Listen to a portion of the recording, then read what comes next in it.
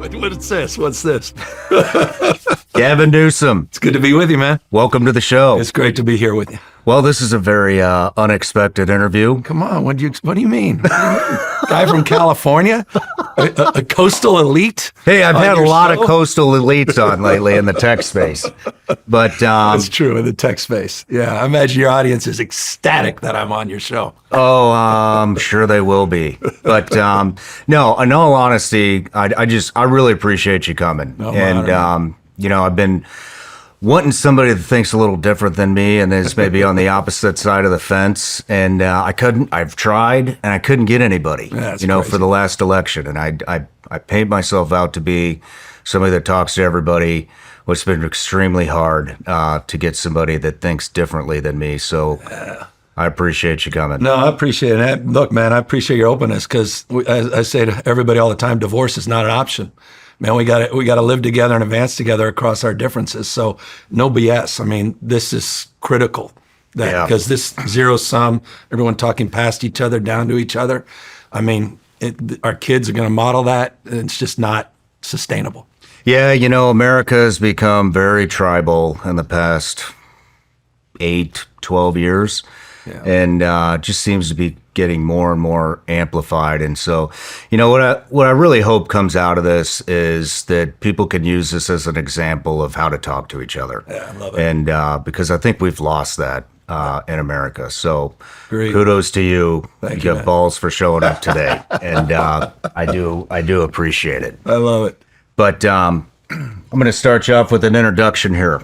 Beautiful. Not that you need one. Jesus, let's hear this. I'm But, curious where you're going to go with it. Gavin Newsom, the 40th governor of California, leading the nation's most populous state since 2019 and the fourth largest economy in the world. Eat your heart out, Japan. A former mayor of San Francisco, a businessman who built the Plum Jack Group, turning a winery into a hospitality empire, host of the podcast This is Gavin Newsom, where you've sat down to discuss issues with those you disagree with, a husband to Jennifer and a father of 4 children. Nice.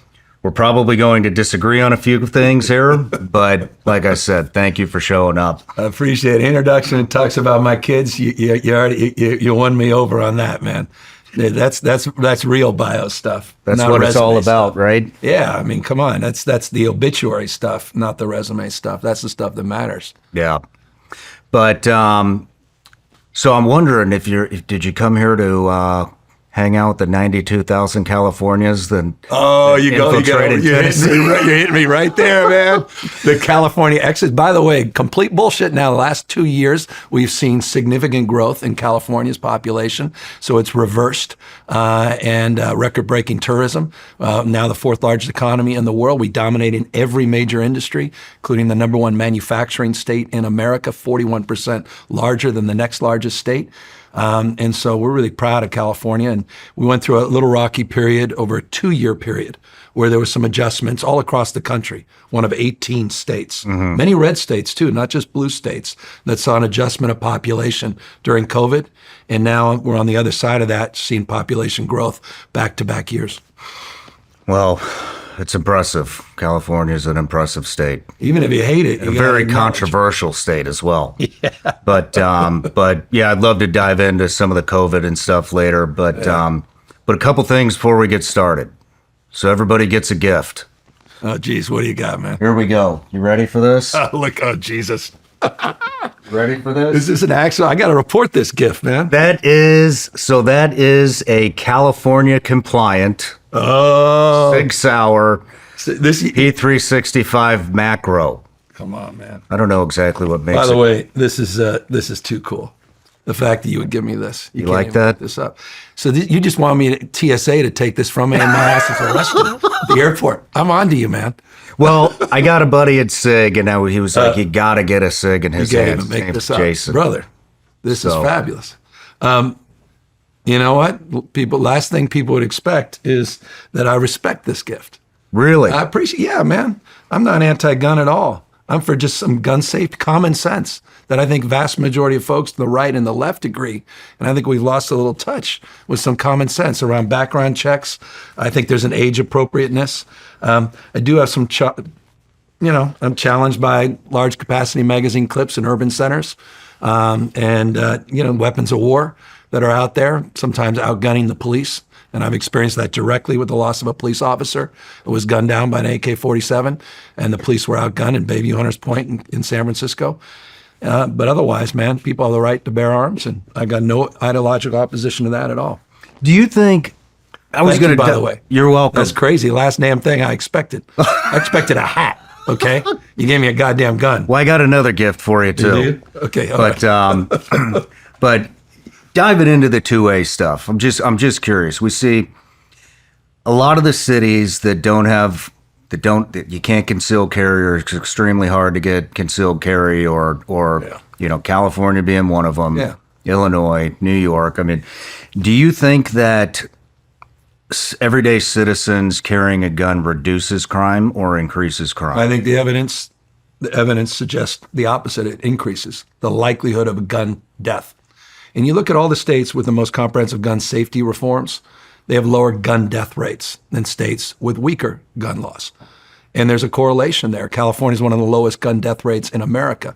The highest murder rates in the country tend to be red states, significantly so. You look at the murder rate, 8 of the top 10 murder rates per capita in the country are all red states. Well, I thought Chicago was the number one. No, well, as cities, you'll have different experiences. But at state levels, gun safety, from our perspective, saves lives. And we have the data to bear that out. You look at the common sense gun safety laws that California started establishing in the 90s. You look at our gun death rate from the 90s till today, significant reduction, nation-leading reduction in the gun death rate. So that's the prism to which I'm into the data, I'm into the evidence. I'm also deeply mindful and respectful of the Second Amendment and people's constitutional rights.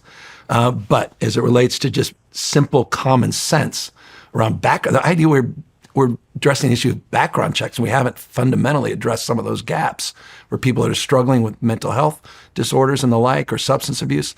I just don't understand that gap. Well, I think that the gap is at least for me, I can tell you why it bothers me. I mean, I carry a gun everywhere. I to protect myself and my family. Appreciate it. And when I hear about the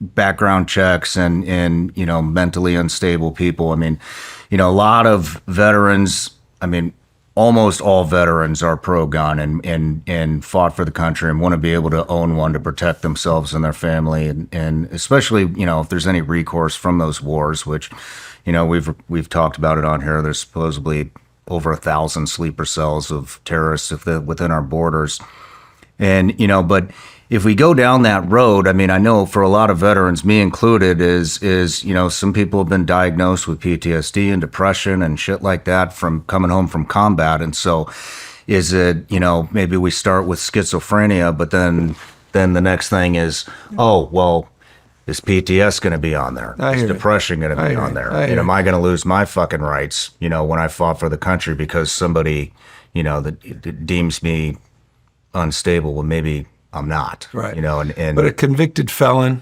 someone that has had a violent, dangerous past, someone who's a domestic abuser.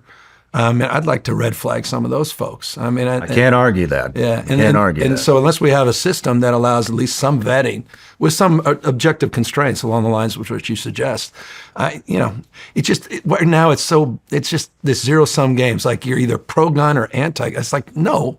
That's not the case, man. There's nuance here. Mm-hmm. And I think if you look, I'm not a polling guy, but it's interesting when you look at gun safety polling, like Fox News polls, and these sort of top 4 controversial issues, they're overwhelmingly supported, bipartisan support for some of these safety measures. And I just think people demagogue this, they demagogue on all sides.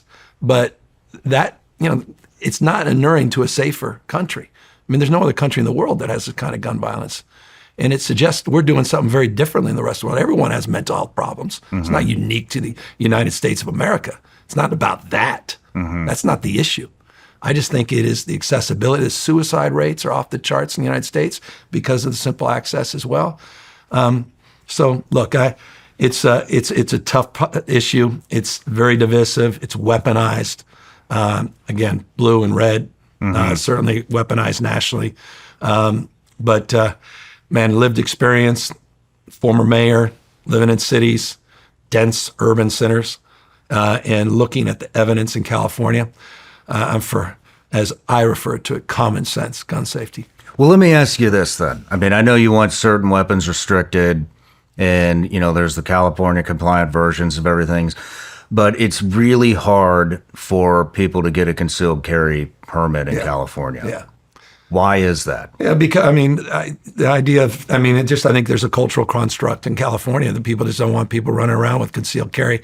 And, you know, folks you're running into in a restaurant or bar, or you're on the BART in Bay Area Rapid Transit, or you're in, you know, you're in the school or in the playground, and everyone running around that's got a gun, and, you know, the good guys from the bad guys. I think there's just sort of a cultural mindset around that, a concern around that. We allow for it. There's a process. There's, you know, law enforcement has a process. By the way, we exempt law enforcement from these gun safety laws in the vast majority of cases, along the lines of what you're suggesting as it relates to our veterans and military. There are exceptions to many of the rules that we advance. But on concealed carry, that's been a principle that we just believe in, a permit process that's, admittedly very comprehensive. And it's what your state wants. It's what the state, I think, overwhelmingly wants. Well, I mean, I disagree with it.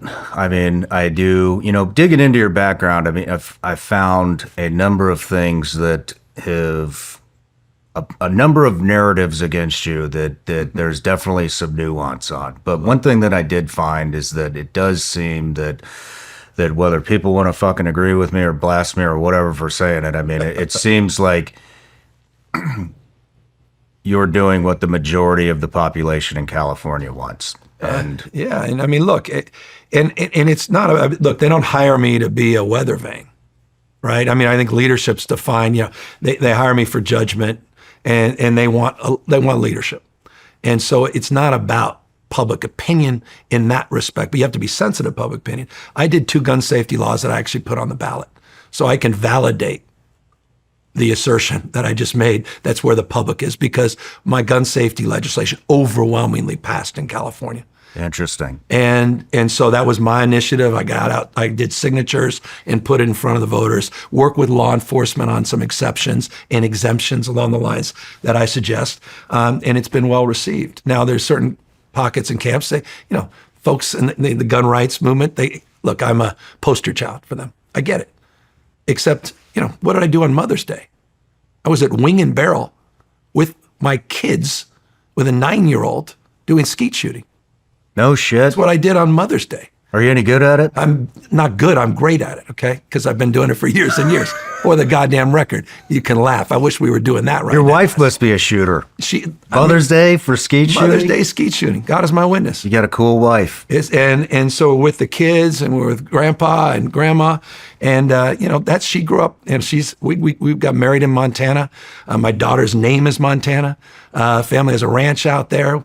We're hunters. Bow hunting for me, primarily. My son, 11 years old, got his first rifle from his grandfather, and that was a point of pride. It was emotional, like the attachment, the history, that attachment to his grandpa now because of that.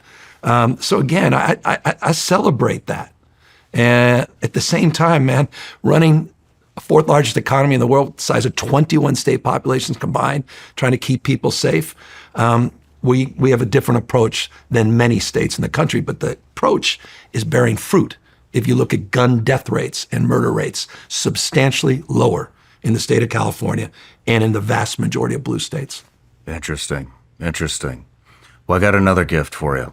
What is that? All right, here we go. Jeez. It's my favorite I mean, one. how you gonna make up? What is this, man? Vigilance League gummy bears, legal in all 50 states. I'm hoping you brought me some California gummy bears. Brother, that's, you know, by the way, when I did that gun safety initiative, I also did the legalization of cannabis for adult use in California. Right on. That means it only reinforces my progressive, bona fides, or what's that word? Bona fide, whatever the hell it is. Thank you, man. You're welcome. I'm advertising this. Look at this. You're welcome. And gummies and a gun. Gummies and a gun. Jesus. Gummies and a gun. The hell is that? And we just started this. But I want to see what happens at the end. What else? Oh, we got lots of good stuff coming. But So one last thing to crank out before we get going, and actually before I read this question, so I want to do a life story on you, and go through your life story from childhood all the way up until now. And along the way, we will dive into some issues that I know that we disagree on. Awesome. And have a beautiful discussion. I love it. Big, beautiful discussion. But one thing, so I have a Patreon account. It's a subscription account, and it's turned into quite the community. And they've been here with me since the beginning. And so what I do is I offer them the opportunity to ask each and every guest a question. Oh, interesting. And so I just posted a picture of us at breakfast. And about 2 minutes after I did the post, What do you got? Joe Rogan texted me. Motherfucker. Joe. I loved it. By the way, I'm a Joe Rogan fan. He ain't a fan of mine, but I'm a Joe Rogan fan. No bullshit. Right on. And I've lived with it for I feel like it's a decade. Back in the day, before Joe was Joe Rogan. He was just a podcaster, man. Now he's a phenom. Well, he's Jesus, what did Joe say? a good friend of mine. So this is from Joe Rogan. Oh, God. This is a tough one. He won't have me on the show, by the way. Who will be held accountable for mandating COVID-19 vaccines for children, which were unnecessary and ineffective? And who will take responsibility for the unprecedented increases in myocarditis and cancer cases among them? Second to that, do you feel any remorse for that draconian decision that was obviously heavily influenced by the pharmaceutical companies' desire for maximum profit? Yeah, I've signed some of the most progressive laws against big pharma in the country, so I have receipts on that. So no one should suggest that it was about doing the bidding of big pharma. Quite the contrary. California, like many states, red states included, Florida included, moved forward early in the pandemic, working with the Trump administration and the advisors from the Trump administration to impose certain strategies to mitigate the impacts of this novel disease, coronavirus. What's interesting about this process is none of us have really reviewed in an objective way. It's all through the lens of politics, what we did right and what we did wrong. And so I'll answer that question by telling you what I've just tasked. I've asked our team to put together an objective review of everything we did right, everything we did wrong. We're interviewing people that vehemently disagree with us, that oppose the mask mandates, that oppose the stay-at-home orders, people that are international experts. We're stress testing our entire process. Coulda, shoulda, woulda. Comparing and contrasting to what other states did. I mean, Florida shut down their bars and restaurants before California. Before California. The question was, when did we start to unwind some of those restrictions? California was more restrictive, and we were certainly aggressive at scale. As it relates to vaccines, vaccines save lives. But Joe asked a very different question about children, and I respect that. And that was where there was a lot of feedback with a lot of experts that I had as advisors. By the way, I used advisors from 2 other states. We did this West Coast Alliance to review not just what was coming from the federal government, but to have a prism and lens on the recommendations coming from the CDC through our own independent advisors. And I took their advice, not as a doctor, but as a governor. So with humility, seriously, humility and grace, I've asked them to have that report done. It's going to be done next month. And it'll be the only state that I know of that is putting out a truly objective review of what went right and what went wrong. And I know everyone's a goddamn genius now in hindsight. But at the time, none of us knew what we were up against, including the President of the United States, who I worked very closely with. There wasn't a Democratic governor in America that worked closer during the pandemic than I did with Donald Trump. And you can go back and stress test that. And I say that with the kind of humility he deserves as well, and grace that he deserves in terms of the decisions he made early on. We were all up against something none of us had any experience around, and we counted on the experts. What are some of the things during COVID that you think maybe were a mistake or that you could have done? Well, I mean, we were sitting there with Purell. Remember early on, we had price gouging issues around getting Purell. We were wiping down everything in the house.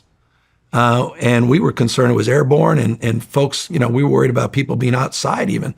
And we realized then, after the fact, what the hell are we doing shutting down the beaches? and open areas, and and not understanding that early on. And so I think that of all issues, looking back, I remember Florida, there was a big issue too, even there, not just in California. No, I mean, it was in Florida. I remember they had that cruise ship off the coast of Florida that was just stuck there. Yeah. For, I can't remember how long. And I say that because, look, at Florida, I keep bringing it up because I think there's this triumphant new narrative. It's all myth making. It's all storytelling narrative. There's some truth to it, but there's a lot of bullshit about it. Florida had worse educational outcomes during COVID than California. Kids did worse on reading and math scores. Fact. 3 out of the 4 areas, 4th grade reading and 8th grade reading and math, 3 out of the 4 categories California outperformed. From a health perspective, they had more per capita deaths than California. And from a wealth perspective, their GDP contracted more than the state of California. I mean, on 3 key areas, there's a lot of mythology around what they did versus, again, big blue state California. Again, we weren't the only state doing it, but the state of mind of the California derangement syndrome. There's a Trump derangement syndrome, no question, but there's also California derangement syndrome, as if California stands unique in some of these interventions and respects. It's true in some, but not all. I just think more objective minds should review, and for one reason, we're going to have another one of these damn things. And we're totally unprepared because we're so distrustful of everybody. And again, we see the world purely through the lens of red versus blue. And so to Joe, that's a good question. And I want an objective answer, not a political answer. And that's why I've tasked these folks to objectively stress test what we did right, what we did wrong. What are some of the things that are, I mean, how far along are you in that poll? They're almost done. They've been working on this 6 months. In fact, not only 6 months, a couple of years ago at Sunnylands, California, which is an amazing place down near Palm Springs, I invited and convened a group of international experts around COVID, and they began the process of stress testing. The interviews that are going to inform this report were done then, a few years ago. And now we're really looking through all the data, which is county by county. Remember, California's, I know we did the stay-at-home order, which was top-down, but a lot of the local decisions really informed the pathway ultimately out of this process or out of COVID. And so each county had different approaches because each region of the state is radically different. Big rural areas didn't have the issues of density that downtown Los Angeles may have. So you had different rules and regulations. We probably would have, I'm assured this report will show, we should have started with the flexibility earlier in the process. But again, we didn't know what we were up against. So I think those are examples of areas where going forward, we want to inform whoever's in leadership going forward how to approach a novel virus. But vaccines, man, save lives, period, full stop. I'm just not, by the way, RFK Jr. is a friend of mine. I was with him in the governor's office. Really? Talking about, he handed me, I think I have 6 or 7 damn books he gave me, all these attacking big pharma, et cetera. He's an old friend, one of my environmental heroes. The guy's next level, wrote some of the best environmental books in this country, connecting to God and Mother Nature, connecting to generations. I mean, there was a spiritual quality to how he expresses himself and connects to our earth and our species and biodiversity. And he touches me, man. His dad was my political hero, like the why I'm here. Bobby Kennedy, man, his dad, Sarge Shriver, the vernacular of the 60s, solving for ignorance and poverty and disease. And so his son, his family, I revere. I was at his mom's funeral.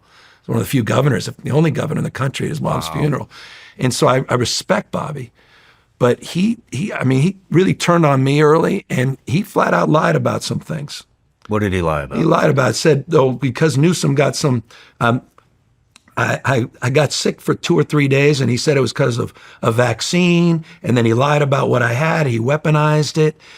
He misled. I was like, and I was reaching out going, brother, the hell's going on? And I saw him go down this sort of darker, people can disagree. And I'm, by the way, Make America Healthy, that's California. I've been leading that cause for decades.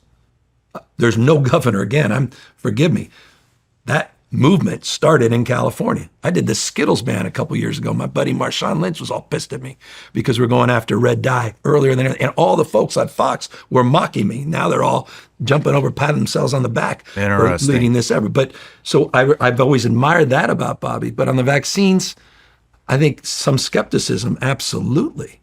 But I think that there's a lot of mis and disinformation that is really hurt public health. It's my humble opinion. Do you think that some of the restrictions that you put in place created a mental health crisis by being locked up, by not being able to enjoy the outdoors? It was devastating. Come on, man, of course. I mean, it was for everybody, kids in particular. I got 4 kids sitting there trying to get them on Zoom. I mean, Jesus. I mean, I can't get them off a damn device. No, no one's naive about that. Come on. It was, I mean, we're all, and we haven't gotten through it. We don't want to talk about this. We want to indict people, but we don't want to talk about it. We don't want to have a real conversation about this. It's one way, not two way, because it's again through the prism and lens of, our certainty, this sort of binary, you're right and I'm wrong. And, but yeah, no, I experienced it firsthand as a father of 4, as a husband, as a governor, as a guy responsible for 40 million people, trying to keep people alive, working with the president, taking the advice and counsel from his administration, which I think people forget. Operation Warp Speed was next level. Well, they definitely forget that, and I don't understand the mental gymnastics behind that either. And by the way, to Trump's credit, one of the great triumphs, how many lives he saved because of Operation Warp Speed, because of vaccines. Now, do you really think that the vaccine prevented people from getting COVID? I think it prevented the acuity of the symptoms and disease and kept people out of the emergency rooms. And I think that's universally accepted, at least by 90% of objective experts. Man, I don't know. I just, I wound up getting the vaccine. It's one of the only fucking things I regret. and I did it. Which one was it? Did you go old school Johnson & Johnson? Pfizer. So you did the mRNA. Yeah, you did the novel, a different version. And I was scared to death I was going to miss the birth of my son. So I took it. And then I got fucking COVID a couple weeks later, and they couldn't test. I got the test, and it was, this one's positive, this one's negative, and I'm like, you guys have any idea what the hell you're doing? You just gave me the same test with a positive and a negative. Yeah, there's a lot of false positives.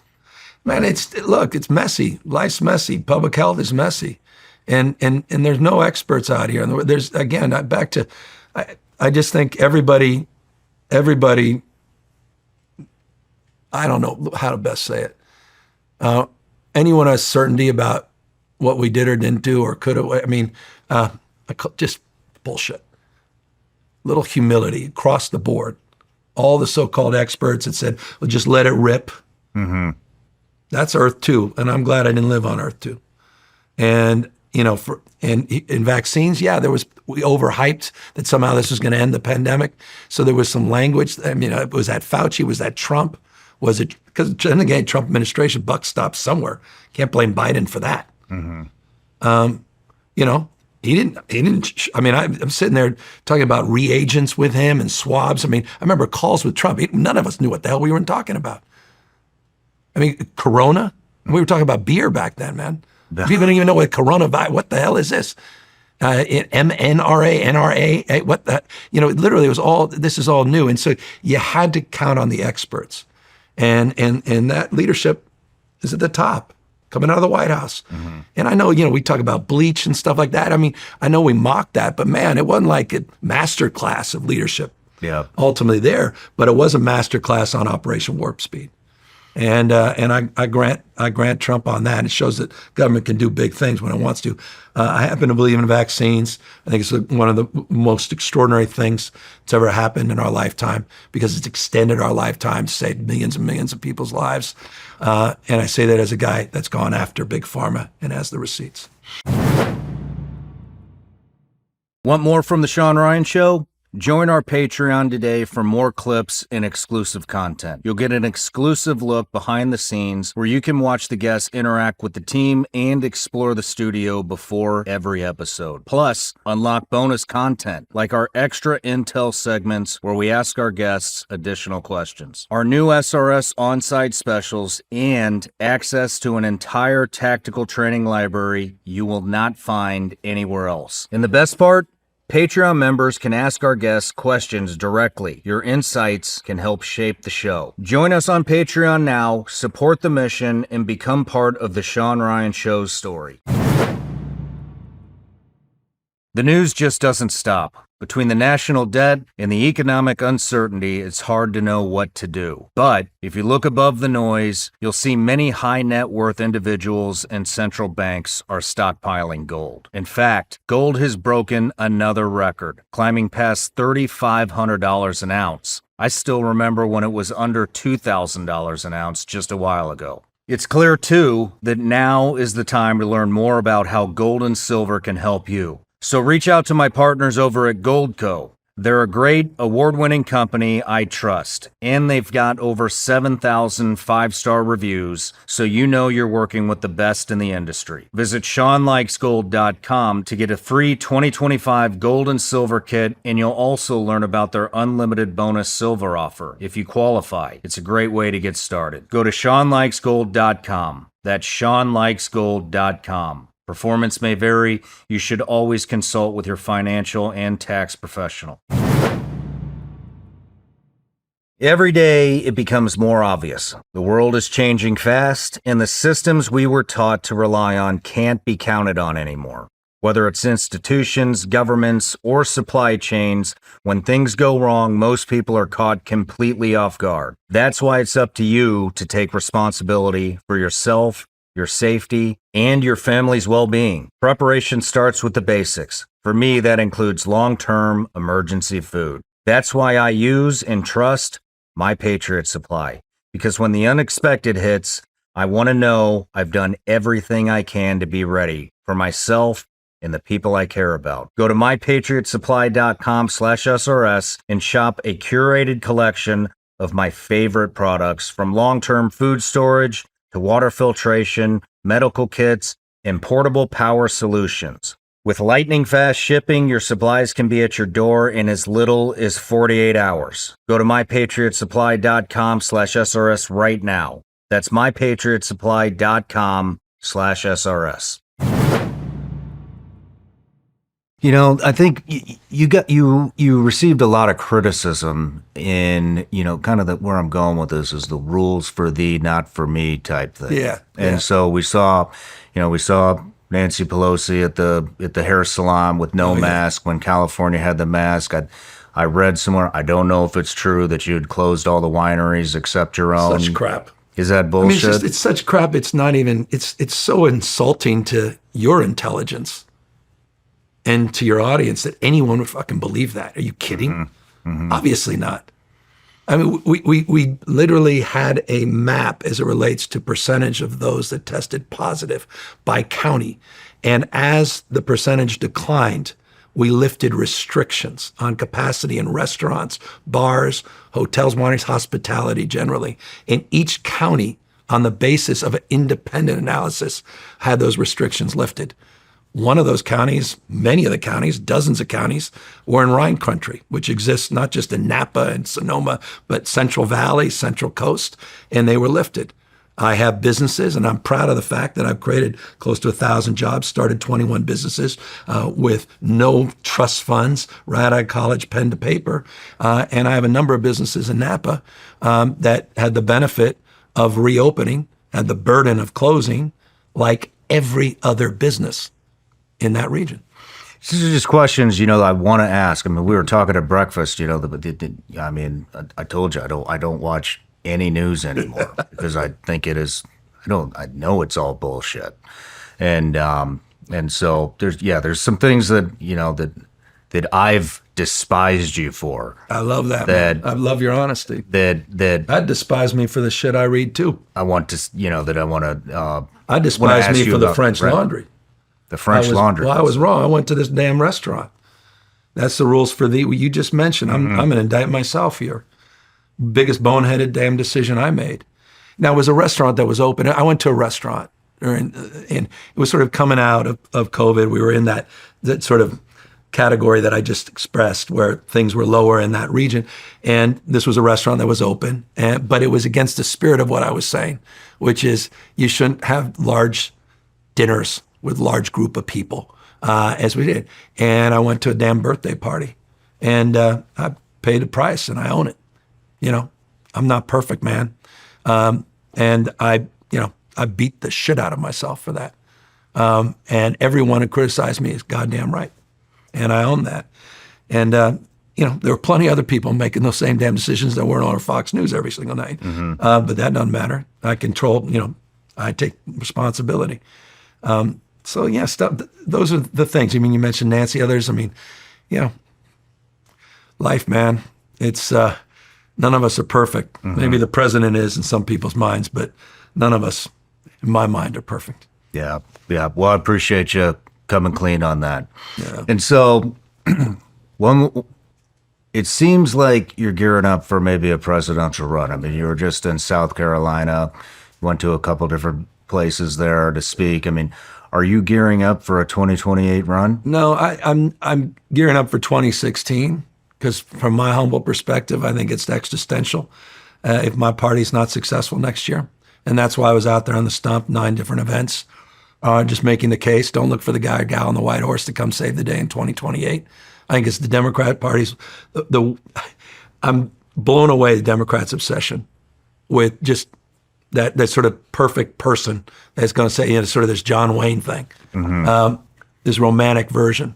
That person's going to save the day. Meanwhile, we're not doing the hard work in between. 2028 is 4 damn years. I mean, this guy just got elected. Been in office a little over 6 months, or about 6 goddamn months. Why the hell are we talking about 2028? And so we got to grind. We got to, these House seats. That's it, man. It's to me. I need a Speaker Jeffries. People out there love this Speaker Johnson guy. I don't.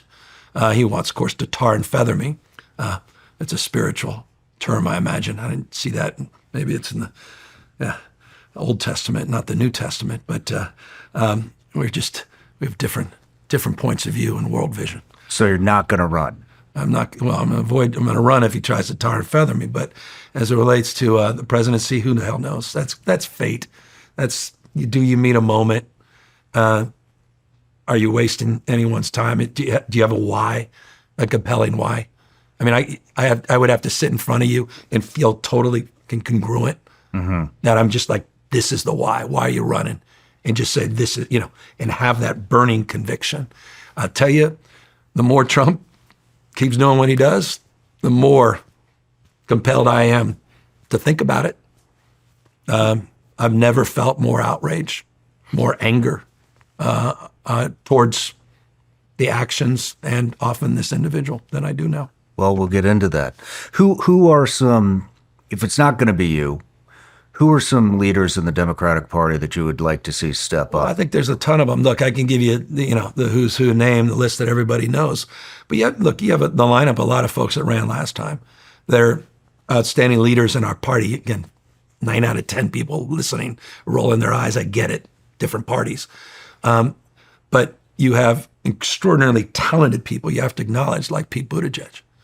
You have extraordinarily talented governors that are emerging from Beshear to Whitmer to Shapiro to Wes Moore, who's a rock star. He's a buddy. You've got a lot of folks we don't talk a lot about in the Senate, many in the House of Representatives. I mean, you see Ro Khanna making moves.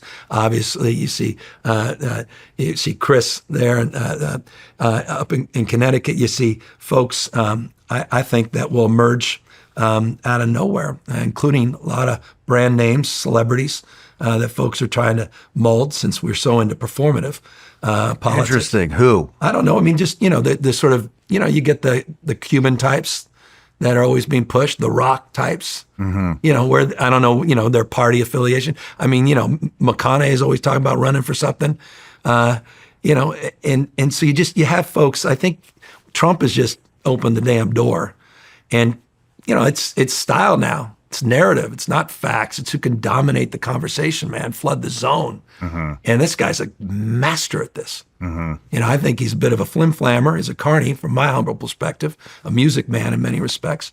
But he's incredibly gifted at defining the terms of the debate, unlike anyone in my lifetime. The Democratic version of that may emerge, may not. Bernie, though, is powerful, man. Cannot deny the populism of Bernie Sanders, the purity of heart, sort of conviction, the consistency of message, repeats himself over in the vernacular of Marshawn Lynch, over and over and over and over and over again. Trump does the same. There's something about that in terms of communication style. Is it AOC in the next generation, or is that Ro Khanna in that mold? I don't know. But it's, there's a lot of talent. And I wouldn't have said that 7, 8 years ago. I didn't sense we had that kind of deep bench. We do now. Well, thank you. Speaking of Trump and the presidency, I mean, a lot of people are frustrated on his base with what's going on. And so I want to ask you a couple of things, that are really hot in the news right now. And, I mean, let's talk about the Epstein stuff. There was a big push in his campaign about releasing the Epstein files. When are we going to see the list? And I mean, he rode that, in the campaign, and then is potentially destroying his entire base by just dismissing it and closing the case. So I'm curious, what are your thoughts on what's going on? I don't want to just play into it because the whole thing has always been to me a sideshow. But I thought it got real interesting when Elon put out that tweet. And then all of a sudden, a few weeks later, what file?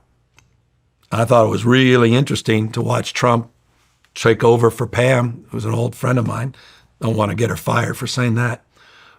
Bondi, the AG, and she was asked a direct question about it.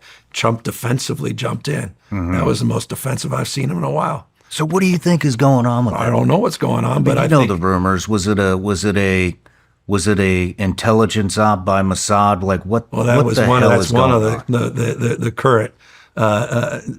Look, man, I have no idea. I felt it was getting down the corridors of Pizzagate for a while, and I'm like, what the heck? What is going on? And by the way, that's manifesting real craziness. I mean, I had about 2 years of protests where I wasn't getting out of my damn house. I've had every version of that. Like, what the hell is going on? Get into the chemtrail stuff. I mean, there's a lot of stuff. I get it. UFOs are a little more interesting to me. I'm a little more less on the conspiracy side of that, but that's another conversation. But the Epstein stuff, man, I couldn't break anything except Trump. Look, man, Epstein and Trump knew each other. That's not even, there's no fake videos. Those aren't AI videos of those guys hanging out. And it would make a lot, I don't know. I'm going to leave it to more objective minds. I have no objectivity. I'm not going down this rabbit hole except to say when Elon put that out, I thought it was a big tell. Something's up. A lot of weird stuff's going on. I mean, it sucks because you want to take people for their word, and time again, we're seeing that word broken, and it's made me rethink how I choose my leaders. And not saying that I'm choosing you to be my leader by any means, just said, but you said you despised me earlier. I am extremely frustrated with what's going on. And so let's move on. The other hot topic is Iran. I mean, what do you think about that? Well, we bombed Iran? I had Leon Panetta on my podcast last week, and it was interesting to have former CIA director, obviously Leon, Secretary of Defense and Chief of Staff, with all of his hats that he wore. And, they were gaming out this exact mission back when he was in charge. And it was executed flawlessly. Goddamn heroes. Unbelievable. It was a masterclass. You're the expert here, man, but I was proud of how flawless they executed on that. How many years they were working on it, and how seemingly effective, obliterated or not, whatever. A lot of bloviation from Trump, but it seems to have delayed the program, and certainly not ended it. So it's now going to require the hard work of diplomacy. Well, see, what's interesting to me, and this word maybe it's my understanding that not one of our 18 intelligence agencies said that there was enriched uranium there. Now, I'm not a friend of Iran. I know Iran uses terrorist groups as proxies, but I thought it was interesting that now one of our 18 intelligence agencies said that Iran had enriched uranium at those facilities, and then Israel, Assad comes along and says, "Oh no, it's in there." And just like that, Well, they've been saying it for most of my life. I mean, I can't remember when Bibi wasn't saying it. We're just a month away. We're just a year away. I think I was 40 at the time. Now I'm almost on Social Security. So I get the cynicism there. I mean, Tulsi was testifying a few weeks prior. Yep. So that's a legit question, man. That's a legit question, and that absolutely, it's a legitimate point of critique as it relates to what may or may not have occurred. The fact that they did make the decision, the fact that regardless, it's delayed the program, makes me sleep better at night if we do the hard work of diplomacy. Because we didn't solve for anything. We didn't end anything. Mm-hmm. And I really worry more broadly with the aftermath of what's happened in Gaza and the devastation of Gaza. I pray there'll be Abraham 2. I pray Saudi deal, Israel. I pray that we can begin to negotiate for peace. I appreciated the president immediately pivoting to wanting to negotiate after the successful bombing. And I think that's critical now. So this success will be defined moving forward, regardless of the legitimacy of your observation and what has been reported from the intelligence communities publicly. How do you think the stuff between Israel and Gaza ends? Bibi's just enough. Come on. All these poor children. Enough. When's enough enough? Mm-hmm. I mean, F Hamas. I flew out there. One of the first flights in. Had to get to Cyprus, could barely get out of Israel. Flew in to meet with Bibi. Met with the president just weeks after October 7th. Sent a field hospital. Deep reverence for the state of Israel and Israeli people. My family married a lot of Jewish family. We can get into my history, and so there's a why there. I feel always connected to that country. I was proud to go out there and support country. I mean, it's just a terrorist attack, Hamas. Mm-hmm. But Jesus, I mean, look at these children, starving. And enough. I know we're in the final stages, and as we talk, they're negotiating these 10 hostages, and we're looking for temporary peace deal. But it breaks my heart, man. And again, this is someone that reveres the state of Israel and has its back. I'm not, Bibi. I remember meeting him in the bunker right after, man, and it's so interesting now to hear what he said, not in the moment, but with everything that happened after. It doesn't surprise me that his mindset, understandably, but enough. Yeah, I mean, the last numbers I saw, 40,000 people dead. Come on, man. That's a lot of. And these are 40,000 families. Yeah. That are going to have a point of view as they grow and get their lives back about what the hell what happened. And that's 40,000 opportunities going forward. Yep. Where we may not feel so safe in that cafe when we're traveling. And so I applaud President Trump on the Abraham Accords. I think there's a pathway. I think the Biden administration was moving down that pathway with Saudi Arabia, which is a big goddamn deal. And the opportunity now with Syria and everything that's happened there, the conditions have radically changed, and how they have significantly, I think they've just exposed Iran. Is not a paper tiger in terms of their proxies, but in terms of their own sort of domestic military capacity, certainly from a defense perspective. You have this extraordinary moment that could transform the history of this country, our country, and the world, certainly the Middle East. And I pray that cooler heads prevail and that they can temper some of the appetite of Bibi, particularly of some members of his coalition in particular, that are rabid on this topic to, I think, get a pathway, that need to get a pathway to peace and do it so immediately. Mm-hmm. Well, let's move into your life story. You ready? See, I prefer Middle East politics to my life story. Come back to it. We can come back to it. Where'd you grow up? I was San Francisco, man. I know people are booing. Don't hate. San Fran, fifth generation. My dad used to joke, his great-grandfather, he said he didn't know what came first, the Irish cop or San Francisco. So it's been about 150 years from the Irish cop to a politician. And so I grew up there, had pretty significant learning disabilities, so I struggled in school. Couldn't read or write, severe dyslexia. That's why I don't read speeches. Never seen me read a speech. Yeah, I read that. You can't even, you do not read a teleprompter. The only thing I can do is a teleprompter, and it's difficult beyond words. But I certainly, sure as hell, can't look down and read a speech. Never been able to, which is a little bit of a disability in politics. I imagine I could have picked another profession. It's been a gift, and we can get to that later. But as a consequence, I moved to Marin County for better schools. My mom, single mom, came from nothing. She died, left about a $5,000 estate, no bullshit, which was amazing because with all the care at the end, she died of cancer. It was amazing that she didn't have more debt. And it just puts in perspective, there's a sort of perception of me, some rich kid, somehow born to privilege. But she was a teenage, she was 19 when she was pregnant with me. 2 kids, divorced a few years later. She's just like hustled, man. She worked for Aid to Adoption of Special Kids, the DeBalt family. So when it comes to issues around physical and intellectual disabilities, it's been my cause, man. Special Olympics, back to SARS Shriver and the Shriver, and just the issues around intellectual disabilities and best buddies and people, being bullied.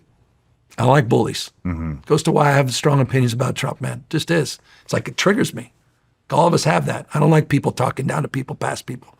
I don't like people exploiting weakness. And so my mom taught me that. And she was a tough son of a bitch. And she just taught me hard work, man. I mean, there was no, I was doing paper routes, working for Jeff Hicks Construction, was doing janitorial work down in the Tenderloin in San Francisco. I mean, that was my summer jobs through college, just grinding. Was going to go to community college. I mean, I got 960 or something on my damn SAT. My mom said, don't even take it again. It's okay. I was panicked. It's just like that guy. I remember 5th grade, Mr. Morris's class, I start reading. They make everyone read a little part of a book, and you've seen the clock. You're like, fuck. You're like, please, let's class end. And you're like counting the desks, and you're like, and I remember getting up, people laugh. I swear to God, I'll never forget people laughing when I couldn't even read the goddamn words. Damn. And those are the scars of your life, man. That identify you. And so my mom struggled with that. My sister's smart. She's going to fancy school. She goes to Georgetown. She's getting 13. I don't remember that. It doesn't even matter. It was easy for her. And so for her, I have so much empathy. I never had kids. She died years and years, 18 years ago. So she never got to meet my kids. And I never got to say thank you. Because as a parent, I've got a couple kids that have been struggling. And it's so hard on the parents. I never even thought about that. Never thought about my mom, man. And all the sacrifices, all the shit she went through. She worked 2-3 jobs her whole fucking life. I mean, that's how I got in the restaurant business. She was a waitress and doing bookkeeping and part-time real estate. And I was the busboy. And that's how I kind of got introduced to the business. And then she ended up working for me near the end of her life when I started growing my businesses from one little store with one part-time employee and built that to 20 plus businesses across California. And so that was my mom. My dad was, he kind of panicked. He tried to get into politics, lost, went into debt, tried to do it again, lost the relationship with my mom, and then just moved out of San Francisco and went up to Lake Tahoe area. And he had a little breakdown. How old were you when he left? Just a few years old. Do you remember him? Yeah. I mean, I remember him for, summers. I remember him sometimes on the weekend. I remember when I started getting good at baseball and basketball. And that was where we reconnected. And it's the only reason I got into 4-year college baseball. And was a pretty good basketball player, better baseball player, and got recruited to Santa Clara. And that's the kind of You kind of snuck in there. It was a nothing scholarship. Wasn't even about that. It was the ticket to a 4-year college. But those high school years, man, my dad was started to show up. He's proud. It's like the son's, You were proud? he was proud. And He was like, proud. Yeah, and sort of connected in that. And I was like, hey, Dad, So he kind of started coming back in our lives a lot more. How did your mom handle him leaving? I mean, what It was was tough. They neither ever got remarried. They both, every time they came close, they sabotaged each other. Did they talk well of each other or ill of each other? Yeah. There was no abuse. There was no issues. There were no affairs. It was my dad just struggling with his own identity, and he eventually he was a lawyer, then became a judge. He was on the Superior Court, California, then the Court of Appeals. Incredibly bright, objectively so. I mean, that was his sort of legendary status. He was at Stanford. He was doing a little English work there, professor for a brief period of time, or was teaching there, and then became a judge and wrote these beautiful opinions. And his entire inheritance, he passed. He made it just through my election day as governor, which is a hell of a thing. In a wheelchair. Wow. Survived just to see his son become governor, man. And which is just fucking, in hindsight, I'm like, good as that, man. Let's roll it back a little bit. Yeah. I mean, did you feel any resentment or I mean, when your dad leaves at that young of an age, I think everybody goes through these journeys differently, and there's so many people that have the same experience. I never, I didn't know any other pathway, right? So I didn't experience something and lose something because I was so young. That's a good point. So I didn't sort of connect with that other caregiver, the other person being home or around. I just connected with my mom, and that sort of, and that was like a jarring thing, man. Like, I'm the only son, I'm struggling, but I'm like the guy, the boy, just like, so man, she just, she sacrificed everything for me, man. Like, gave up everything, any ambition, anything else. How did you receive him coming back into the picture? His gift, man. He's my hero. I mean, he was the Bobby Kennedy, He was the judge, the politics, He had all these interesting relationships, including with the Getty family, his closest relationships, which opened a lot of doors for me and created a lot of opportunities I wouldn't have otherwise have. And so he was adventure. The summers he was a rabid outdoorsman. Like, man, we were all over the world. We would go, it was one summer trip, and it was just always a fucking adventure, and river trips primarily. And we, up there in Manitoba, Winnipeg, and we're out there, beluga whales in Hudson Bay. I'm like, this is amazing. We're doing blue whales down in Baja, or gray whales in Baja. We would be out doing these river trips on the Middle Fork of the Salmon, American, and Rogue River up in Oregon. And he was just that guy. So I'm connected to adventure. And then he was passionate about politics, but it was public service. It wasn't partisan. It was like, man, it was the feelings around the 60s. Like, it was a noble calling. And so you combine the hard work and ethic of my goddamn mom. Don't complain, don't explain. You have agency, you're not a fucking victim. You got to deal with shit. And that idealism of my dad. What a gift. Wow. I mean, did you ever ask your dad why he left? Yeah, he said he those had tough he said, he says he literally had a breakdown. I mean, we were talking earlier. He did some interesting stuff. I mean, I'm getting in different territory here. He told me he did some LSD experiments at Stanford University. He said he primarily did it because they paid a lot. He was just always, he was on a journey, man. I think you don't think about that with your parents. My mom, my mom's dad was a prisoner of war in Corregidor. He ultimately took his life. Talk about PTS, talk about veterans. Don't even get me started either, man. My mom struggled with that. I mean, he put a gun to their head, to my mom and his sister, after he came back. That's how up he was. was a beautiful man, but not when he drank. And so my mom struggled with that and was very lonely, isolated. My dad clearly was struggling more with his mental health than I expected. Not in an acute way, but in a way that I'm starting to more appreciate. He said, I had a damn breakdown. I couldn't face you guys. I couldn't own up to being a good father, and I wasn't going to be a good husband. And so I said I had to leave. And he just said I broke down. Wow. And but he was a beautiful man, and as I say, his inheritance was his idealism and the sense of adventure and limitlessness, obligation. You know, he was, I think community, opportunity, responsibility. He was the responsibility guy. Like, you have an obligation, brother. You got to give back. That's your job. And he was charitable, and he was cause-oriented, justice, Justice Newsom.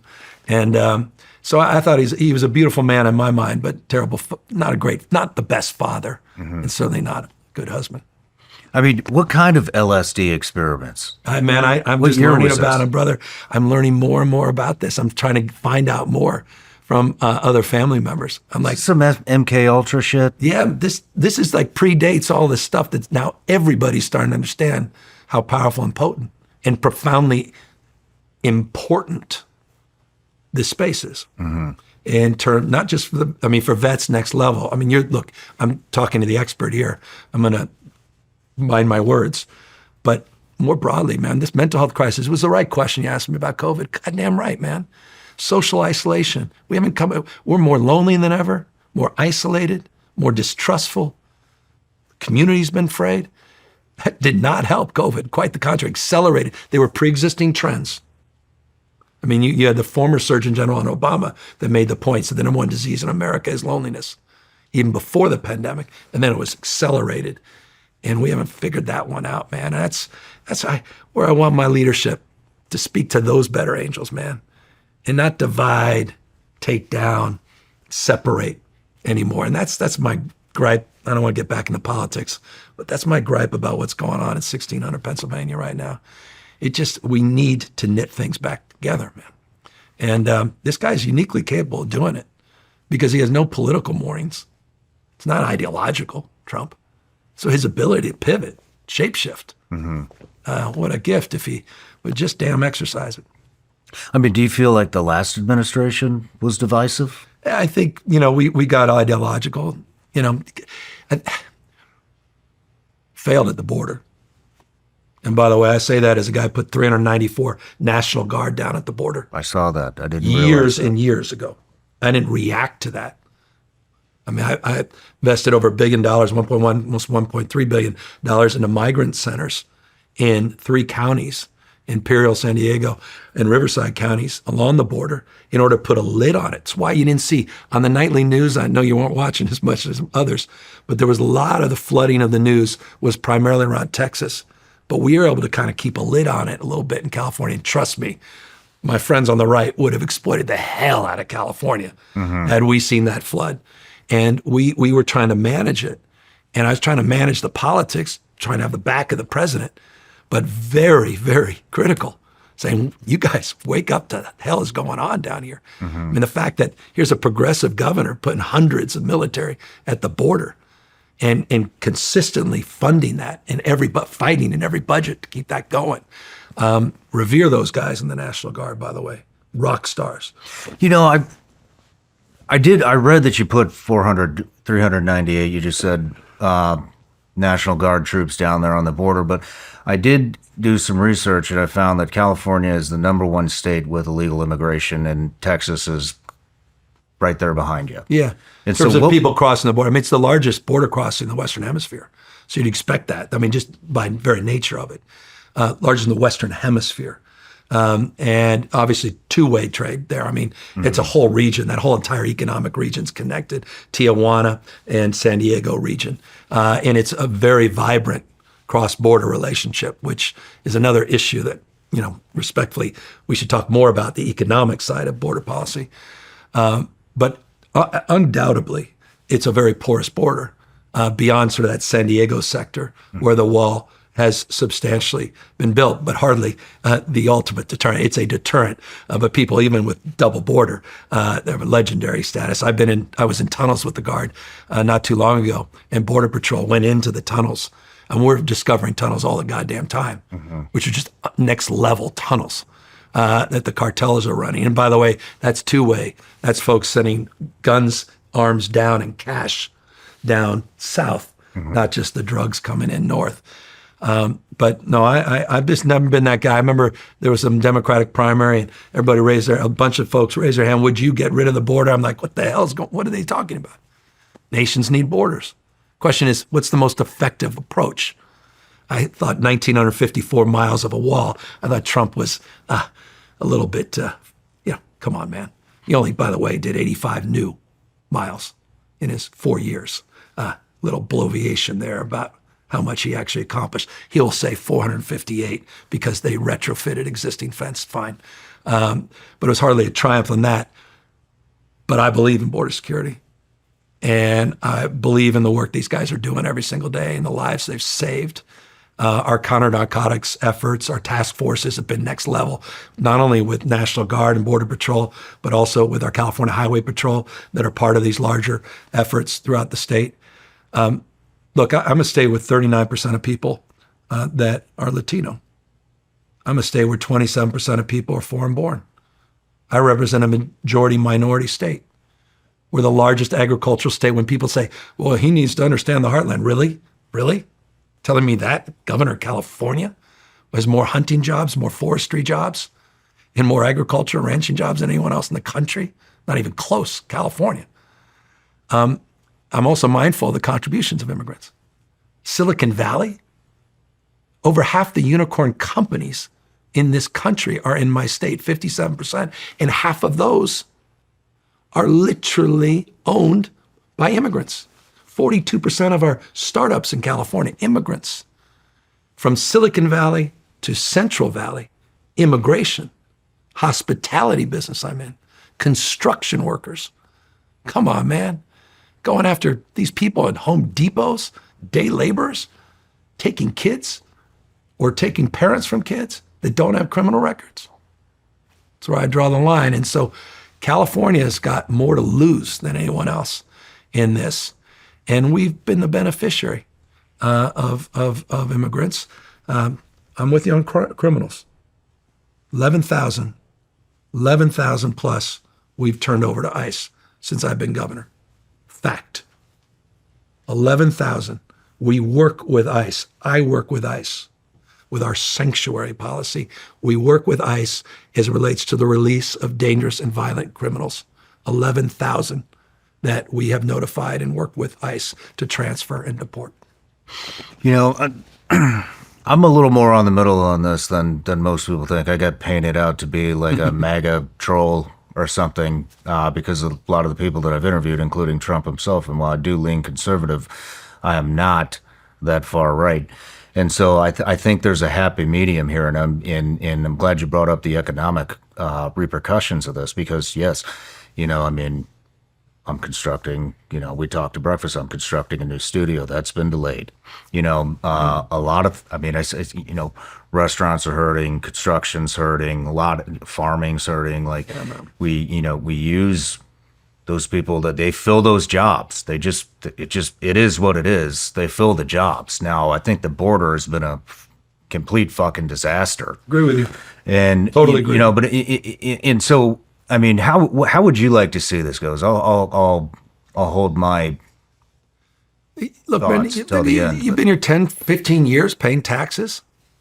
There's got to be a pathway to figure that out. I know everyone, they're just saying that so they all, vote Democrat. Well, can we just disabuse ourselves of that now too? Look how well Trump did with the Latino community. Mm-hmm. So maybe that's a pathway for MAGA to give. It's not about politics, man. It's about the fabric of our community, all these mixed status families. $8.5 billion of tax collection in California every year from undocs. $8.5 billion that we receive just at the state level of taxes. That was the last Pew estimate. So it's not insignificant. Backbone, it's half of our agriculture work. You care about farmers and ranchers? If that's what your number one go-to commitment, then you sure as hell should care about their workers. 41% of our construction workers, Texas and California have the highest percentage of their construction workers that would fall into that category. How the hell do we rebuild Altadena and Palisades? We're going to need a peak next year. We estimate about 70,000 workers. Without that workforce, ain't going to happen. You're struggling here. You imagine a peak there. So I think there needs to be a pathway for those folks as we secure the border, and we own that issue. Do you feel that they're taking American jobs? Not in Tulare County, not in Ventura County. I don't know many people that want a job out there in those packing facilities. I don't see many people look like me jumping at those jobs. I just don't. Maybe there's some exceptions. I haven't seen the evidence of that. So I understand what you're saying, but that is the narrative. I mean, you had this I thought one of the most comical things I've read in a long time and saw was your new Secretary of Ag saying, well, everyone on Medicaid can take those jobs. That's the Secretary of Ag saying that. She said that literally. She said, we don't need migrants in this country. Secretary of everybody Agriculture. on Medicaid can. Yeah, people on Medicaid, that will be the workforce. It's not even serious. But she seriously said it, and she said it with Kristi Noem and others to the left and right. They're not, Trump recognized that. I was down there in Oxnard, California. God is my witness. A couple of days after he federalized the National Guard over our objection. By the way, these were the heroes, 2,500 of them, that were received like rock stars in LA, in some of the most progressive districts in the country. People with selfies. Their biggest problem is all the food and water people were giving them, thanking them for being there during the disaster and during our recovery. The same ones now are being masked up, and now people are protesting. As we're dealing with that, I get a call saying they're running raids in the fields in Ventura County. Man, you got to get up there. So I left, got there a little late. And they were showing me videos with Blackhawks and literally agents running through the fields. Middle of Ventura County, man. And I met with 6 families. There was a 16-year-old boy. He couldn't look at me in the eyes at the end of the table. He's literally looking like this. Just tears running down his face. People tell me their stories, and I said, how you doing, man? He goes, I'm fine. Speaks perfect English, was born here. He's literally 16 years old, in school still, the last couple of days of school. And I said, what's going on? Every time he tried to talk, he broke down. And so someone said he lost his mom and dad yesterday. I said, what do you mean lost them? He says, well, they've disappeared. 20 plus years, they went to the field, drove together, were ripped out of the car in the parking lot of the same place they've gone for 20 plus years. Mom and dad disappeared. He didn't even know how to get back in the house. No family, nothing. Thank God he connected with someone from the school to connect him to me and others. Didn't even know how to clean his clothes or cook his food. The hell is that? But to his credit, a day later, Trump said, oh, we need to protect those people. Okay, wow, thank you for saying it. But then his actions continue to contradict it. And they continue to go out randomly on the streets, going after law-abiding citizens, including American citizens, literal American citizens, people with green cards. And to terrorize people. He was in MacArthur Park with these National Guard, these heroes, being used as pawns for theater with, again, damn Blackhawks overhead in the middle of the day while kids were in soccer camp. They didn't make one arrest. It was a sign of cruelty. It was an expression of cruelty just to be cruel. It's weakness masquerading as strength, man. Like, what the hell's Trump do? He's got 4,000 of your brothers and sisters out there in American City. And by the way, 90% of them aren't doing a damn thing, which means they're not at home with their families. A lot of these guys are police officers and firefighters. They want to teach summer school, and they're sitting there in the damn armories waiting for some bullshit assignment so that he can look tough. Anyway, forgive me on this. Border, goddamn right. And you know what? To the extent we own this as a reaction to the failure, that there may be some truth to that. That doesn't make what's happening right. And I just think we can find some balance. Ronald Reagan did it in 96 or 86, excuse me. I'm not saying you have to do that pathway, that amnesty bill. There's lessons learned. But come on. I mean, this country is a nation of immigrants.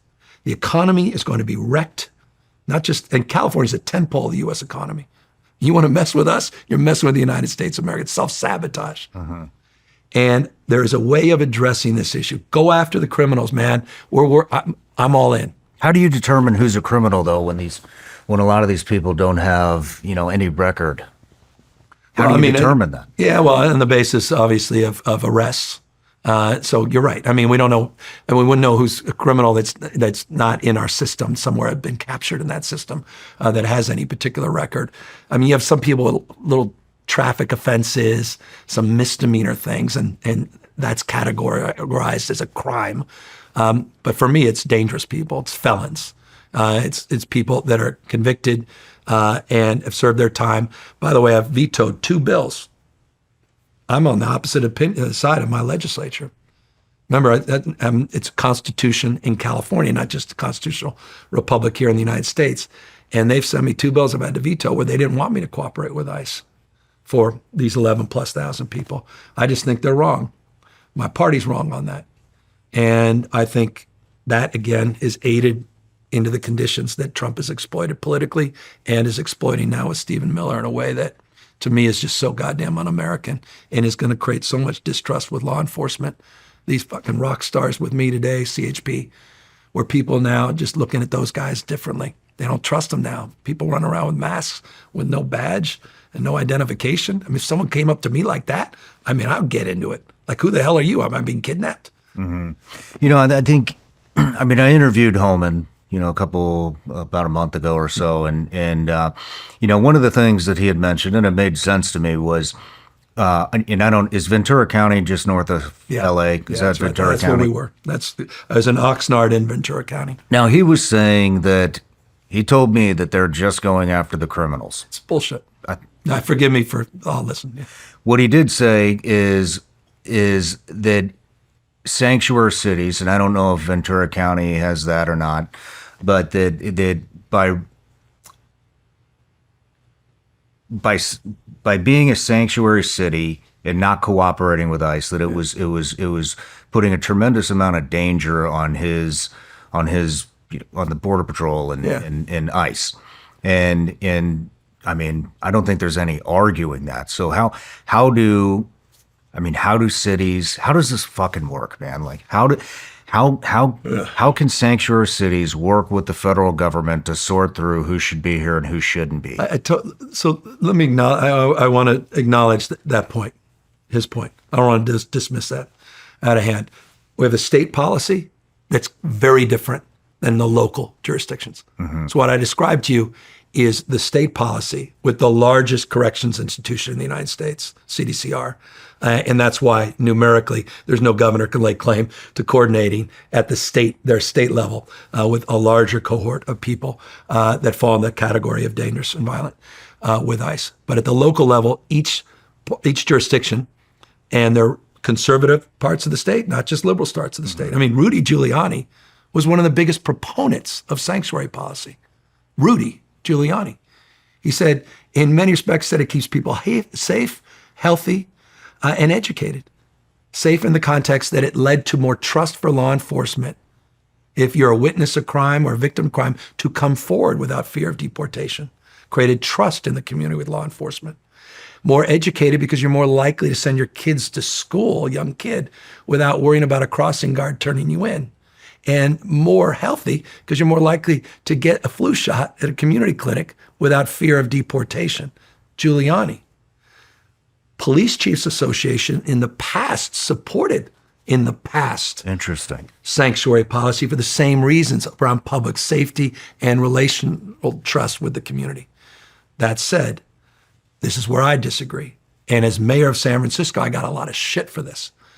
I inherited, just as I inherited sanctuary policy at the state, that the legislature wants to continue to change. As mayor, I inherited sanctuary policy when I got sworn in, and it was too permissive. And I closed a loophole as it relates to coordinating with ICE upon arrest. And people were pissed. When I left mayor's office, they reversed that. No shit. So I've been on this basis, but I support the broader principle. That said, I'm happy to advocate for eliminating sanctuary policy. And the reason it exists is because of the total abject failure of the federal government to do its fucking job. It exists because they persist in politicizing this. I mean, I want that Gang of Eight back. I want the old Rubio back. Had some fucking courage. Thank you, Marco Rubio. And had a compromise that he was promoting. Bipartisan compromise in this space. Let's go back to the tenets of that deal. And then you could start to unwind sanctuary policy. It exists because of that failure. And so we can address Heuman's concerns in that respect. Not a big fan of his because he's not a big fan of mine. He won my arrest, which I thought was a little tough guy. He's that guy. That said, I was told, to his credit, that he was a pretty thoughtful and good soldier before he got this sort of performative job, my humble perspective, that apparently he was well respected in his older roles over there. So I'll give him some grace in that respect, despite his desire for my arrest. I mean, how do we solve it long term, though? You know, I mean, we see this shit and it's just subject after subject, and it gets fucking batted back and forth between Republicans and Democrats over and over again, with the border being one of them. But I don't see anybody. Maybe I'm missing. Like I said, I don't watch the news, but I don't see anybody trying to fix immigration, other than we're ripping the border wall down, we're putting the border wall up, we're going to shut the border down, we're going to open the fucking border, and. But there's no pathway. The pathway for immigrants to come into the country legally is not changing. It's not been streamlined. Nothing's been tuned to, what we're dealing with today. And a lot of these people are, I mean, I'll probably get blasted for saying this, but I see it first. I mean, the guy that built this studio right here, this wasn't here before. He built it and came in on Easter Sunday, worked his ass off, had him do some stuff at other properties that I own. And now, the last time I talked to him, he's got like 12 different crews. I mean, he has achieved the American dream. He's an extremely hard worker. He does great work.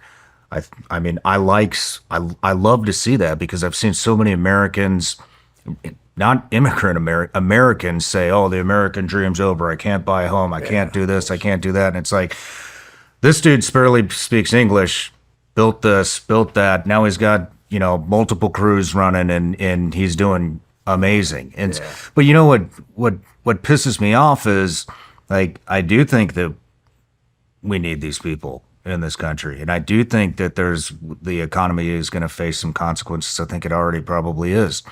And so why is nobody on the right or the left trying to fix the actual immigration policy? I think because the politics, I mean, we're rewarded for bad behavior, man. I mean, I think the vast majority of folks in elected office are right where you are.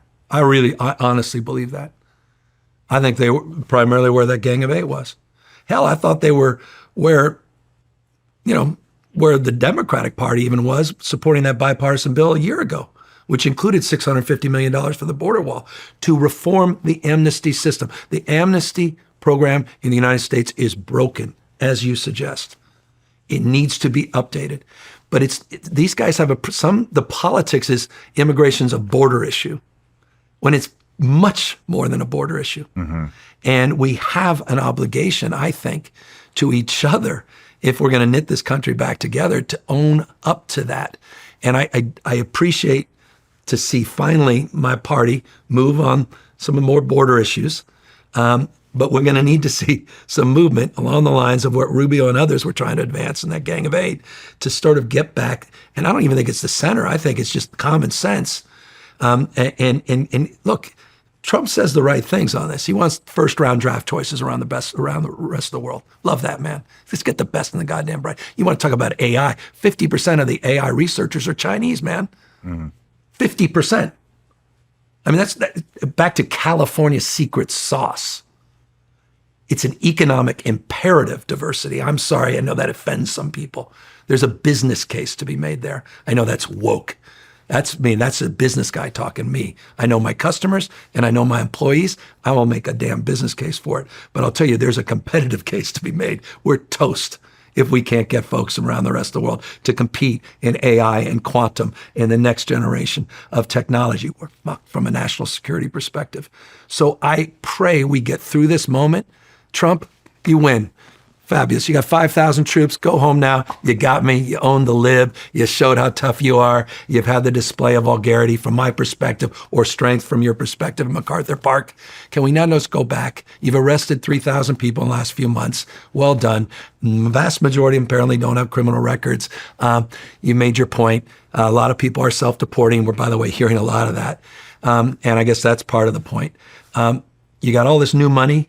Can we do it to be a little more constructive and advance a bill on amnesty and immigration reform? Address those who have been here 10 years paying taxes, 15, 20 years. And by the way, in California was a survey done, very reputable survey, 69% of the undocs in my state have been in the state over a decade. Interesting. You brought up, I'm with you. I would love to bring in the best and the brightest in the world, especially within the tech space, because I also am, I mean, that's my number one thing is everything that's going on between U.S. and China. I think that's in Taiwan. I think that's the most important thing that we should be concentrating on from a global standpoint. But where I'm going with this is you had mentioned 50%. I think you said 50% of 50% of the world's researchers in AI. And by the way, I know a thing or two about this subject because it's California, man. Mm-hmm. What separates our game from the game played elsewhere is innovation, entrepreneurialism, more patents, more engineers, more researchers, more Nobel laureates in my state than any other damn state, more Fortune 500 companies in my state than any other state. Look that up, because I know people are rolling their eyes and saying, no, it's Texas. You're wrong. It's true. I looked it up. And we're, by the way, a donor state. We provided $83.1 billion more than we received from the federal government. Texas took $71.1 billion. I'm not saying that to bash Texas, but you know what? Pretty proud of my goddamn state. I saw punching that above too. our weight, man. But AI. Can you repeat those numbers? $83.1 billion. We provided more to the federal government than we received in the same year that Texas received $71.1 billion more than they provided to the federal government. So you're net positive. Net positive. 9 out of 10 of the donor states are Trump states, and I don't mean that pejoratively, Trump. 7 of the 10 are Republican states, but 9 out of the 10 dependent states, welfare states, are Trump states. The donor states disproportionately the blue states. 71% of the country's GDP comes from blue counties. Mm-hmm. These same crack-up counties with all these crazy liberals that can't get out of their own goddamn way and the world's come to an end. It's 71% of the economy of the goddamn country, man. I mean, I think that's changing a little bit. But before we get into that, I want to go back to the Chinese. Yeah. The Chinese. I mean, there's a lot of corporate espionage and just flat out espionage going on in the tech space. Understand. And with China stealing our patents, our techs, all of that stuff. And so how do you combat that? I mean, if we're going to bring in the world's, best and greatest AI researchers, if 50% of them are Chinese, and then we have to deal with all this corporate espionage. I mean, how do you navigate through that? So just perspective, 32 of the top 50 AI companies on the planet are in my state. 32. NVIDIA just came out this week, $4 trillion market cap. We've got, Elon's company is in California for a reason, because he couldn't compete anywhere else in the AI space. He put his world's R&D headquarters back into California. It's back? I thought he moved everything to Austin. He put the R&D headquarters back at HP Enterprises' old corporate headquarters in Palo Alto because he needed to get the superstar talent. No You shit. can actually Google, there's a good press conference with the two of us that have known each other for 20 plus years where we announced that together. It's to make a point. The reason Sam Altman's quadrupled down on San Francisco, he's like, why the hell would I move anywhere else, man? This is where the talent is. So the talent resides in certain pockets in the globe, and California is sort of the dominant player in this space.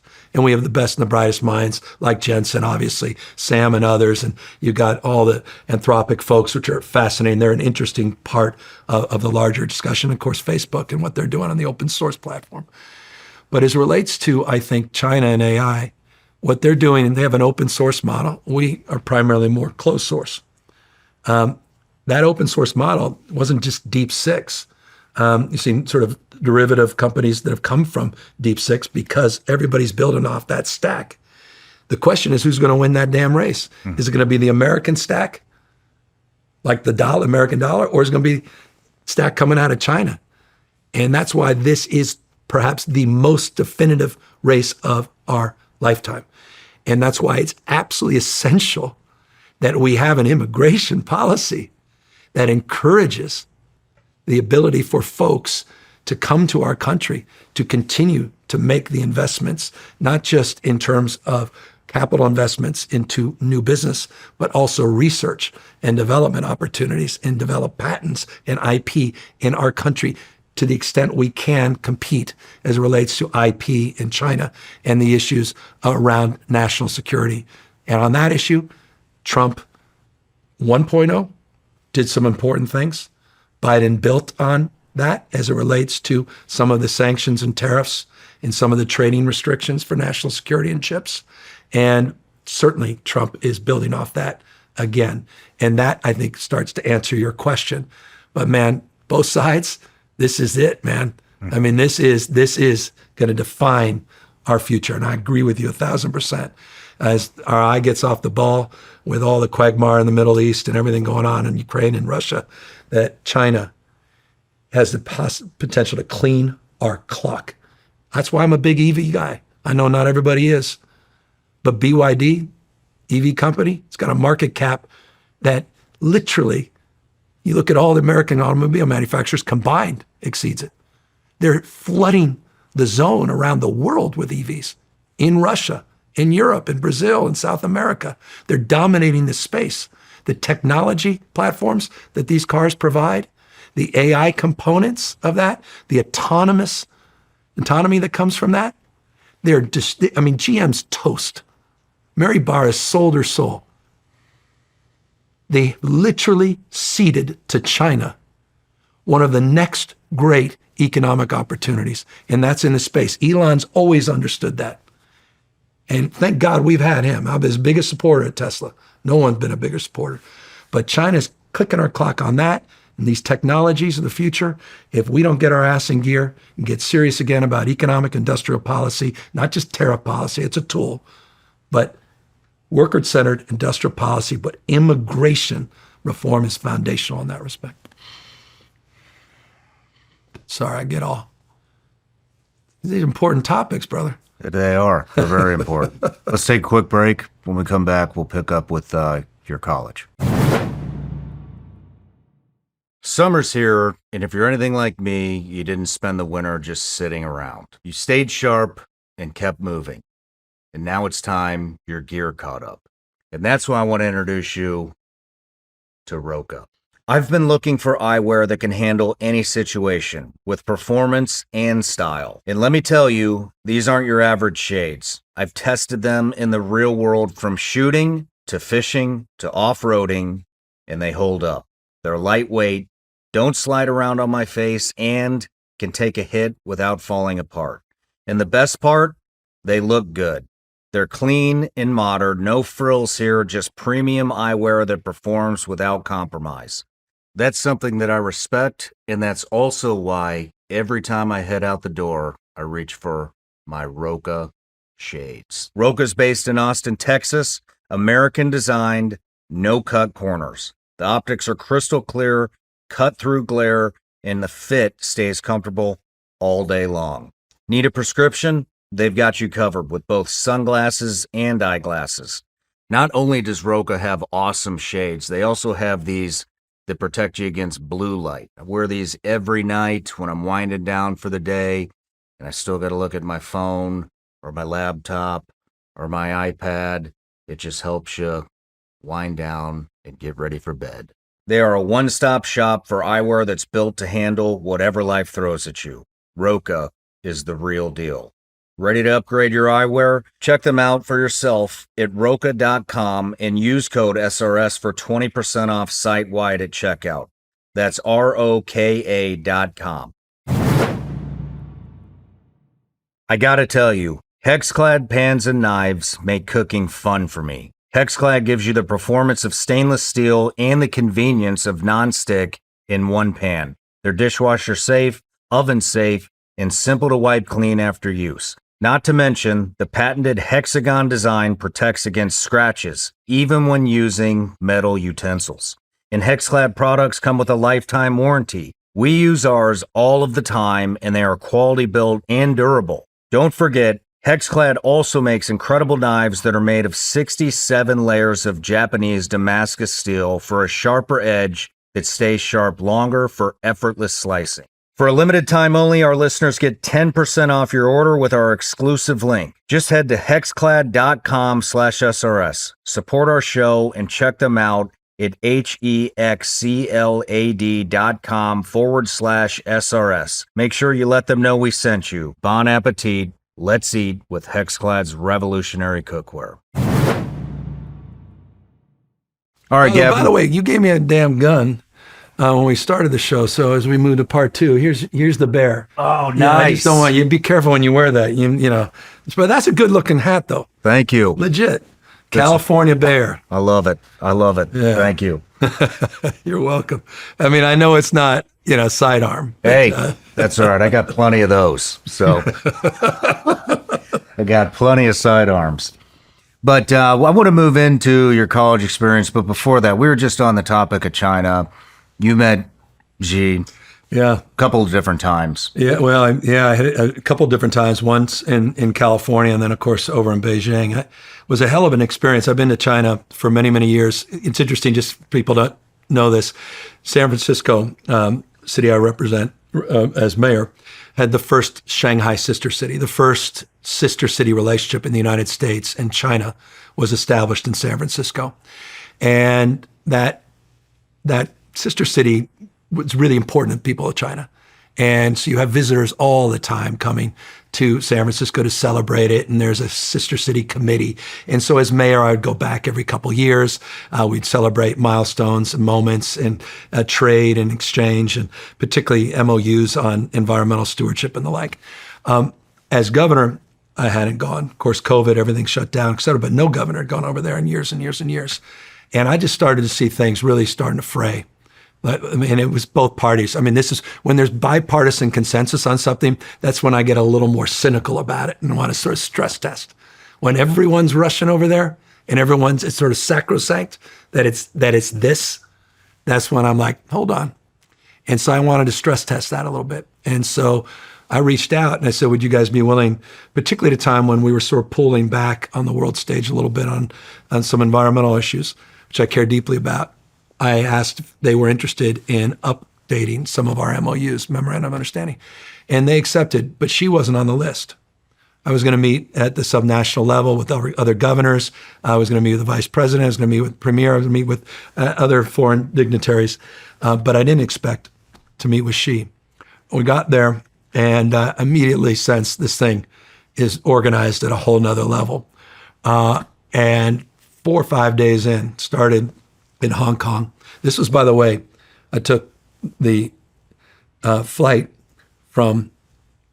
got into Israel, went to Cyprus, went to Athens, landed in Hong Kong the next day, and then went to mainland China for 6 days. This was for that same trip. And 4 or 5 days later, I'm starting to realize, where's the traffic? I mean, they were shutting down freeways. The experience was so curated, it was beyond surreal. And I started noticing every time you turn on the TV, I'm like, well, there's that guy from California. And how organized this was. And it kind of led up to a meeting. They said, may or may not happen, but if you're in Beijing in 2 days around this time, we may make the president available or vice president. And so we made our way there. And they said, well, President Xi will happily greet you. He's got 18 minutes tops at this time in Beijing, and we met. I made the diplomatic faux pas. Apparently, you're not supposed to smile, so there's a photo of us smiling because I just have to be human. I can't stand that pageantry of BS. To me, at the end of the day, I mean, like human beings. Okay, I mean, we can disagree on a million, just like human beings. So there's a smile, and all of a sudden it was, and that conversation went on and on and on. We're talking about Kobe Bryant. We're talking about Steph Curry. Which I assure you was not on the agenda in this bilat. And very substantive things on Tibet and the Uyghurs and issues around human rights. I actually had a detainee that I specifically requested be released. That's a Californian. We talked about fentanyl and precursor chemicals. They haven't, but it's interesting. There's some progress there. On the fentanyl, it was very meaningful, because we had a substantive conversation about fentanyl and precursor chemicals and how it was disproportionately impacting border states, and notably my state. And we put a human face on that. And we officially, it was sort of official invite to come to the United States for the APEC summit that was being hosted in California. And so it was, from my perspective, an incredibly important trip to show respect, open hand, not a closed fist, and establish, I thought, a platform for the engagement that came out of APEC a few weeks later with President Biden. That was a successful meeting they had as well. And of course, all the foreign leaders that we hosted that week. As I said, divorce is not an option. China's competitive beyond words. They play by a different set of rules. And we are going to have to step up our game in profound ways, but we can't just turn our back and deny the existence or try to stifle, I think, and stuff out their existence either. I think it will happen at our own peril. I do not want to live as I lived as a kid growing up in high school and college in this Cold War mindset, worried that I have to put my hand under a desk because I'm worried about some nuclear weapon. I don't want my kids to grow up like that either. Mm-hmm. Mm-hmm. What were the discussions like about the fentanyl with them? It was interesting. The most substantive thing that came out of that were conversations that we had quite literally with the ambassador a couple of days later, and some agreements that were codified in the actual documents that were signed by President Biden a few weeks later in the Bay Area when the two of them met. And it was an interesting acknowledgement of his growing understanding. And again, everyone can roll their eyes, say he knows exactly what he's doing. They're intentionally dumping all this in American streets, et cetera. But it was not only recognition, it was an appreciation for how devastating and impactful the drug had become in the United States. And he acknowledged hearing it from a number of other people. And the fact that it was overly emphasized in our meeting, particularly because of the impacts in our state. It was, I thought, for me, the most substantive part of this, where I can actually connect the dot to follow up, to cause and effect. I don't want to overstate it, but it certainly there was a sort of connection to what was said, what was done in between, and what the president signed, Biden and President Xi a few weeks later. Hardly perfect. A lot of enforcement questions, a lot of issues as it relates to how they even enforce some of those sort of non-governmental actors and other bad actors within their country, as well as more sort of directly connected actors that may or may not be participating directly. What was your impression of Xi? You just, when you see images on TV all your life, you see, I was in the exact same place that everybody, you see those photos with all these folks. And these rooms are just outsized and absurd. Like an old Stalin type building or Lenin building. It's like these are just gigantic hallways, people with the bands, their thing, red carpet, and it's like a 50-yard walk, all designed for power, showcase intimidation. These grand rooms, 2 giant seats. And then people sitting on the side, everybody very stoic and serious. Everything's very formal. And I just decided to pattern interrupt. Came in, smiled, told me not to smile. I'm like, this is not who I am. Shook his hand, walked in, smiled, picture, and then I start talking right when we sit down, which was not the protocol. And I just said, I'm just, I've really, just was being human. And it broke a little bit of ice. I don't want to be Pollyannish about it, but that meeting went a lot longer than anyone anticipated it going. It was followed up with subsequent meeting because we met with the president again when he landed in California. And it's about relationships, man. Just at the end of the day. And by the way, I compliment President Trump. he talks in complimentary terms about President Xi. Like, I have a great relationship with the president. We completely disagree. I'm going to tariff him on this, tariff him on that, 145%, 50%, 25. We're going to, and I think you can have that, but you also have to have a foundational relationship of trust. And so that's the approach I take as it relates to meeting with Bibi, meeting with any foreign leader. And people we agree with, people we disagree with. I think I admired and now I'm getting a lot of trouble with my party, even what Trump tried to do with Kim Jong-un. I mean, love letters aside, that just awkwardness. The fact that he was willing to try, to do what you've done, you'll get what you got. And, I don't begrudge that kind of diplomacy. I didn't like how Trump and Putin handled each other in that first press conference where he basically took the side of his intelligence over the United States intelligence. And I've never understood the relationship between Trump and Putin, and it raises as many questions as the Epstein files does. And forgive me, and I'm not suggesting anything there except to say I don't understand it. It's very curious to me. And I'm glad he's finally getting a little tougher on the guy. What more evidence do you need than what he's doing in Ukraine right now? But I think, any new approach to foreign policy is a good approach because, we've got a lot of messes out there. Did you find him to be genuine? These guys they're another level of sort of tacticians.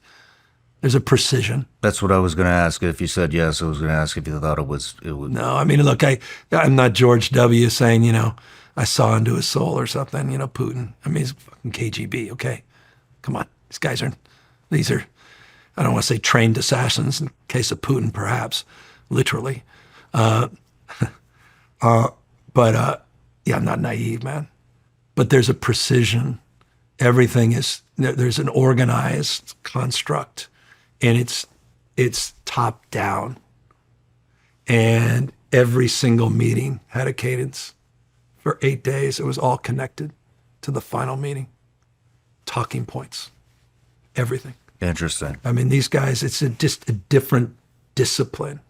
And that's why you cannot underestimate the power of their intentionality and the seriousness to which we must win the AI race and the quantum race. And we must win the race for talent and create conditions where we are the essential player. And that is a national security issue as much as an economic imperative. Do you think we're doing that? Not right now. You don't? I think we're vandalizing relationships, alliances. I think we're a mercurial approach to everything. I think it's not just unorthodox, which I appreciate. There's a strategy in uncertainty, but to me it's impulse. I mean, I don't know. I think I've been interviewing a lot of tech people from your state, a lot of innovators, fascinating, just genius human beings. And, the one thing that they are all excited about the Trump administration is getting rid of some of the bureaucracy so that people can innovate and not have to navigate so much around all the red tape. And so it's I appreciate that. It's nice to. I appreciate that. It's nice to see that, and I think it's motivating the next generation to become innovators, and it's. I think we're getting new and in some of the best innovators in the world because of the motivation. That Musk is. I mean, he's revolutionized it, and all these guys look up to him, and they all model their businesses after how he's modeled his, and they're jumping in on to his mission to Mars, and it's fascinating. But yeah, the one thing that they all say is that the Trump administration is getting rid of a lot of the red tape to enable them to become the innovators that they need to be. I appreciate it on one level. On another level, that's come at a huge price. What's that? The law of Don. If you cross him, he'll cross you off the tariff exemption. Do his bidding. As long as you're doing his bidding, we'll let you play. I mean, that's just that changes the game. That's not free enterprise. That's a different system. And that's what I'm very concerned about. Because Tim Cook can make a call to Trump, he gets exempted on the iPhones. but none of these small businesses in South Carolina that I was with are exempted because they can't make that call. I don't know if that's good for for sort of an entrepreneurial ecosystem. I think that's folks that could pay to play. I think that's, I think on the tariff, the exemptions are people that, make contributions or contribute to the larger cause, literally or figuratively. I worry about that. Seen all my friends, and half of them were my friends, not half, 3/4 of the folks that were standing there during the inaugural, my friends, known them forever, decades. That was, Pretty sure I know who you're talking about. it was, and they were there. I mean, look, and no one's naive. Everyone's in a sort of transactional mode at that level, and you have to be, regardless of the administration. That was something totally different, man. This is cronyism, not capitalism. I'm worried about it. Yeah, it's interesting. I never meant to dive into politics, but I watch what a lot of these big guys do, and they fucking play it smart. They donate to both parties, and then when they find out who's got the majority lead, they that's when the big donation comes, and it's and I didn't realize that until this election cycle. I didn't realize that. That's how the game. Hey, look, that's money in politics, man. We don't even get to that unless we publicly fight it. To me, it explains more things in more ways on more days about everything that's goddamn wrong in this country. And now it's just obscene. It's fucking obscene. Elon, God bless him, can write a $300 million check, start his own party now, and can spend billions if he wants, limitlessness. It's gross. What do you think about him starting his own party? I think it's going nowhere. You think it's going nowhere? Because I don't think he's going to have come on. You think he's going to take the time and energy to build a grassroots movement over the course of the next year, 2, 10, 20 years? That's what will be required of it? I don't know, man. I mean, the guy's built. I know. He's impressive. He's very like I said, impressive man, human being. I mean, I have one of the first Teslas, literally the first numbered Tesla. The first 3 that came out, I was with Elon. I had an old TV show on Current TV. Don't even look it up. Elon and I driving into the studio together with the first Model S. And we were showing it off on the show. Got one of the first Roadsters. I've been his biggest advocate and fan and supporter for decades and decades. He's a different guy, man. Something's changed. Something's changed. And as a consequence, I don't know that he is as committed as it may appear to this cause in particular, the third party. That's my humble opinion. Interesting. I mean, why would you? So you're against a third party? I'm all for it. I just don't think Elon. You just don't think he'll? I just don't. I think if his stated intention is to pick off a few senators and a few members of the House, so he can leverage party, that's one thing. That's not a new party. That's just picking up a few seats in a divided Congress. That's interesting. That gives him outsized power and influence. If it's about building a grassroots party, we've seen this from Ross Perot. We've seen this with No Labels. We've seen this in the past. It just takes a lot of reps, man. That's bottom up. That's years and years of organizing. That's not top down. You don't buy that. You build that. That's creating a movement. And that means you have to be on a mission. And it's as tough as it is to be on a mission to Mars, man, the mission here on planet Earth of building a new party with the sort of duopoly of these two parties. I mean, you saw what happened here, when he was probably sitting right here, RFK, as it relates to just trying to compete in the lane of our party for a nomination, and how difficult that was objectively for him. These guys, neither party screws around in that respect. I mean, Trump completely. I mean, that's a different, but he's a unique. I mean, he was sort of an invasive species and took over the Republican Party. It's no longer, it's a vestige of itself. It's MAGA now.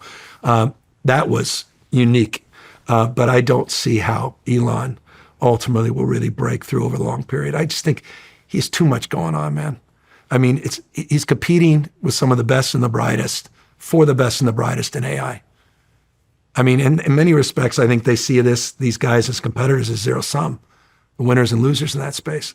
That alone is going to consume you.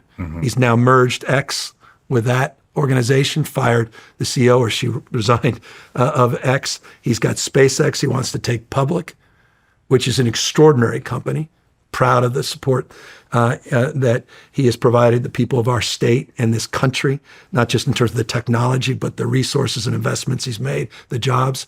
And of course, he's got Tesla, which is on life support, man. It's on life support. The brand has been destroyed. Now both parties can't stand it. And I just don't know how you then build a party with all of that that's devoid of your personality. It becomes the Musk party, not a third party. That's difficult. Yeah, I don't know. I'd love to. I just think that the left has gone so far left and the right has gone so far right. It's for the people that are kind of in the middle, or at least close to the middle, like myself. I mean, it's just there's a large number of people that don't feel like they're represented properly. Totally agree. And it's. No, look, Ross Perot was a phenom. I mean, thank you, Bill. Bill Clinton's the happiest person in the country to talk about Perot and the consequences of that. I mean, so it shows that lane. No question about that. And look, I mean, all these elections come down, at least from a national prism. It's about those swing voters in swing states. It's about independents, or at least independently minded Democrats or Republicans, if not literal independents. And so I do agree. So I get the desire for that. I just think building the apparatus of a new party, just the difficulty of getting on the ballots in each state to build that party. It's an exercise of commitment, not interest. And I think within that is the distinction of success and failure, interest versus commitment. I'm doubtful he's that committed to it. I think he's more interested in it. And that's my sense. I may be wrong, but I completely understand the common sense you're bringing to it, which is a desire to see something like that succeed. So it's more representative of all of us and can pull the parties back into a position of some sort of commonwealth or more community. You got a lot of shit when Xi came to California. Yeah. And, the big narrative was, and I tend to believe it, is, we hear a lot about San Francisco and the homelessness and pooping on the road and all that kind of stuff. And it seemed like all of that was cleaned up when Xi came to town. Yeah. Is that true? Complete bullshit. That's complete bullshit. The city, which, by the way, I'm no longer mayor, was organizing for dozens and dozens of foreign leaders, not just Xi, to arrive for APEC. And the city, over the course of last year, had finally started to step up its game to address what's happening on the streets and sidewalks.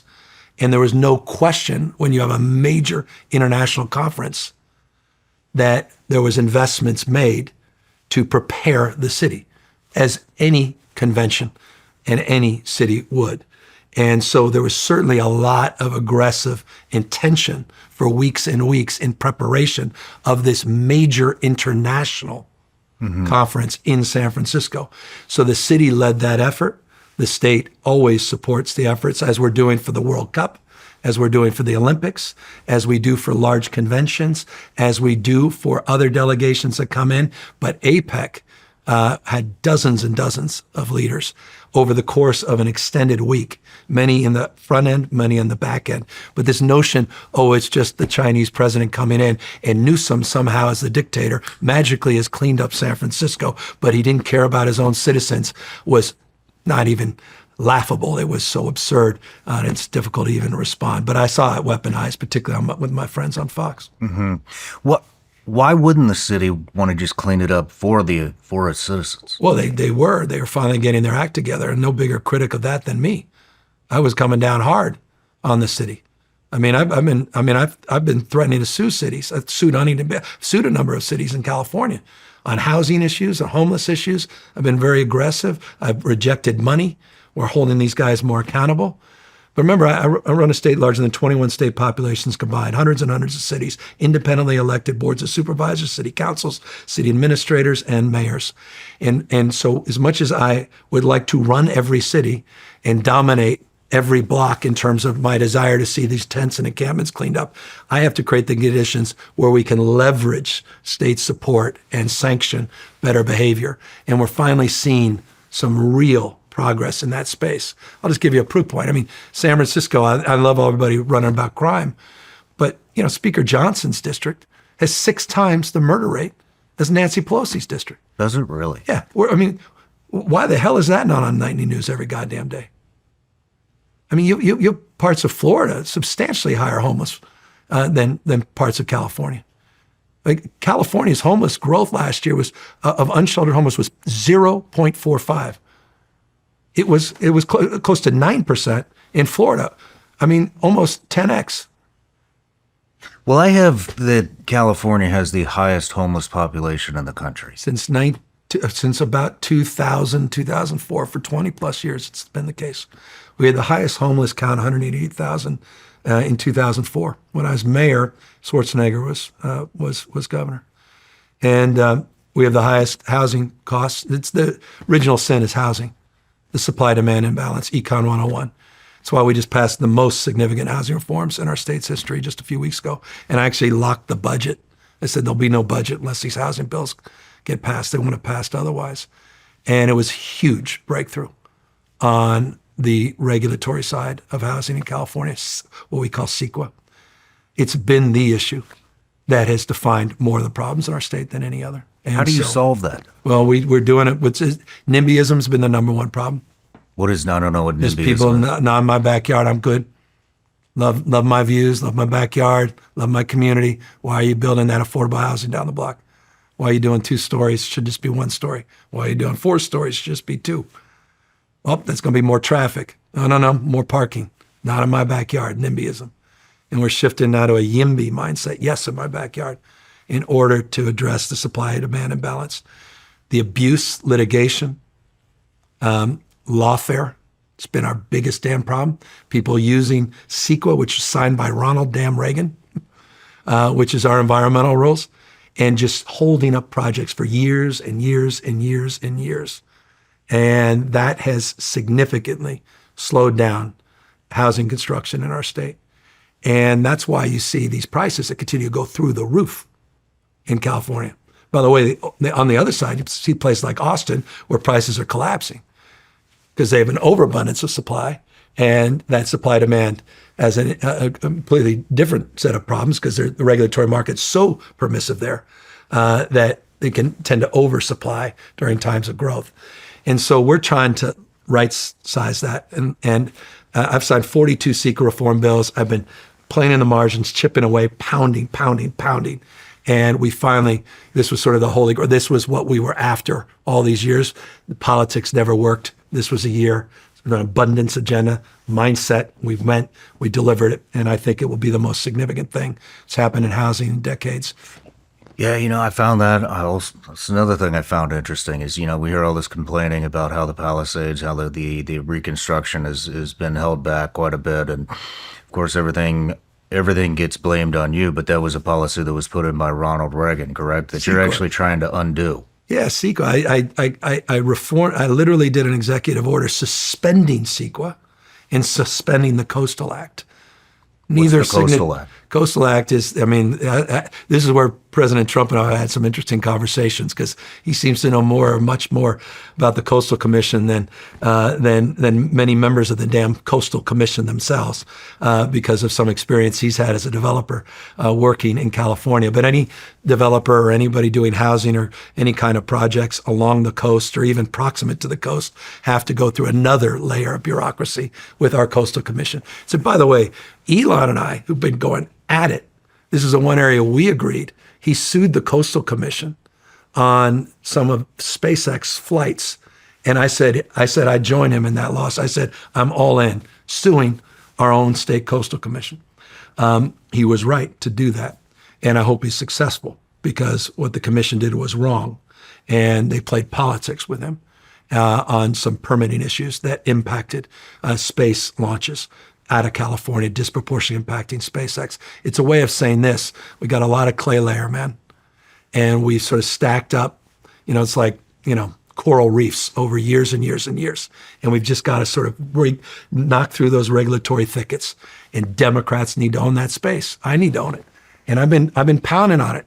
Homelessness, housing, did the biggest mental health bond in American history. Just got it passed.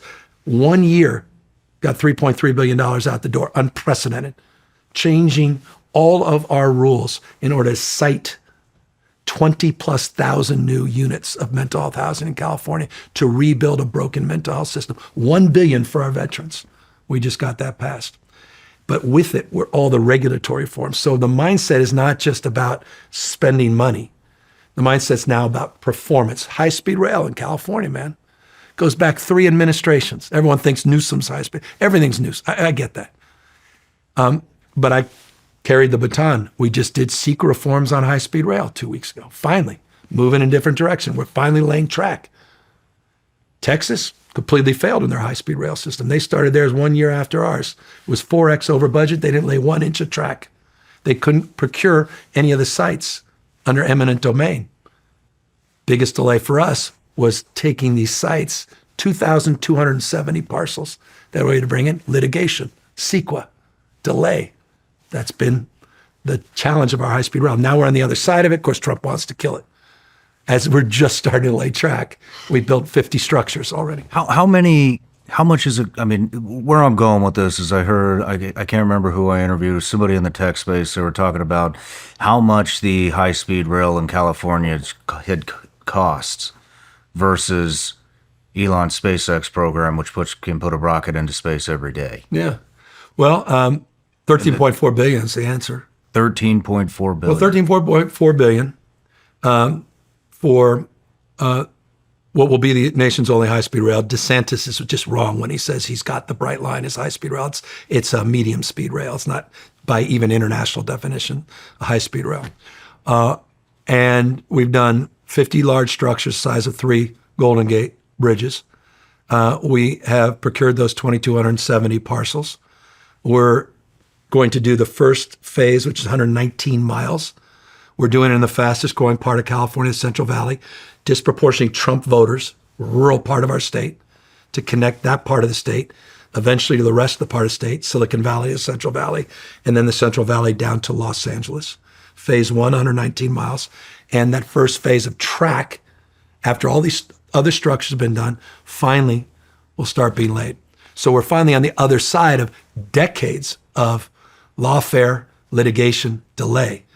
And again, I contrast that by what Texas didn't do.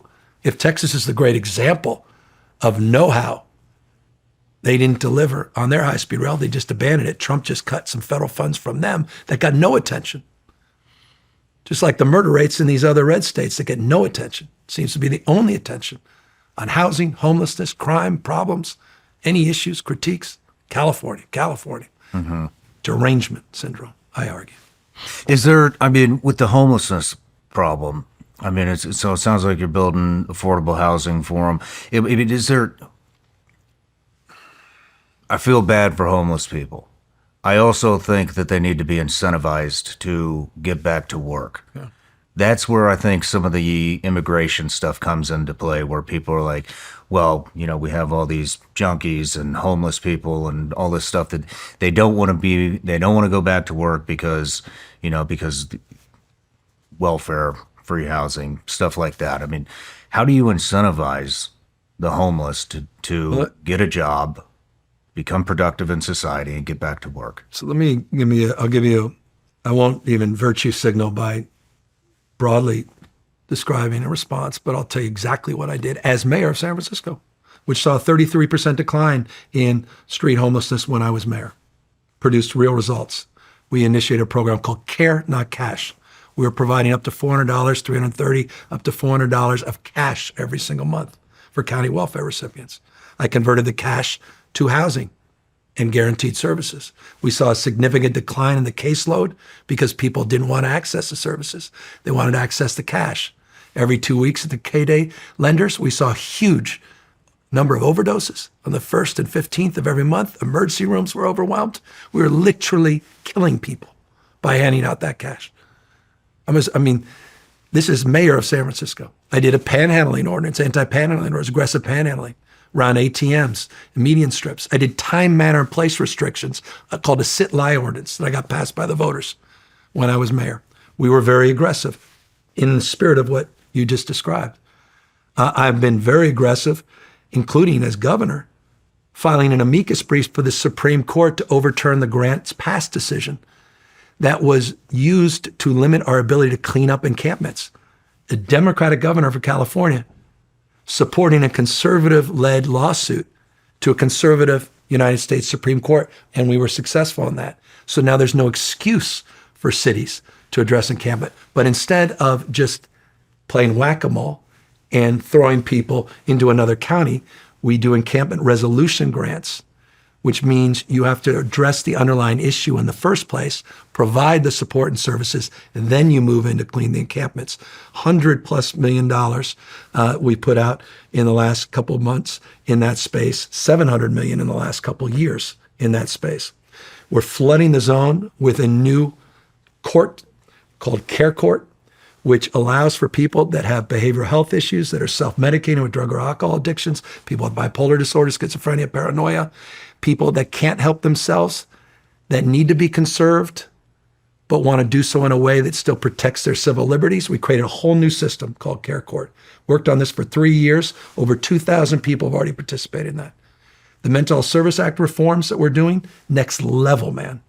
And those go into effect next July. Will be over $1 billion every single year to address not just homelessness in the context of addressing one part of it, which may be someone's drug addiction or housing insecurity, but what we call whole person care, and integrating substance abuse, meaning alcohol, drug addiction, mental health, and housing together, and flooding the zone with annual appropriations of $1 billion a year so counties have predictable money, plus the $6.38 billion in that housing bond that I talked about, that has zoning reforms that allow them to actually site the housing. I'm doing everything I damn can, man. And I'm going in personally. If anyone can look this up, just Google me cleaning up damn encampments all over, not just in San Francisco when President Xi comes into town. For literally years and years and years in every city of San Francisco, of my state, or many cities, cleaning up encampments when no one was coming into town in the spirit of what you say for our citizens. I've been grinding on this, man. When I came in, there was no homeless strategy, no homeless plan. Not a dollar was invested by the state. When I was mayor, I never looked to Schwarzenegger to solve the homeless problem in San Francisco. No one criticized Schwarzenegger. Sean Hannity wasn't criticizing him every single damn night. Apparently, the homeless problem became Newsom's homeless problem. I agree. It is my responsibility, and that's why we've provided unprecedented support. Homeless strategy, homeless plan, hitting on all cylinders. And it's accountability, responsibility. It's not just handouts. I want to see reforms. I want to see these mayors do their job. State visions realized locally. I'm not abdicating responsibility. I'm taking it. And I agree with everyone that criticizes. Every time they come into my state, and they see these encampments, they're right to criticize that. Goddamn right. As they should be criticized in Jacksonville, Florida. As they should be outraged at what's happening in Austin, Texas. As they were, I was driving through Nashville last night, and there were some parts of town, I'm like, oh, this is not unique by any stretch. You had an 18.13% increase in homelessness last year. In California, it was just a few percent, 18.13%. Unsheltered, 0.45. 9% in places like Florida. So California is finally stabilizing. And I got in, it was 50% growth in the prior 4 years when I became governor. It was like this. And now we're finally starting to stabilize. And it's not good enough. People are right to be critical, but don't think for a second it's that we're neglecting to try to address this issue. We're trying to solve it, and we're trying to do it head on. When it comes to the mental health crisis that's going on, not just in California, across the nation. We had a off-camera discussion about psychedelics, and a lot of the benefits. I mean, I'm one of them. Haven't drank for 3 years. It's like a light switch when I did Ibogaine in Mexico, and I mean, Stanford did some studies on traumatic brain injury and how traumatic brain injuries are just, the black spots in people's brain are just disappearing from the use of Ibogaine and doing a medically supervised journey with Ibogaine. I mean, and we saw about a month ago, Texas did a big push to. Yeah, to their credit. Yeah. Are you gonna? We're all in. Look, it's how we land this. And what you said was very significant. talk about medically supervised. And it's in that where the policy debate is occurring, and how we can. Look, I did the cannabis reform I mentioned earlier, and a lot of folks, still have strong opinions whether or not it was a good idea, bad idea. We believed in a regulatory market. We still haven't killed the black market, and tax issues create a lot of raw feelings. People feel like our taxes are still too high, even though they're lower in most states, and that black market persists, and there's still issues that we need to address. So there's a little more caution now if we look at the psychedelics and look at more of a permissive attitude, or creating a regulatory framework where you could see more recreational as opposed to medically supervised uses. So if we can land the plane on the medically supervised, man, all in. The anecdotal evidence, the actual science coming back is one thing, but I cannot tell you how many people have come to me. When I was talking to you earlier, I was just fascinated. All these proof points out there of just lives radically changing. It will cure an opiate condition in 12 hours. Done, because it replenishes the receptors in your brain that cause the cravings. And as opposed to being on methadone the rest of your life, man. Yeah, and so I look, I've been out on harm reduction for years and years and years, but look, there's this, you're always looking for the holy grail, but I'll tell you, this seems to be for a lot of folks, particularly in the vet community. It's amazing the emotional stories folks have come to me, come in my office, and I'm like, you don't even need to do it anymore. You've convinced me. It's just now landing the plane on exactly what the language looks like.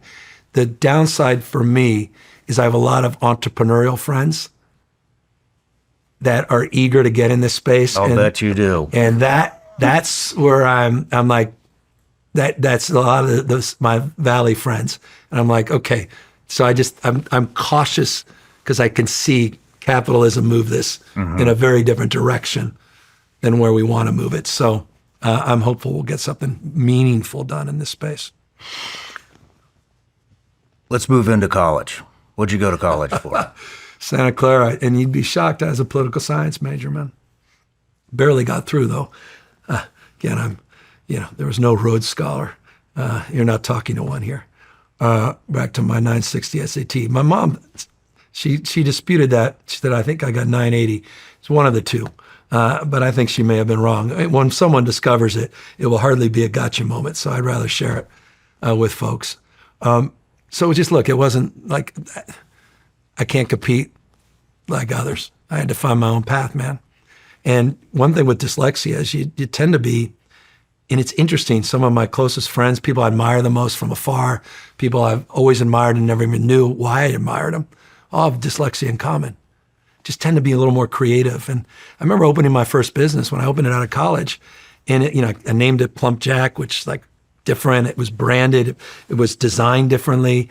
And, I took a different look at how other businesses like it were run. And I was willing to take risks. I had a failure award in my business where I awarded the person who fucked up the most. It became a huge thing. Like it was rewarded the person that fucked up. if you didn't, So we'd have an annual failure award with the biggest screw up of every month, that we'd parade them on the stage and say, January's fuck up was Bobby. And it happened, by the way, no bullshit, just very brief story.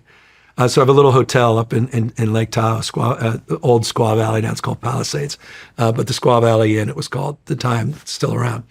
And I had this crazy night clerk. These night clerks, people that come in at 11 o'clock, allegedly stay up till 5 in the morning, till the new crew comes in. And it's an old inn built in the 1960s, or 59 for the 1960s Olympics, for the delegates of the Winter Olympics in Squaw Valley. So it's an old motel. So just imagine an old motel, no air conditioning.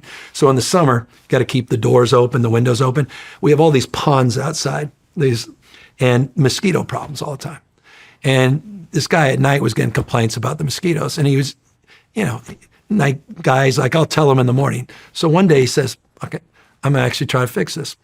So he goes down and he gets a bunch of catfish. He buys them himself with his own money and dumps them in the ponds where all the mosquitoes were being hatched. And I get a call at 4 in the fucking morning. I'll never forget it, from Ludo, this guy, like old Serbian guy who was our engineer. Never goddamn heard from the guy. I'm in the Bay Area. I'm far away. He lights me up on the phone. I'm like, Jesus Christ. Ludo's like, hey, Gavin, this is a goddamn disaster. I said, what's the problem? He goes, I mean, I said, the place burned down? What the hell happened, Ludo, man? He's like, no, there's goddamn fish tails everywhere. There's fins. There's eyeballs everywhere. I said, what the hell are you talking about?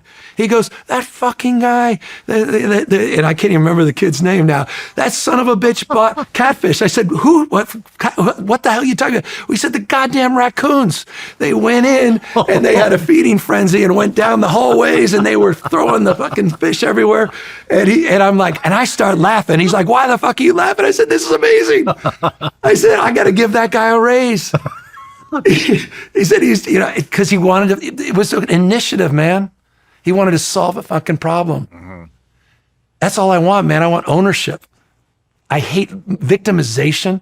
So one thing about Trump I don't like, blaming everybody else. Take some goddamn responsibility, man. You're not a victim. You have agency. You can shape the future. Decisions, not conditions. So the fact this guy tried something, he got the first. I remember I gave him $500, and then I sent that around to all the other businesses. And then I'm like, this is a great idea. I'm going to create a failure award.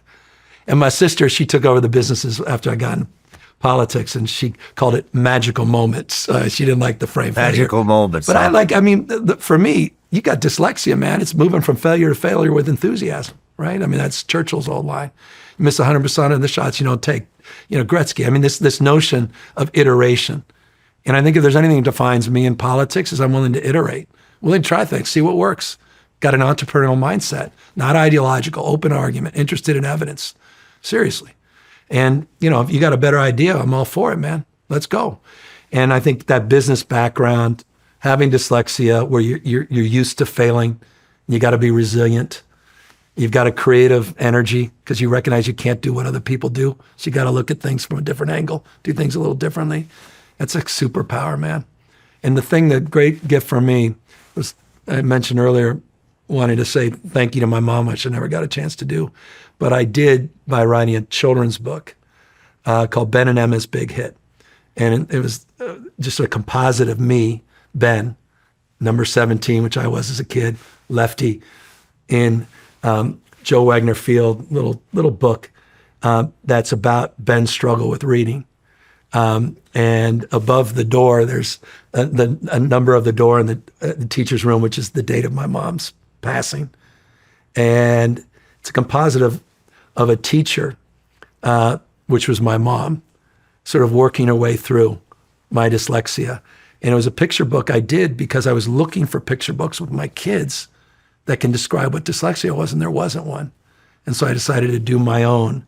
And it was a way of thanking my mother and also acknowledging the grace which other parents are out there trying to educate their kids, but the gift of dyslexia at the same time. And there's a letter at the back that literally is a letter to my mom. Wow. Which was sort of which, you can get emotional. If I ever read it again, I get emotional about it. So it's all those parents out there struggling, all those kids that are struggling. They think they're stupid. They're not stupid, man. They just learn their brains are wired differently. And it's a goddamn gift if you can just work your way through it. But it's the reason I still have all these different anxieties in life, because you're still that kid. Mm-hmm. And, but, it's helped the businesses grow, man. That's the only, I'm not nothing naturally gifted. I mean, I had restaurants and a few hotels in the past. We have 4 wineries now, Plumpjack, Cato, Det, the 13th vineyard, which is the 13th bonded vineyard in Napa. And I'm proud of that, man. I know people say, oh, he's a wine guy, elitist. Well, you know what? Fuck you. I started with nothing. Got 13 investors, borrowed $5,000 from my dad, $7,500 each. Just grinding, man. I was the delivery person, was a marketing person, bought all the wines, just struggling. Year and a half in, I finally was able to hire a full-time employee. Got lucky with a little restaurant. I was grinding, working the wine shop, the restaurant, was doing all the bookkeeping and accounting. I mean, don't tell me about P&Ls. Don't tell me how stressed it is to see a tax increase or a small business regulation. It took me almost 2 years to open the wine store because of bullshit regulations, a mop sink that I had to put in a wine store where there was a carpet. I'm like, what am I going to mop? San Francisco, tough place to do. But so I get all that. And I have passion for entrepreneurs, man. People that put everything on the line for risks, take all the risks. And, and that's why COVID, I get it. People are saying, fuck you shut up. I get it, man, including all my businesses. I get it. And that's why I just, working through all that and understanding all that, it's fair game for objective review, critique. But I have real passion in that space, man, and will continue to always be that. You can't be pro-job and anti-business. But businesses also can't thrive in a world that's failing. So my whole mindset is growth and inclusion. And that's why I'm proud, man. I did the highest minimum wage in the country. And I know people say, well, but you goddamn states out there, $7.25. Come on. I mean, 2/3 of red states, $7.25. I provided $25 in the healthcare, highest in the country, $20 in fast food. I know people are pissed at that, but 2/3 of fast food workers are not teenagers anymore. Mm-hmm. They're moms, man. It's full-time jobs. And I was proud to give them that wage increase. And yeah, burger's a few cents more. I get it. But businesses can't thrive in a world that's failing. And right now, the haves and have-nots, that's why I hate this big, beautiful bullshit bill. It's the biggest transfer of wealth in our lifetime, $3.5 trillion of debt stacked on my kids, your kids, our grandkids, all for tax cuts for vast majority of my billionaire friends that don't even give a shit. Last thing they needed was a tax cut. Corporations that have never done goddamn better. Markets never doing better. The hell is this? And you're cutting millions of people off Medicaid. It's 3.4 million are going to lose it in my state. Nothing about it's a betrayal. I was in South Carolina. There are 5 rural hospitals. They're on the brink.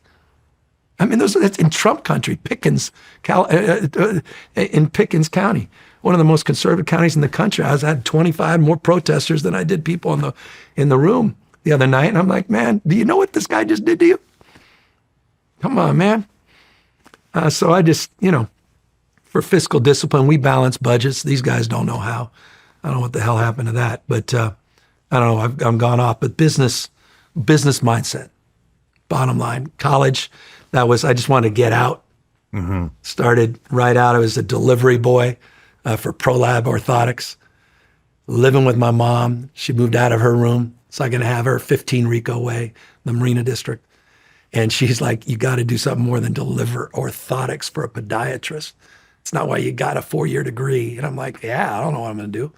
And then she said, well, why don't you get this real estate license and you can show homes? I'm like, all right, Anthony's School for Real Estate. I was like, fine, I'll do that. Got that part-time and then got a weird job downtown, 9 to 5. The Shorenstein Company, I lasted like 9 months. And then my boss, Craig Edwards, said, bro, you're not a 9 to 5 guy. And he inspired me to open the wine store and he helped me negotiate it. My boss to get me out of there. Not because he wanted to fire me, but he's like, don't become me. You're sitting there smoking, drank 5, jugs of fucking Mr. Coffee every day, 7 cigarettes, packs of cigarettes. He's like, you don't want to become me. Oh, you got to get the hell out of here. You're an entrepreneur. I was like, man, I appreciate that. Kind of gave me confidence. And So you started a wine store. started the wine store, and then a restaurant opportunity came, and it was goddamn 15 years, just a huge hit. Sold all the wine at retail because I had a retail wine store. I'm like, well, why would you mark it up? So it was the best wine list in the city, cheapest prices. People were like, this is amazing. Got 3.5 out of 4 stars. This guy Arnold Rossman was my chef. And everyone thought I was a goddamn boy wonder, genius. So much so that Willie Brown, the mayor, said, I'm going to appoint you to the Parking and Traffic Commission because I was bitching about doing business in San Francisco, the mop sink and everything. You were pissed because it was a $27,000 mop sink and a carpeted. I wanted the city to pay me back, motherfucker. God damn it. Yeah. And so that's what got you into politics. I was pissed. Yeah. I'm trying to create jobs and you're telling me I have to put a mop sink for a carpeted business? The hell am I mopping? Well, they said it's under the restaurant code. I said, change the code. And I was in the news yelling and screaming about him. And he called me up, said, I'm going to make you part of the problem. He said, I'm going to shut you up, Newsom. I said, what are you talking about? He goes, you're the next president of the Parking and Traffic Commission. What the hell is parking and traffic? Exactly. He said chair. I remember he said chair. I'm like, what the hell's a chair? Like I could sit in them. And it's actually worse. He told me I was going to shut me up by making part of the film commission. And I'm like, man, that's awesome. Film commission, 26, have a restaurant and a wine store. I'm the man. And now I'm going to be on the film commission. Life is good. Get down to be sworn in. That son of a bitch goes around the room. There's like 12 people being sworn in. And he goes, Newsom, this motherfucker's attacking. Willie Brown's a legend. I mean, the best of the best, just back old school politician. And he talks like this. And he's like, Newsom out there bitching about doing business there. And now back to, I'm going to shut him up. And I'm like, yeah, I'm going on the film commission. He goes, he's the next chair of the parking and traffic. I'm like, and I literally had a news reporter, Cron 4 News, goes, what's your vision on parking and traffic? I'm like, there's like a VHS tape out there. You want a hit piece on me? It's not the French Laundry or sitting there with my ex-wife for the Bazaar magazine piece. It is this piece of me trying to explain my vision for parking and traffic at 26, 27. That was how I got in politics. Wow. But business, entrepreneurialism, man, that's it. That's when I'm done with this stuff. How did you develop the business? Just grind, man. Reading books, struggling to read, but reading books. Anita Ruddock, Buddy Shop, learning about Southwest and its history. Richard Branson inspired the hell out of me, man. That's why I was inspired by Elon. I was spending time with Sergey and Larry. Google was the early days. What a time to be mayor. I became county supervisor after parking and traffic. And it was right when all these guys that are now brand names, Travis came along with an app. I ran the taxi task force to figure out taxis, and this motherfucker comes along with an app and disrupts the entire taxi industry with Uber. I mean, I remember doing Twitter Day with Ev and Biz, and they were so excited that I did Twitter Day that I gave them a little proclamation. There was like 10 employees. I still have a little Twitter shirt. Wow. And I'm like, how are you going to monetize this? This thing will be I always was like, you guys, so it's like this Twitter stuff. And, Jeremy Stoppelman, all these guys, and starts doing reviews differently. But it was Larry and Sergey. And I'm like, I got to know them really well. And that's how I met Elon. And what a time, man. Just like the golden age. It was like Florence. And, you imagine the 1500s and the Renaissance. The Bay Area, San Francisco, and late 90s, early 2000s. All these guys were starting to form.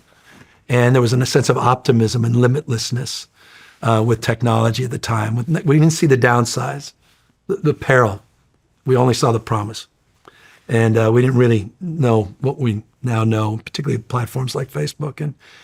And so it was a hell of a time, man. And just fed to my entrepreneurial. I think they were attracted to my entrepreneurial energy as a mayor. That was the pro-business small business mayor. And I was certainly attracted to their entrepreneurialism, energy. And I'm proud, man. That's California. That's at our best. That's our country. And that's why you got to nourish that, man. You cannot take that for granted. Almost appointed to the film commission. Yeah, I could have been somebody. The adult film industry was kind of born in California, correct? I think it was until I think we passed some condom law and it basically killed it. And it pushed it to Florida. Yeah.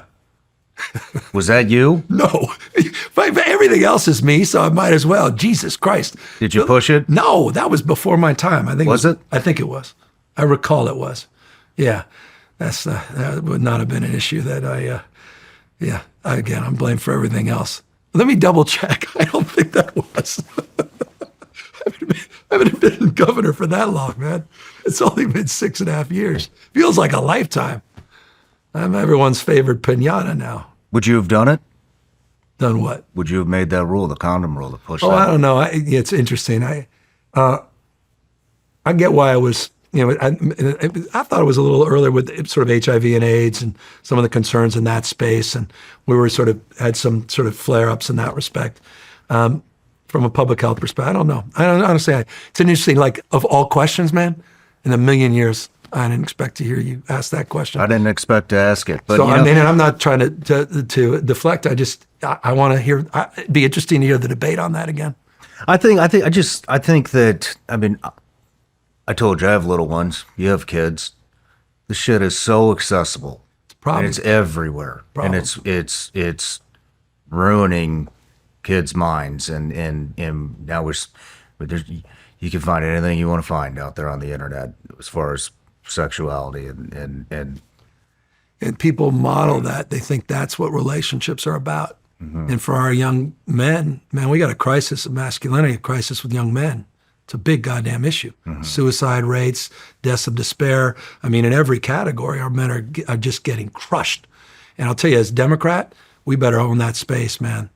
If this was happening in any other group, we'd be yelling and screaming about it.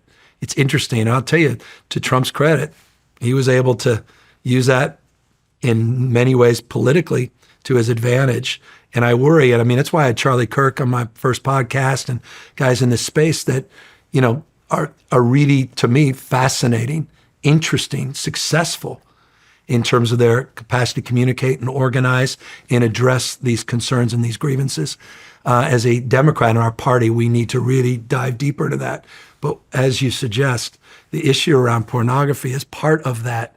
Issues around relationships, the lack of relationships. In fact, most of these kids, many of them not even having any sexual relations with other women. They're so socially awkward. And so it's a real issue. And again, it's a tough issue to talk about because, not, childcare, healthcare issues, et cetera, but it's about the mental health of a whole generation. And we're losing these young boys. It's to me, my wife did a documentary called The Mask You Live In on this years and years ago, way ahead of its time. And I appreciate Richard Reeves. A lot of interesting folks are on this topic again, doing some really good work. Scott Galloway has been phenomenal on this. And it's something that I think my party really needs to address, and that's a component part of it. What would you like to see happen? Well, look, I think you can't be what you can't see. And I think you see it with teachers. I mean, vast majority of kindergarten teachers, elementary school, middle school teachers are women. I mean, these young boys don't even attach themselves to, there's those relationships, the mentorships, big brothers, this connection, that support. They don't have it. The gaps begin there. I think you really have to start there. In fact, I got a big executive order I'm about to put out in this space that talks about actually recruiting more men to the teaching profession, that highlight just the glaring gaps as it relates to mental health, substance abuse, high school dropouts, college attainment. It will be 2 to 1 in a few years, women compared to men. This is serious stuff. And how that crisis manifests politically, to me, is also just fascinating. You saw those young men shift to Trump, multicultural. Mm-hmm. It's not about white boys, it's across the spectrum. Finding some identity with Trump that I think is interesting. I think Democrats are quick to dismiss that at our peril. And so I've been trying to mine this on our podcast, trying to understand it, but also realize I got a day job. What a gift that I can actually do something about it. And so we're going to, in a couple of weeks, announce a series of reforms in this space and really challenge people, particularly Democratic leaders in California, to start focusing on the needs of our young men. Do you know what the number one searched thing in porn is? Oh, God, don't tell me, man. Incest. Brother does sister, brother does stepmom, brother does mom, and then it's ripping families apart. Sick. And it's making shit that should not be normal. And now you're seeing all these problems. I mean, there's a large population of rape it's from a sibling or a father. Yeah, man, that and I think that derives directly from the shit that's accessible on the internet to kids. Ubiquitous. I mean, you can Google White House. I mean, I remember my son, no bullshit, literally, he came to me. It was our house phone. He goes, "Dad, look at this." And he was literally Googling something related to the White House and got this porn site because he had spelled it wrong. And he was kind of ashamed. I'm like, "Brother, it's totally cool." He said, "You have no idea what you're about to experience." And that was just a couple of years ago. And I'm like, and I remember my wife, she I wish she was sitting in this seat because you guys would have a conversation for hours on this damn topic. It's a big deal. Mm-hmm. It's a big damn deal. And so it's why I'm just social media generally, don't mess with our kids. I passed some pretty aggressive child privacy laws, some nation leading stuff. And these are my friends. They're suing us. Like I'm like, I call the CEOs. I'm like, the founders, what the hell are you guys doing? Well, we're making I said, you're not making progress, man. You're with your own goddamn kids. Bullshit. What you're allowing them to do and see the abuse. So every time you even pass these laws, they litigate. They often get thrown out. But it's serious stuff. And it goes to our politics too, man. We're just these algorithms You know, every time I flip through something, now I'm just seeing more of it. And you're nothing but a mirror of your consistent thoughts. Whatever you focus on, you find more of. So people that hate California, hate San Francisco, seems like the only feed they got is reinforcing that. So they can't believe they're not right. When I say their murder rates are high, they're like, bullshit. I'm telling you, look at my feed, look at my feed. That's how we're so goddamn divided. I mean, speaking of sexuality and divisiveness, I mean, I think one of the things, and I know one of the things in the last administration that really divided people was gender affirming care, Yeah. LGBTQ. I also know that, you know, I think that I read, it's in my outline that, you know, one of your proudest achievements is same-sex marriage. Yeah. Well, probably because it's about love. It's about humanity, about people that have been together 50 plus years. Faith, love, devotion, constancy, the manifestation of what marriage is supposed to be about. And so, yeah, I married 4,036 couples in what we call the Winter of Love in 2004. I mean, and I was completely just, crushed by my own party, outraged by what I'd done. So I assure you, this was not politically correct or just something, oh, you're from San Francisco. It was not supported back then. And I thought it was the right thing to do. And I'm proud of that because I saw the human face of mothers. How many people, if you look back at those images in San Francisco in 2004, there wasn't one image anyone could exploit. It was literally doctors and lawyers and fighter pilots and fucking vets and real goddamn people. And they came from 46 states and 6 countries for 1 month just to be seen with their kids, with their parents. The emotion, the intensity was beautiful, man. But you just made a point that's important, and it's a point that I want to acknowledge that's really, I think, significant. And that is when you get to the issues around sports, trans issues, that's now no longer about celebrating your rights. It's about denying other people theirs. Marriage equality was about everyone's right. Your marriage was not diminished because a couple that had been together 30 years got married and happened to be the same sex. But your child may not have that same opportunity to get on the podium if a trans athlete is competing for that limited spot. And 2 years ago, that came to me in a very different way. I looked at it, and I'll be candid with you. I looked at that issue and I said, boy, they're just exploiting this. It's a handful of people. What the hell is this? It's being weaponized. It was sort of the newest CRT thing. I was like, oh God, here we go. We went off CRT, everyone even forgot about that. And now it's all about transports or banning books or whatever it might be. It was just another cultural issue. I remember Donald Trump was saying, I have no problem with same-sex restrooms for, Caitlyn Jenner or whatever, he had no issue with this a few years ago when he was even running for president. And I didn't really think about it in that respect either. I didn't have an issue. I remember the Republican governor of Utah said it beautifully. He said, never so much attention been focused on so few people. That was a Republican governor of Utah said that. And so that was my prism to see the world until 2 years ago, there was a state track championship. And we had a trans athlete that was successful. And there was a video of the girl that lost, and she was devastated.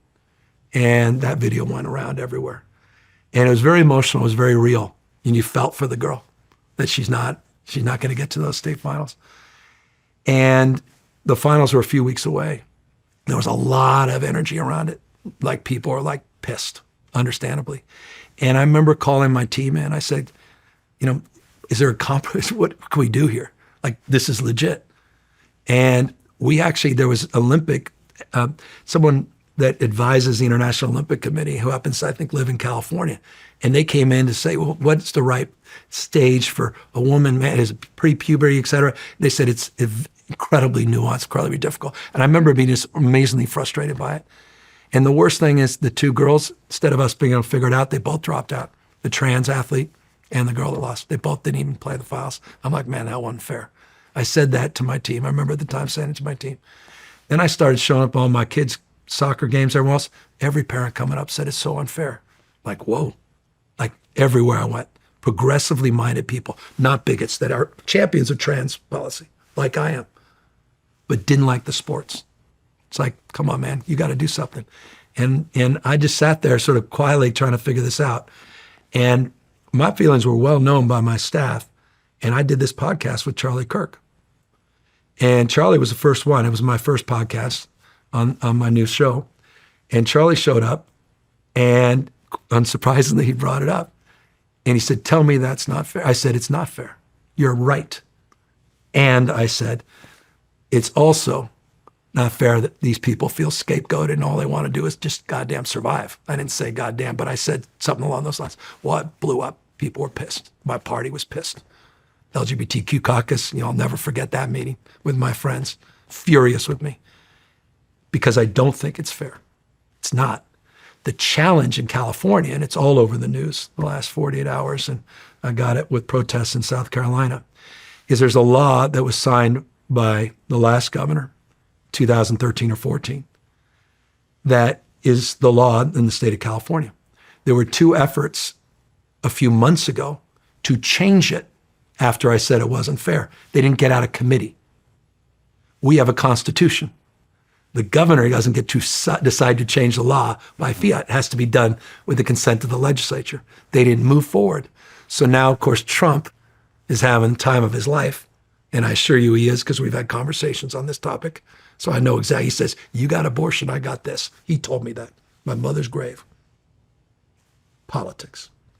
Politics. And now he's suing and threatening us. And it's, I'm the poster child. But I do think we have to address that issue.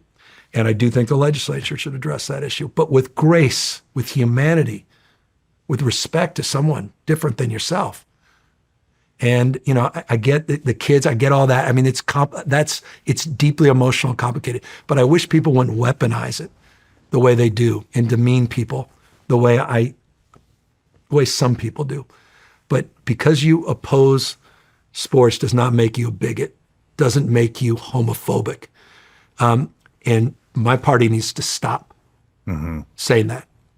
There are certain people that cannot stand the community, and that's different. But the vast majority of the folks I come into contact that think it's unfair are good human beings, and I think we should treat them accordingly, and we got to own up to that. So I went on a journey on this, and I'm firm that it's not fair. And we had another example just a few weeks ago in California, just reinforced it, triple jump, and it just not. And I'm trying to figure out, we came up with some compromise. It's not me, something called the CIF in California, which is independent of the governor.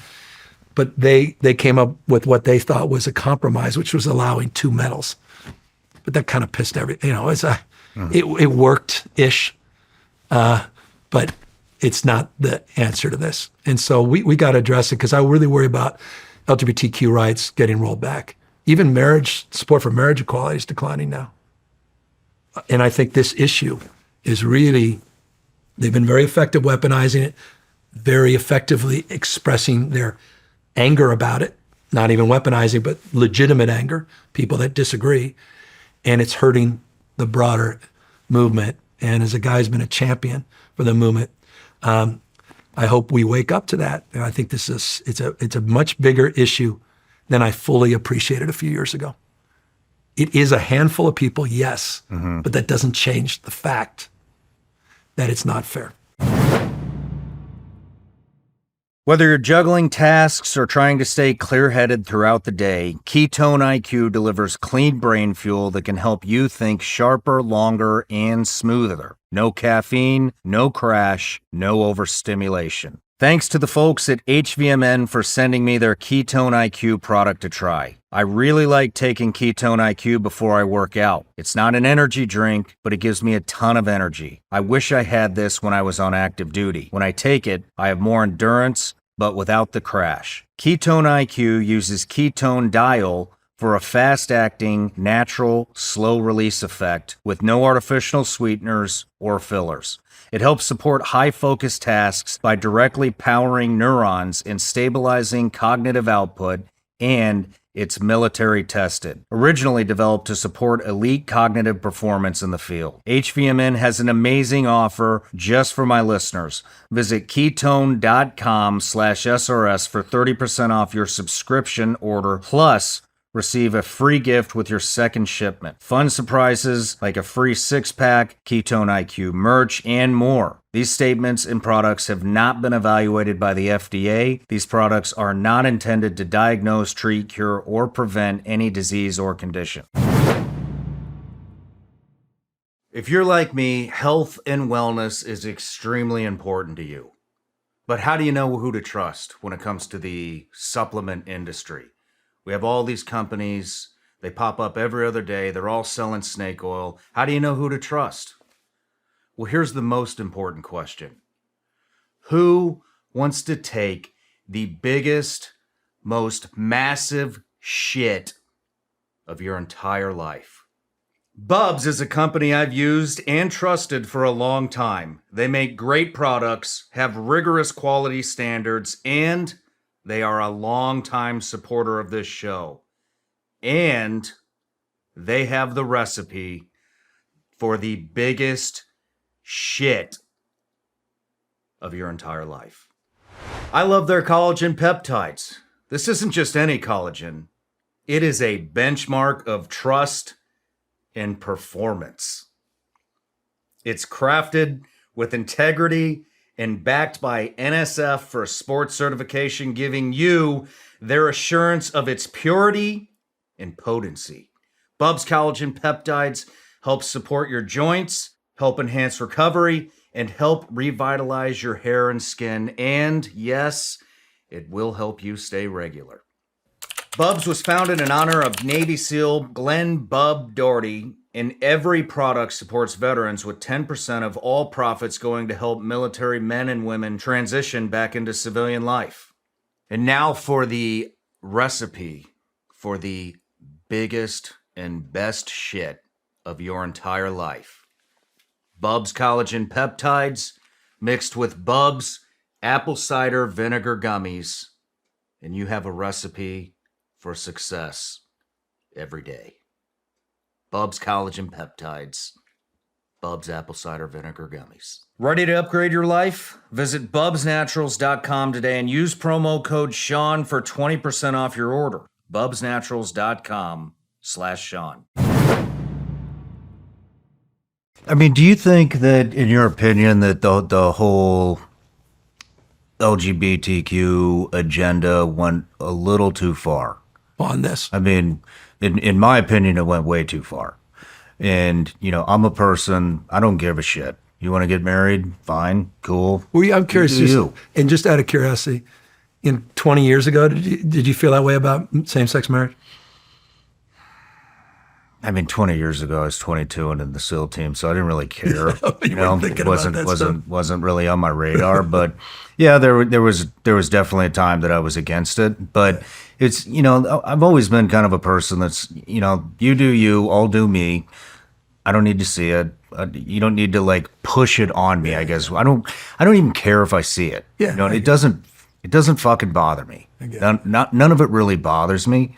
It's when it's like I'm forced to, it just gets pushed in my face all the time. Yeah. All the companies turn into rainbow flags. Yeah. You know, we saw the party at the White House, you know, 2 years ago, maybe? Yeah. Maybe it was last year. I can't remember. And, you know, we have people showing their boobs on, trans people showing their boobs on the White House lawn. And, you know, I'm like, well, this is that one, but I could appreciate ridiculous. If that was the case. Yeah.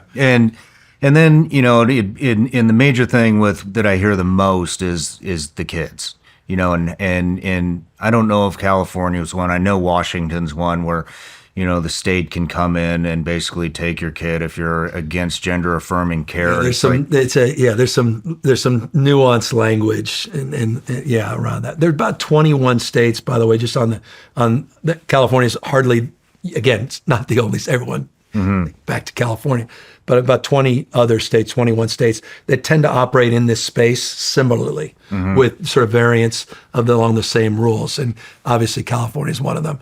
But no, look, hey, I didn't even mean to cut you off except to say, there's no doubt this issue, I thought it played a very significant and outsized role in the last election. I thought that ad, and by the way, I told Chris that and Susie when I was at the White House. Susie Wiles, the chief of staff, and Chris, who ran the campaign and a lot of the media, when I was over at the White House earlier this year, we had a conversation around the trans issue, which was fascinating. I wish that one was recorded. And then met with the president right after, who was in the middle of a press conference as we were talking on the topic, and began a 90-minute meeting I had with him in the Oval talking about this very issue, where he said what I just said about you got abortion. And I was like, come on, man, it's not politics. There's human beings here, but I get it. I get the politics, but it's also about human beings. But that ad, that trans ad, Kamala's for they, them, Trump's for you or something, that was powerful. Mm-hmm. And it was an unforced error of the Harris campaign not to push back on it. But they had they had a few moves to push back because it was what it was. That gender affirming care was afforded under a lawsuit when she was AG, and part of the settlement compelled that the state had to move forward to allow for it. And it was a circumstance with an undoc person that was incarcerated that got the gender affirming care. Everything about it just met a political moment. And the fact that she defended it on a video only reinforced the vulnerability. And so they kept running the ad over and over and over again. It was incredibly impactful. And as just, again, removing the humanity, right versus wrong, the morality on either side, politically, it is a major problem for the Democratic Party. What about for your values? I mean, is 8 years old too young? Yeah, I mean, look, I now that I have a 9-year-old, just became 9, come on, man, I get it. So those are legit. It's interesting, just the issue of age. It's interesting. As someone that's been so focused on equality, broadly, LGBT rights, particularly gay marriage. Mm-hmm. The trans issue for me is also novel. It's over the last few years, I'm trying to understand as much as anyone else, whole pronoun thing, trying to understand all of that. That was like the hell. I mean, all that stuff. I get it. All this stuff started to collapse on us. I joked with Charlie about Latinx. I remember walking into my staff. I started using the word Latinx a few times. And then my chief of staff, who happens to be Hispanic, goes, would you shut up? I'm like, what? She goes, who uses that word? I said, I don't know. She said, my whole staff said, do not ever use that word again. I'm like, what's going on? I was like, okay. And they literally stopped. I'll never forget. I was like, whoa. We were on this sort of Zoom conversation. And literally my Hispanic chief of staff is like, shut up. And so I'm like, we were all kind of like, those meetings where my pronouns and everyone goes across. So all this was sort of, I think, post-George Floyd, post-COVID, we kind of came out, and there was obviously this rights movement post-George Floyd, which you got to understand, on the basis of what occurred and all the social unrest. And there was a natural inclination then to try to course correct, but it was across the spectrum of issues, including increasingly on the issues of how we talk, communicate, how politically correct and sensitive people started becoming, use of language, pronouns, and then issues around the trans community and this notion of gender affirming care for children. That's tough, man. And the science on that, I haven't dove that deep into it, but I read one report and then there's one that's slightly contradictory, and then they said there's no contradictory. Here's what the UK just came out with. You're full of shit. It's absolutely scientifically sound that it's outrageous, and so it's intense. And then I meet with families, literally meet with families. Save my child's life, and they're thriving. You can't serve the country until you're 18. You can't buy a gun. You can't get alcohol until you're 21. And to make that big of a decision as a kid, you could also be destroying a lot of lives as well. Their brain isn't even fully developed. You got until 26 plus. Yeah, so that's even further with the brain. I come to this very much more open-minded than I've ever been, more receptive, because a lot of the pushback came from folks, candidly, that I didn't respect, that never respected the gay community, period. There are people who are opposed to just basic rights that have been going after. So I think the natural inclination was sort of dismiss. And now I recognize more fully and deeply. And I think the sports issue really opened that door for me. The nuances in this space. That said, I'll take a backseat to no one in terms of anti-discrimination laws against the community. I just don't. That's where I take a backseat to no one. And I've signed some of the most progressive legislation on that, and I'm proud of that. That's who I am. Stand up for ideals and strike out against injustice. And I think it's unjust to attack vulnerable communities and discriminate against people. That said, on the issue of children, this is a tough issue. Do you think it's unjust to push? Do you think it's unjust to push those values on people that don't want that? Like where I'm going with this in schools. Yeah, I don't know, but I don't know who's pushing. I mean, I hear this all the time. Well, we're promoting. I mean, Donald Trump says kids come to school one day as a boy and they come that afternoon as a girl. I mean, what the hell is he talking about? Well, I mean, I'll tell you what I don't know what he's talking about because I'm not familiar with that conversation or when he said that. But I mean, just here in Tennessee, for example, in I think it's Cookeville, they had these kids that showed up and they're called Furbies or something. And they're showing up in school in a kennel, which, 10 years rolled back, you put your kid in a kennel, you're going to fucking prison. Yeah. But you know what I mean? And then they're shitting in a kitty litter box and it's like... This is a little, that's not a little too far. This is too far. Yeah, this is disrupting the rest of the class. Yeah, I mean, that stuff like that's absurd. Come on. And by the way, that's been so overhyped and exploited. There's a few instances of that, and I've read that, I've seen that. I'm like, geez, you think that stuff's happening every day, everywhere. Those are extreme examples, and yeah, that's absurd. Couldn't agree more, man. Come on, kennel. I mean, what, cat litter? Turns out most of it's bullshit. But if that had occurred, that's ridiculous. Like that's crazy. With respect, maybe on Halloween. That's what I think. I just wanted to see. No. That's come on. I mean, I mean, that's stuff. I've seen some of that stuff online. We tracked some of that stuff down, even my own state, and it turns out a lot of that was just bullshit.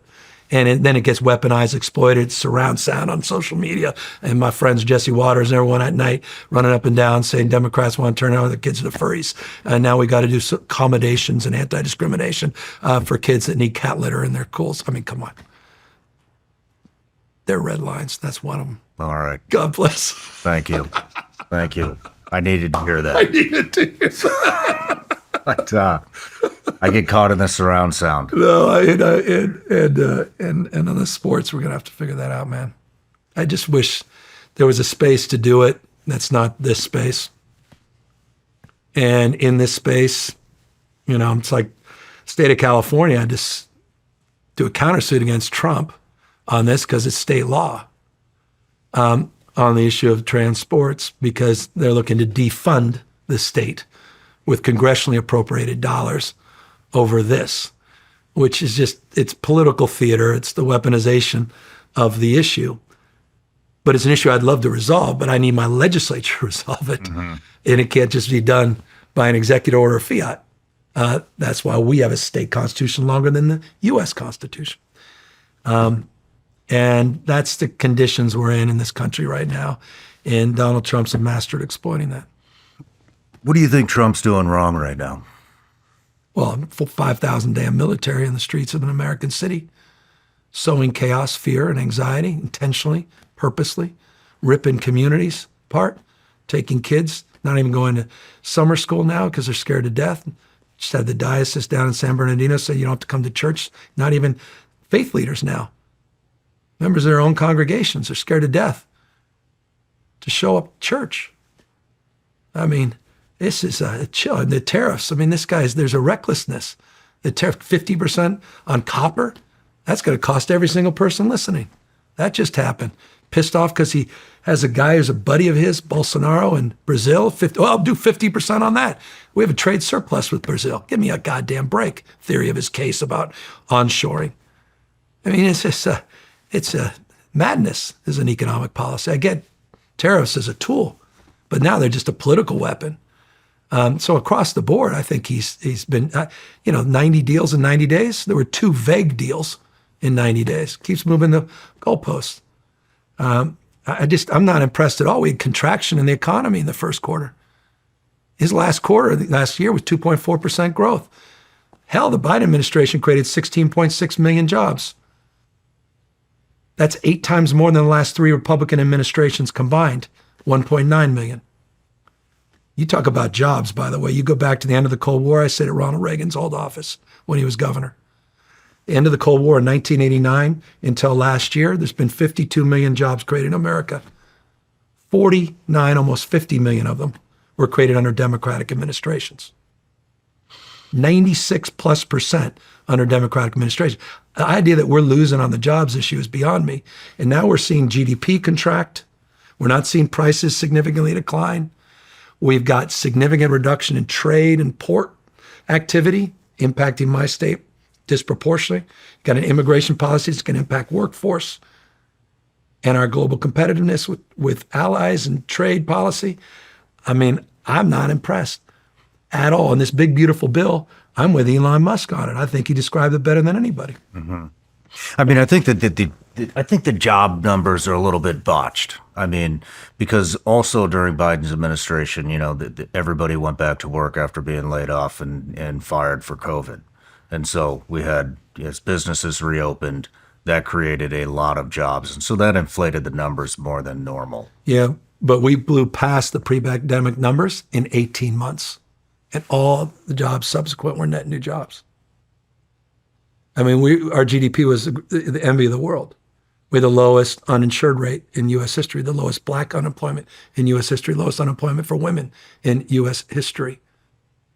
I mean, we an industrial policy with the CHIPS and Science Act, that was about bringing jobs back to the United States, disproportionately benefiting red counties and red districts. I was in South Carolina. The governor there last year in the State of the State was waxing on about the $2 billion investment in South Carolina in an EV company because of the IRA and the other investments the administration was making. I know people, the inflation scars were real, going from 9.1%. But we were moving in the right direction, basically stuck right now. And you saw the Feds delaying, reducing the Fed rate because of the potential inflationary impacts in the back end of these tariffs, which haven't been fully absorbed or felt. So I've just not been impressed. And I was very depressed about this big, beautiful bill, which is apparently the big victory. And maybe the other victory was a sense of strength that was expressed in the bombing in Iran. I thought day one we were going to solve Ukraine. That ain't happening. The flip-flops on the Patriot missiles and the defense package to Ukraine is just a masterclass in inconsistency and or incompetency, depending on perspective. Was that Pete who said no, and now Trump's saying yes day to day? I'm not inspired. Well, Trump told me on my show when I interviewed him that he would have that war wrapped up before he ever even took office. That obviously did not happen. In politics, you're supposed to under-promise and over-deliver. But so you look at the promises made. I'm the wrong guy to ask when I've got a city that feels under siege in a state that he's just trying to wreck. So how did that happen? We saw riots. I'm sure they're probably over-embellished, in L.A., when understatement with the ICE stuff that happened. But come on, man. There are videos and lots of things. There were a bunch of assholes that ordered Waymos, and they're jumping up and down. And there have been hundreds and hundreds of arrests, and we're continuing to get the videos to get subsequent arrests. There were thousands of officers surrounding those guys, going to be moving in. It didn't need the National Guard to be called in. The guy trumpets the National Guard calling and said, "We've solved for them." They hadn't even been deployed. Come on. LAPD, mutual aid, 88 cities in the county, mutual aid system, second to none. One of the most, we have 616 LEAs, local law enforcement agencies in California. There's few places more robust. I've had 1,000 CHP. I'm a big champion. I was never one of those defund police guys. Quite the contrary. I was the first mayor in San Francisco history to meet minimum staffing of our police officers. Point of pride in intensity. I have their back. We support these guys. They do an amazing job. CHP does an amazing job supplementing and supporting those efforts. You need the National Guard. Those were our guys that were out there, out there at every single intersection during the fires. These guys were exhausted, and now they're being told to mask up. I mean, there was no masks. I told you they're getting selfies out there with their beloved in Santa Monica.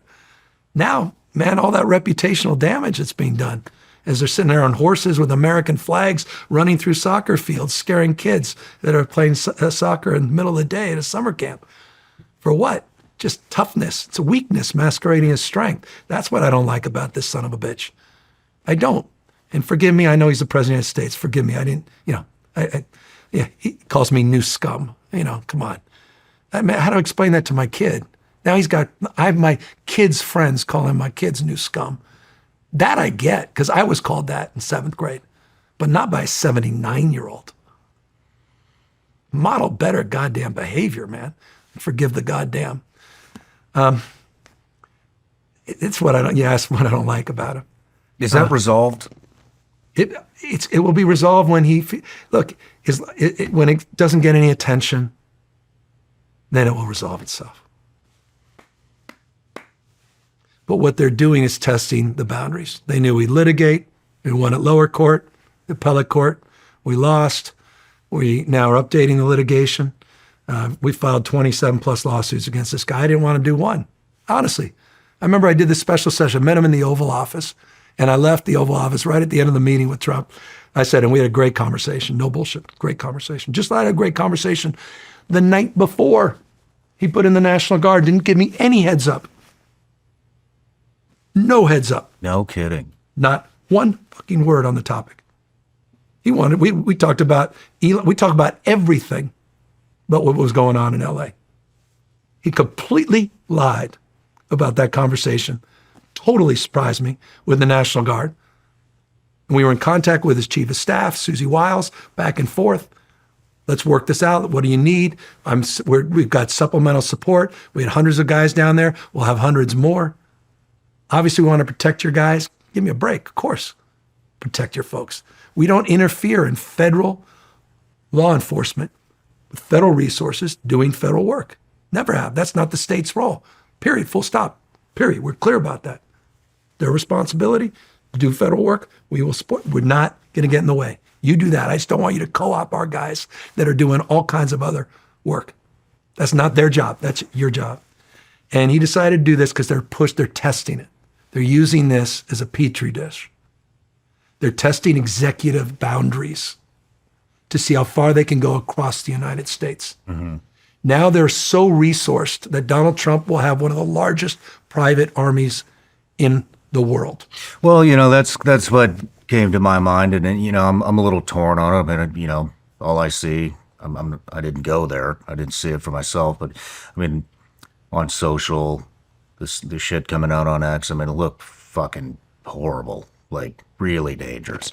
And so, but at the same time, I mean, when you do that, I mean, we're skirting the line of martial law here, Posse Comitatus, man. I'll probably get blasted for this by my audience, but I mean, we're treading a thin line here between martial law and states' rights. And it's something that I'm concerned about because, like you said, they're testing boundaries. How far is this going to go? Where else are they going to go? And I personally think it's a real concern. That Let me just tell you how absurd it got. We had to protect the National Guard. Really? They're surrounding the federal building, which became the attractive place to protest. Mm-hmm. You're talking about a couple blocks, by the way. I saw the map. Okay, in one of the largest counties in one of the largest states in the world. Okay, you're talking about a couple blocks. You have thousands and thousands of police surrounding the place. So you could see in the images, you just see 3 blocks. You're like, oh my God, all of LA.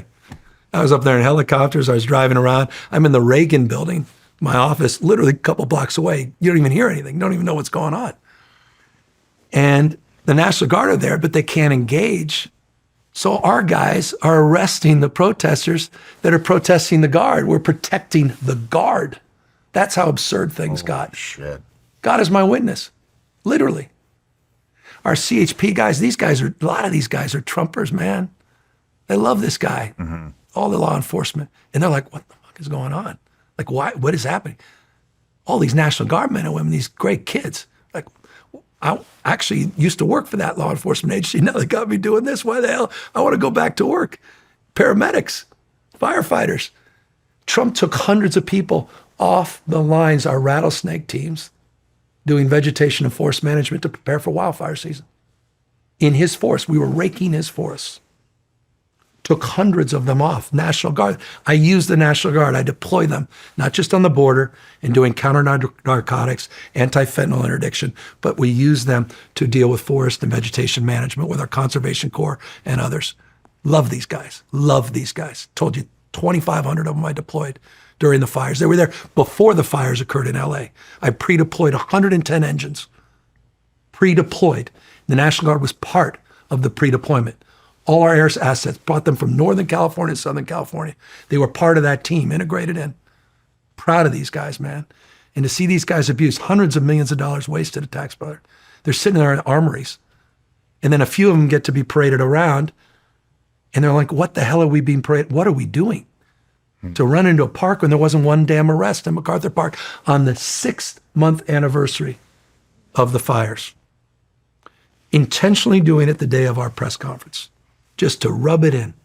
No acknowledgement of the 30 people that lost their lives in LA or his successful recovery efforts.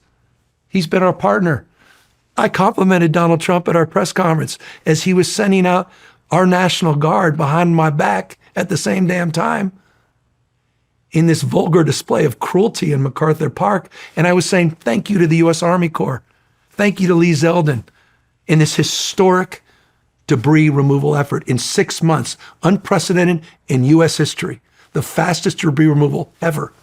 And this guy, President of the United States, decides not even to acknowledge that work that we partnered with him in, but sends these guys out to completely terrify the community. So when does it end? It's when he decides it needs to end, or we're successful in court. And I'm going to keep coming back hard. And, I'm on the other side of this now. I as I said, I had a great conversation with him. We always do. I was out there at the tarmac with him down there and worked well with him during COVID. Back to, if you're going to criticize governors, you need to also criticize the president on COVID.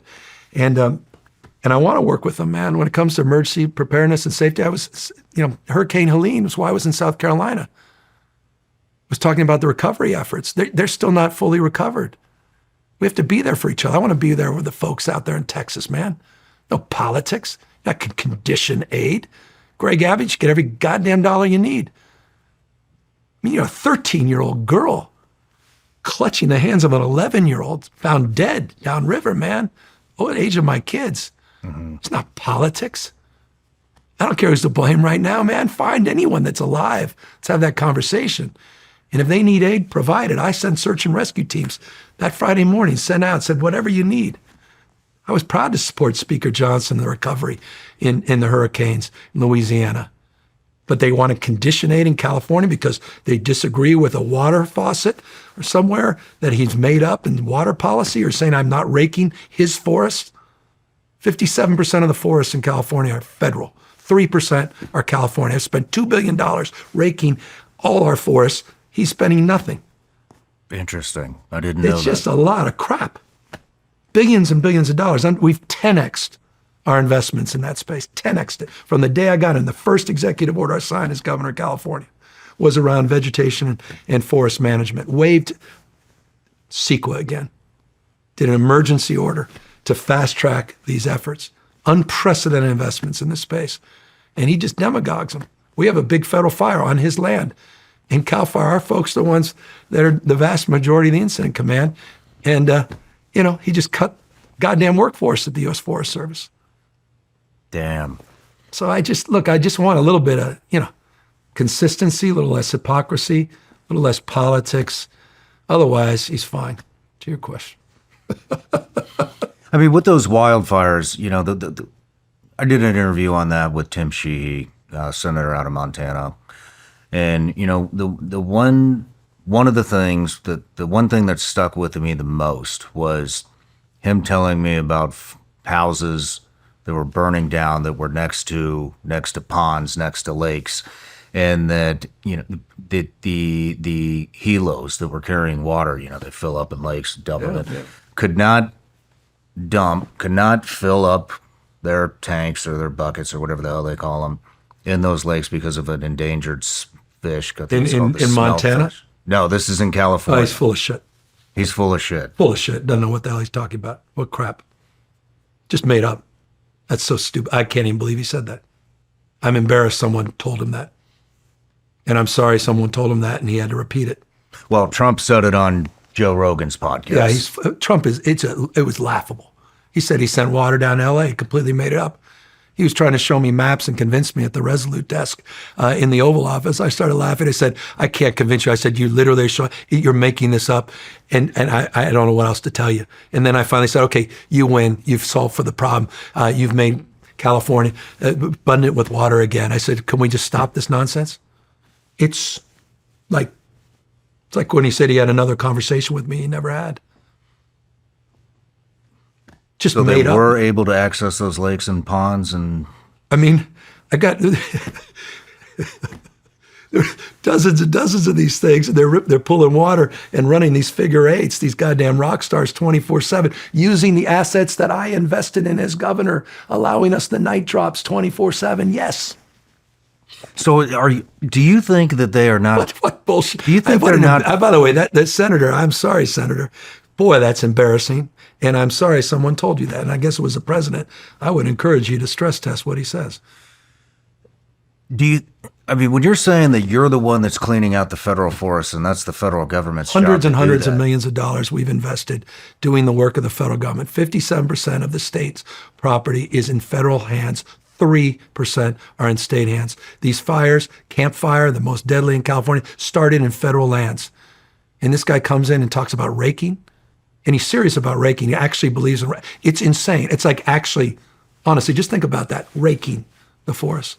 Mm-hmm. If he's talking about forest and vegetation management, he's talking about defensible spaces, we have significantly, I told you, 10x'd the investments in this space. I can't make up for 100 years of Smokey the Bear in suppression strategies that predate my existence, but I can take responsibility for historic investments in my state and moving heaven and earth and changing rules and regulations that were slowing that process down, including another executive order I did a few months ago on this topic.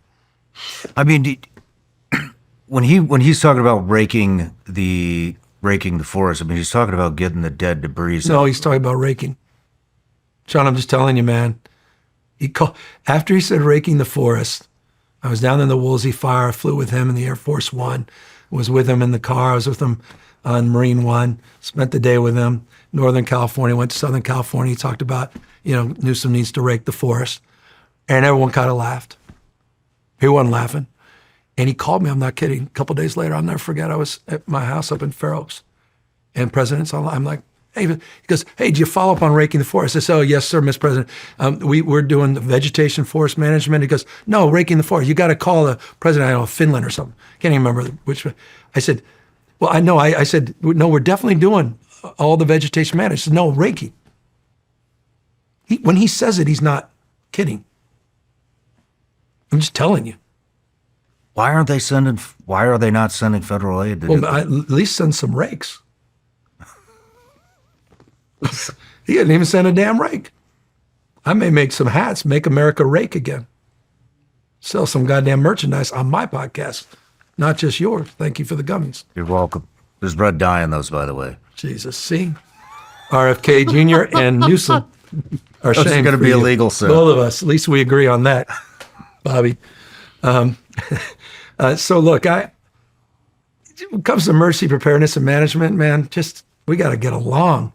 I mean, you $1 billion disasters. I mean, this bankrupt this country. And he wants to eliminate FEMA. He's certainly vandalized NOAA and the weather check. I don't know if it had any impact in Texas. I don't even want to go there at the moment. I think people eventually have to look at that. But man, in the West, hots are getting hotter, dries are getting drier, just objective facts. There's no Democratic or Republican thermometer, man. And if you don't believe in science, you got to believe your own eyes. Towns being literally torn off the map. Greenville, California, Grizzly Fats, California, obviously Camp Fire and what happened in Paradise, California. I mean, it's serious. And we have unprecedented resources. We have the largest firefighting fleet, aerial firefighting fleet in the world, my state. I've invested unprecedented dollars, not just in vegetation forest management. I've doubled my state CAL FIRE budget. I mean, there's no bigger. I told you I put 110 engines and pre-deployed them. I was on the fire in LA within hours as governor of a county fire and initiated on federal property, multiple fires that were occurring at the same time, most of them on federal property where they initiated. And we had 100-mile-an-hour winds attached to fire, or a fire attached to 100-mile-an-hour winds. I was up there in the hills with these guys, and we all turned around when my hair literally burst on. There's a video of it. And they threw me in the car. The guy hits my hair and throws me in the car and says, "Get the fuck out of here." And these guys, there's no hose in the world attached to a thing that mattered at that point. It was a life safety mission. And that was just a few hours in. Those were 60, 70-mile-an-hour gusts before it hit at peak at 100. All our helicopters had to be grounded. All the big C-130s we had down there, grounded. And then these guys they just blew us up. Contrast that to how they're celebrating Texas. Why do you think you're the target? In some ways, I'm humbled by it. Must mean something. They're not, but no, I'm the favorite. I'm glad you're not watching Fox because you'd be a little bored with me. 24/7, man. I don't know. I appreciate it if I can unite people in some ways, but I don't dislike it. Those people protesting me everywhere. Man, they love their families. They love their kids. We all want to be protected, connected to something bigger than ourselves. We all want to be respected. And man, I don't want to talk down. I don't talk down. It's not about you. I respect you, man. I care about this country. You care about this country. I told you, I have a big Republican family I'm married into. Love my father-in-law. My guy's a rock star. He's a hero. Came from nothing, man. Built this unbelievable business. And he's the most amazing father. Had 5 kids, lost his oldest daughter to a tragic accident, changed everything in his life.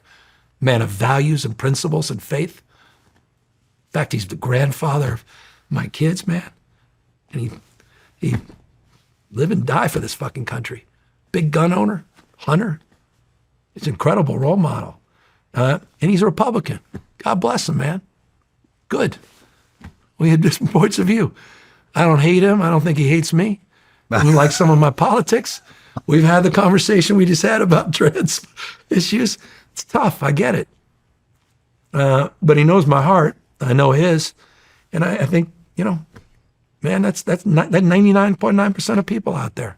Good goddamn people. And I just wish Trump would play to that as opposed to, I feel like the Stars and Stripes, there's going to be only 25 damn stars up there, 26. He wants to eliminate the rest. He's deciding if you're blue or red, if he's just going to support disaster aid, man. I have 6 million Trump supporters in my state. That's more people than live in South Carolina. 6 million. I'm one of the reddest rural parts of the country. I live in that district, by the way. There's Trump signs right across literally out. I drive out of my home, right there, big ass Trump sign. My neighbors, man. Yeah. Defunding the police. No, terrible. What idiots. 616, I mentioned, local law enforcement agencies. I think there were 6 in California that had any adjustments in their budget. All 6 within 12 months had significantly increased their damn budgets. I read that the budget was cut. But you were cutting, not me. Opposite. Wasn't you? I added 1,000. My law enforcement is California Highway Patrol. I'm the governor of California, not the mayor of California.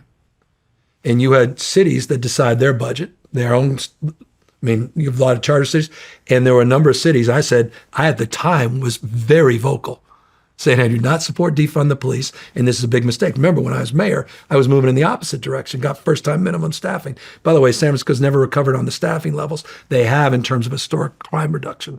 However, even LA now is on pace to have the lowest homicide rates in 60 years. They're down 20% year to date. The state was down 11.9% last year to date, year over year. I invested $1.1 billion in vertical prosecution grants, in supporting DAs, supporting police, retail theft, most comprehensive retail theft, organized retail theft laws that we know of in the country. That's not my word. That was the head of the Retail Association saying that. It was a model for the rest of the nation. There's a lot of mythology because there are some mayors that have a very different point of view than the governor. And there were some mayors, most of them are no longer mayors, that moved in that year after Floyd to mostly modestly cut their budgets and immediately regretted that. Or the new mayors came in and fixed that. But the state has significantly increased that support. And anyone who says otherwise doesn't come with the facts, they come with opinion. Did you say we need to reimagine the way police? I said the idea of looking at how we address policing in modern construct, particularly as it relates to issues of social policy, where police officers are increasingly becoming paramedics, addressing issues on the streets and sidewalks like encampments and homelessness, where we're pulling people off for inebriation and two cops are sitting there getting overtime, wondering why the hell they're not back out on the street, waiting in the emergency room to transport the guy once he comes after the ER. I said, absolutely, that's an area that we should look at. And we did do police reforms, and we worked with our law enforcement agencies. They agreed to a number of them, disagreed with a few as it relates to karate holds and some other things. And we adjusted some of those rules. And to me, that was, pro-police. All my guys make the same point. We can't stand the bad apples. These sons of bitches make us all look bad. And yeah, but I just think it really hurt this notion that the Democratic Party defund. Like, fuck you. Never said that. Well, where did the law come in? What is the law? You can steal up to $900 and something worth of goods. Well, you can steal $2,500 in Texas. You can steal $2,500 in Texas. There's something to this because I agree. Went I think to California, it's insane in Texas. We go to Walgreens, everything's locked up. Can't even buy a damn thing of deodorant without it. Yeah, California has the 10th toughest threshold in America. There is something to that. 10th toughest. This is not even in dispute. It's just a fundamental facts. You can steal up to $950 in California. That is true. Before it's a felony. You can steal up to $2,500 in Texas before it's a felony.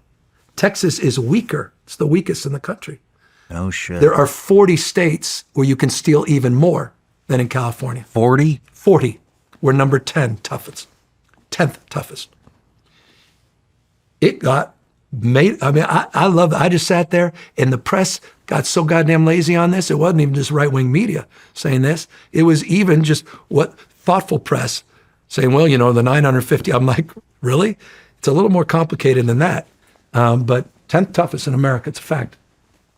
Look it up. I know people are out there going bullshit and before you send a little thing on YouTube saying he's full of shit, look it up. 10th toughest.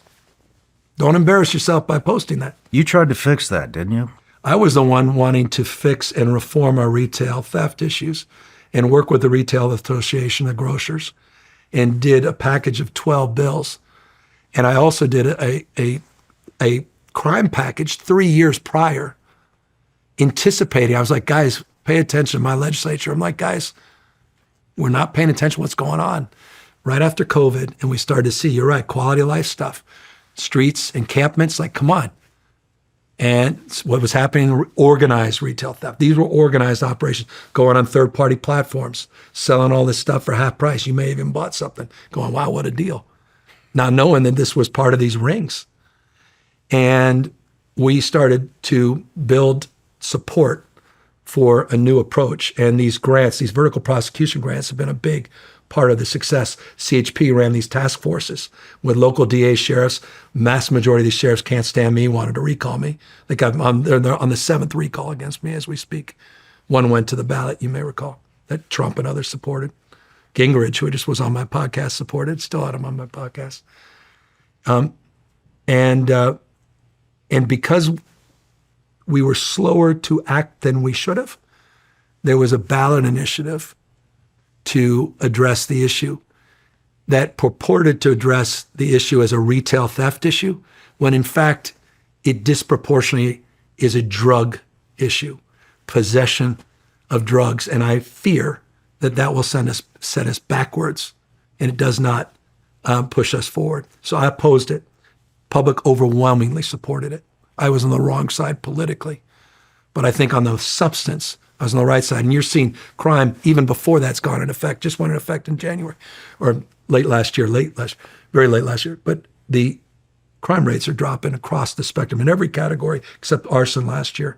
And we're seeing back-to-back years, this year even faster, even predating this initiative. But they never changed the threshold of $950 because they knew it was the 10th toughest. They used it as a talking point, even though they knew they were full of shit. Wow.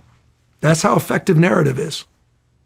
But they're right about organized retail theft. They're right about these punks coming in and smashing and grabbing. Every single one of those sons of bitches should be arrested. I've been saying that consistently. I'm a merchant, man. You smash my window? No. I don't care about your childhood. I care about my damn deductible and my insurance rates. How dare you? You've violated me. It's not even the money, too. I mean, you create a vulnerability, man. You're hurting the community. You got to get arrested. So I'm for accountability, period, full stop, yes. But I just think, we recognize we need to do more in retail theft. That's why the package of 11, 12 bills. But on drug policy, I have a different point of view. I don't want to go back to the war on drugs. I don't want to go back to the 1980s. And good people can disagree. I just have strong opinions on that. I mean, let's move into some good stuff now. The Silicon Valley and all the tech giants are there. It's amazing. All the innovators are there. Yeah. All the talent is there. I mean, that's what these guys say in their interview too. They go there because that's where the talent is. Why is so much talent drawn to that area? Well, we've had a formula for success. It's not by accident. It's not even a complicated formula. What is the formula? Best research and development. We're 18% of the world's R&D. The world's R&D. Wow. China and Germany are slightly above as nations, 21 and 22%. California at 18%. So pushing out the boundaries, guys. That's why we have more patents, more venture capital, more scientists, engineers, and researchers than any other place. We have conveyor belt for talent, education. UC, CSU's, Caltech, the ecosystem around Stanford, man, come on. Second to none. Connected to the R&D, Lawrence Livermore Labs, Cindy, and others that are partnerships. I mean, this stuff in the quantum space, partnerships with Google we just announced in Southern California. I mean, this is where the future happens there first, where America's coming to traction every way, shape, form, good and bad, by the way. Housing prices are an issue now all across the country. Homelessness is growing everywhere else, much faster than even California now. Number 3, back to this notion of first-round draft choices, we had an immigration policy where we were able to get the first-round draft choices because people felt included, seen, heard. It's a majority-minority state. You go around Silicon Valley, man, you could be in India, you could be in China, you could be in Taiwan, man, you could be anywhere. You just feel at home. You look around like it's amazing. Just feel included, you feel heard, you feel respected and connected. And number 4, infrastructure. I mean, we built out the kind of infrastructure in 50s and 60s. We dominated the space, and it's a big issue for us. So we neglected that. And I put out a $180 billion 10-year plan on infrastructure investments, the most in California history, because we frankly neglected a lot of it. But it was part of what made California great. That water system that Trump loves to hate was designed, it was one of the great feats in the world in the 50s and 60s. And it allowed water to move. It allowed Valley, Silicon Valley and the Central Valley to see that water flow and the state grow and thrive. And so in all of these areas, California sort of maintained that, built the middle class. And I think in so many ways, that formula needs to be reinvigorated. And I think that formula also is inured to the country's benefit, because the world, in many respects, California invented, it's competing against us. You know, I was talking, get a little out of school, but one of the things Trump actually, because I may have been, forgive me, I may have misled you a little bit when Trump called me right before he nationalized or federalized the Guard. I said he didn't want to talk about LA. He did, in this case, about the film tax credit. He wanted to talk about tariffing films. I said, it's just a terrible idea. What the hell you tariff Hollywood? I said, everything's a damn tariff to you. I said, I'm doing a film tax credit. He goes, well, you're losing everything. I said, you're 100% right. World we invented is competing against us. That's what I told him. And that's why I doubled the film tax credit, just signed that bill last week, literally just announced in Hollywood. We rested on our laurels. We put up our feet. And I think you could say that about our country as well, but notably about California in certain areas. So what I'm trying to do in the last few years of my administration is really reinvigorate. You got to invest in your lead. If you want to do well in the future, you got to invest in the future. And I recognize now, and I think COVID really sobered us up. We had a year and a half there where people were going to Austin, people were flying out here. You started that in the interview. I appreciate that. And that was a big wake-up call, man. But how many people are now moving back? Like, I have all these fancy friends of mine, engineer people, like, nah, I'm cool with Miami. I'm going to keep my house, but we're coming back home. Glad we didn't sell it. Same thing with Austin. That's why Elon, you know, I mean, if you're not in AI right now, you ain't even in the game. And if you ain't in California, you ain't in AI. And so it's kind of exciting, but same time, that's why higher education, with all due respect, Mr. President, is not an establishment plot. It's foundational to the nation's future and our ability to compete. Yes, it needs to be reformed. I'm with you on reform, but you don't gut the NIH and NSF in the process of advancing reform. I mean, these guys are reckless. You ask me what I don't like about them. It's all this stuff. And Elon understands that. That's why I was so disappointed by some of the Doge stuff, taking a sledgehammer stuff as opposed to a scalpel, when he understands he's the biggest beneficiary of that. By the way, biggest contributor to his success was California. It was our regulations that created Tesla. Had we not done the tailpipe emission regulation, he would not have the certainty of investment. And it was our tax policy that flooded him with billions and billions of dollars of subsidies. That guy was losing money, but making money reselling tax credits.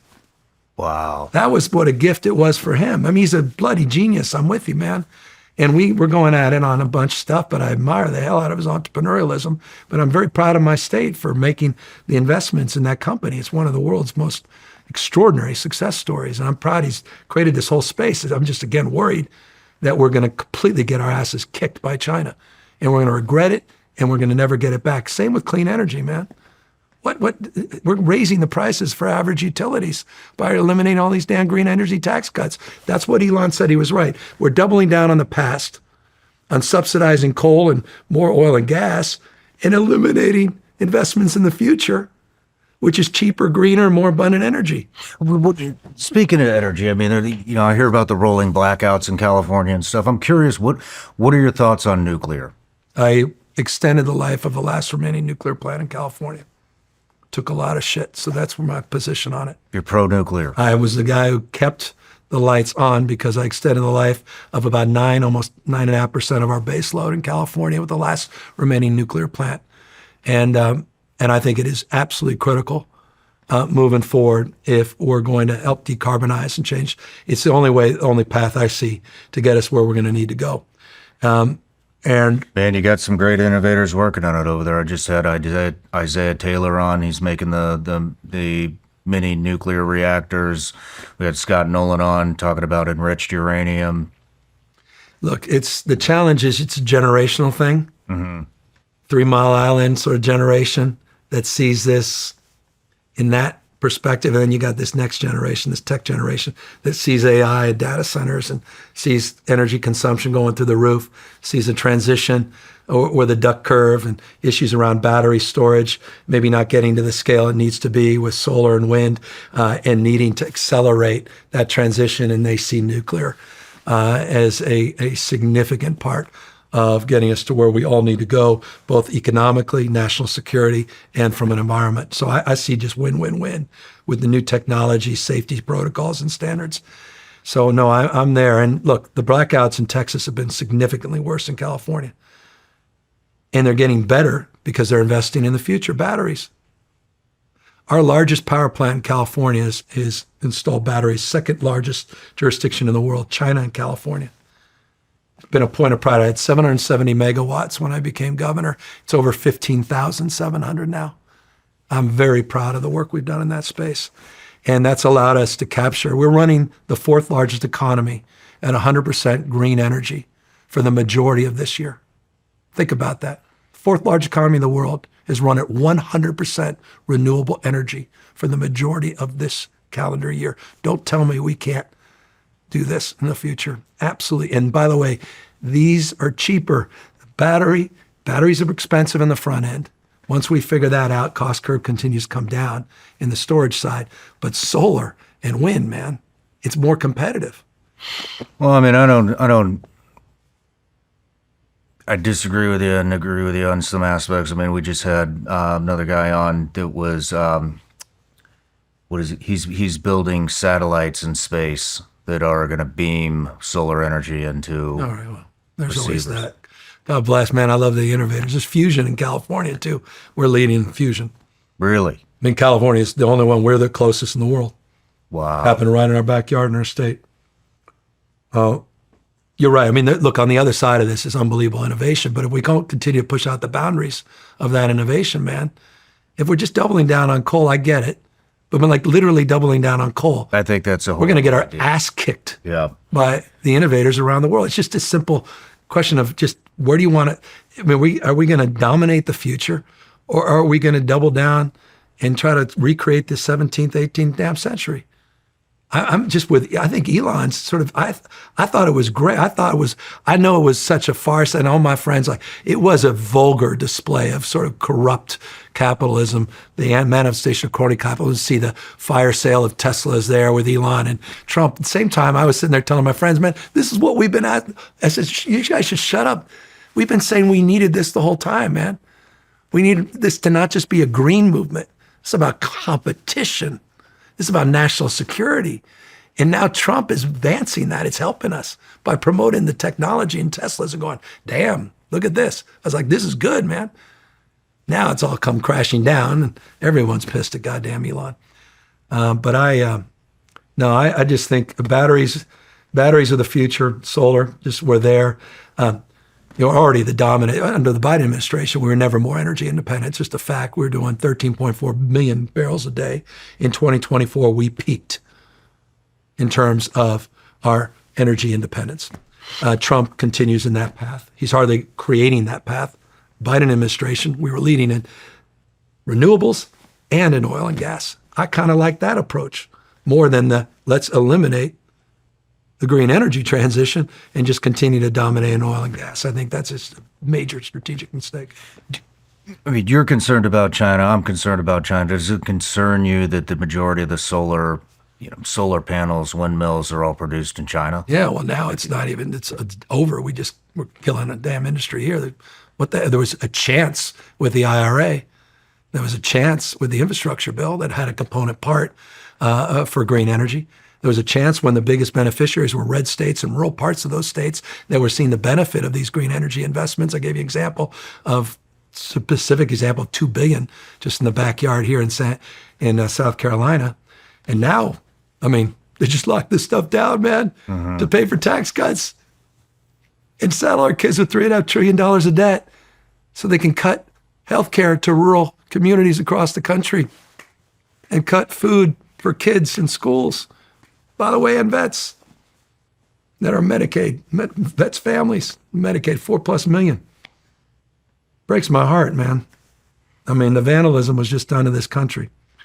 and they know better. They just couldn't do better because failure was not an option. I mean, I know the narrative is, drives pretty much everything, and it's just it's hard to know what to believe. I mean, even with the was it last winter when Texas went out, they had the blackouts and all these people were freezing to death down there. Yeah, they blamed it on green energy. It was the But opposite. what it was the oil and gas that's created the narrative because the gas froze in the fucking pipes, and they blamed wind and solar. I'm going to personally ask for a clip of what you just said. I can't take it, man, because I say it, no one believes it. What you just said is goddamn fact. California had modest little blackouts for a few minutes. It was 2 days. It was peak a couple years back. It was a big wake-up call, and I extended the life of some of our older gas plants and peakers, and that's when I said enough and rolled. I didn't roll because I don't want to work with the legislature, said, guys, we're keeping this nuclear plant up. Let's wake up. If we're going to have a transition, we have to have a just transition. I'm dealing with that with refineries closing in my state. We got to own that. We got to address that. And we are as a crisis in the making if we don't address it. We've got to be sober about the transition.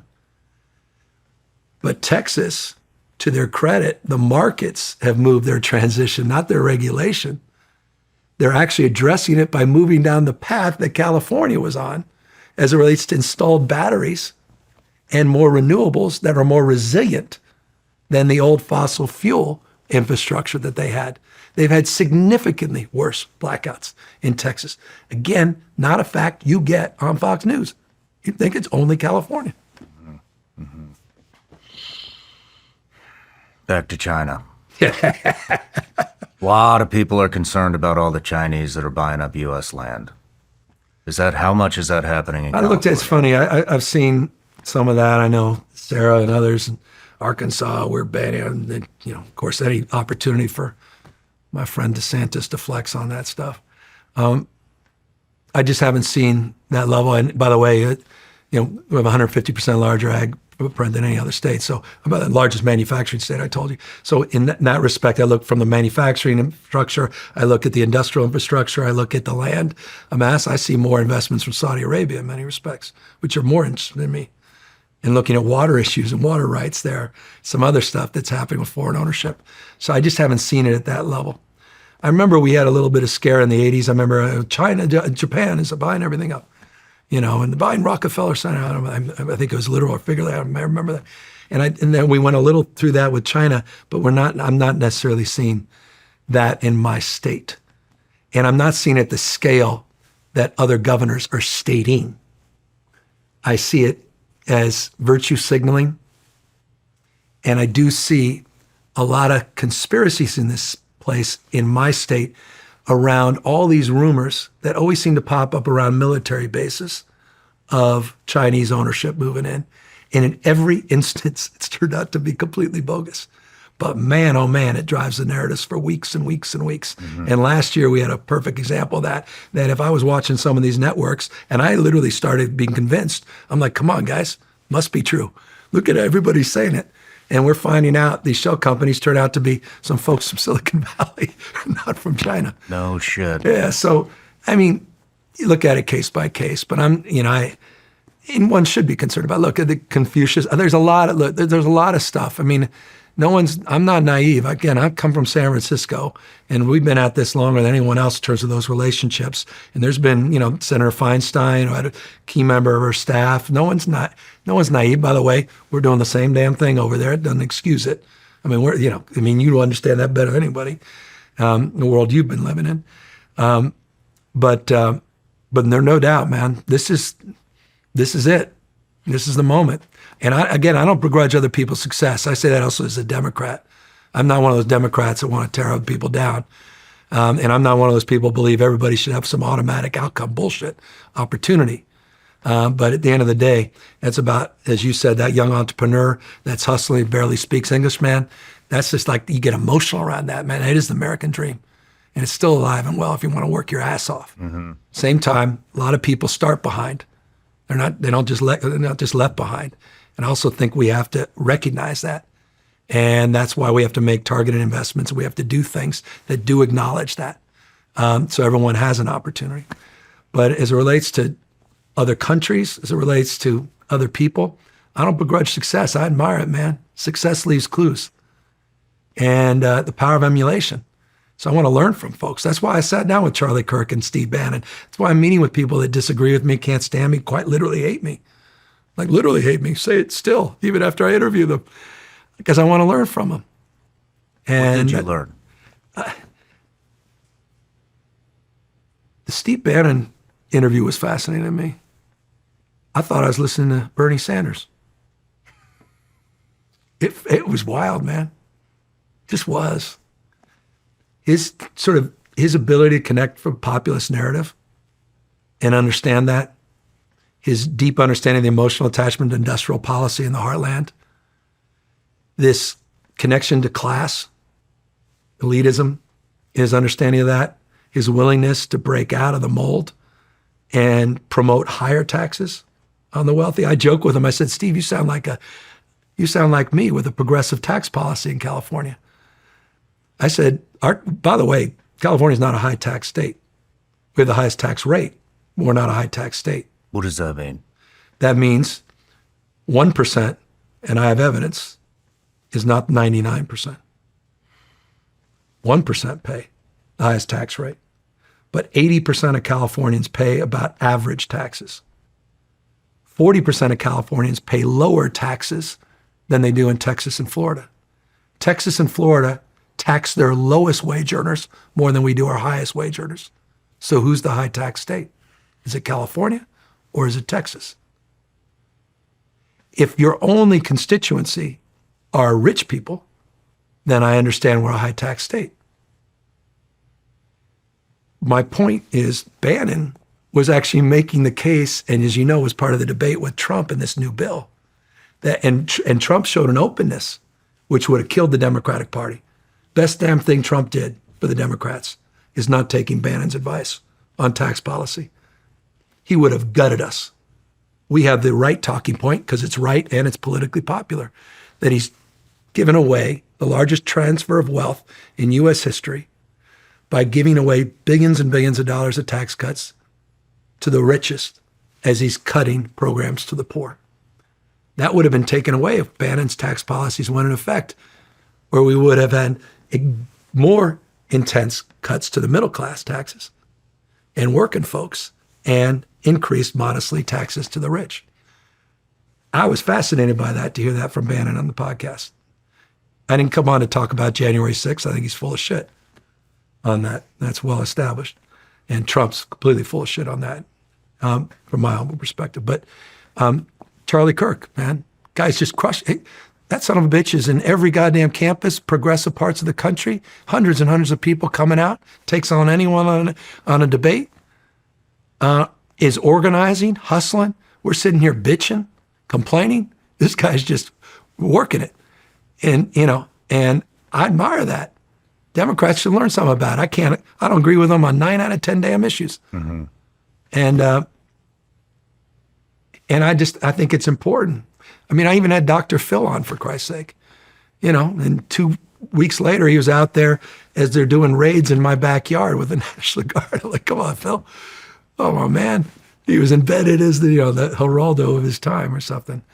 I told you the Maha stuff. I mean, I learned from these guys. Mm-hmm. And it's like you, man. I'm learning from you. Appreciate you. Appreciate your service, man. Thank you. Like next level. The stuff that you've experienced, it's in your brain, relationships, makes you patriotic, man.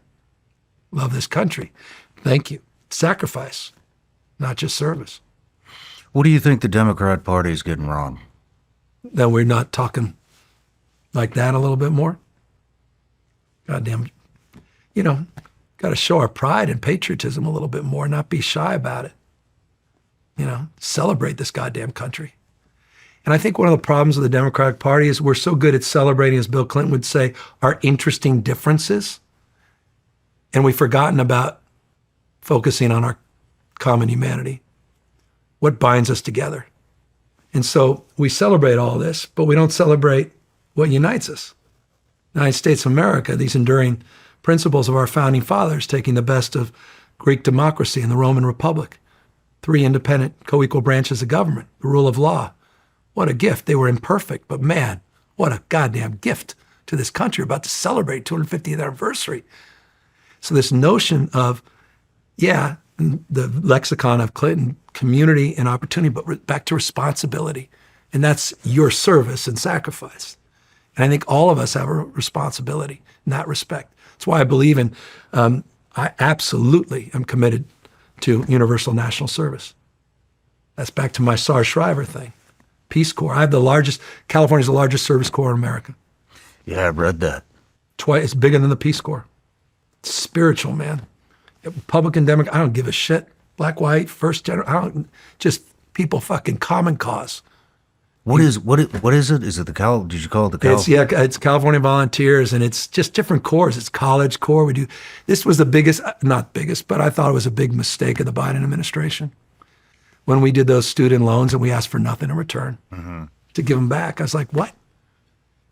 In California, we ask, we'll do $10,000 grant to college, but I want 450 hours of service in your community. You decide, man. That's a good call. And I thought we should attach that.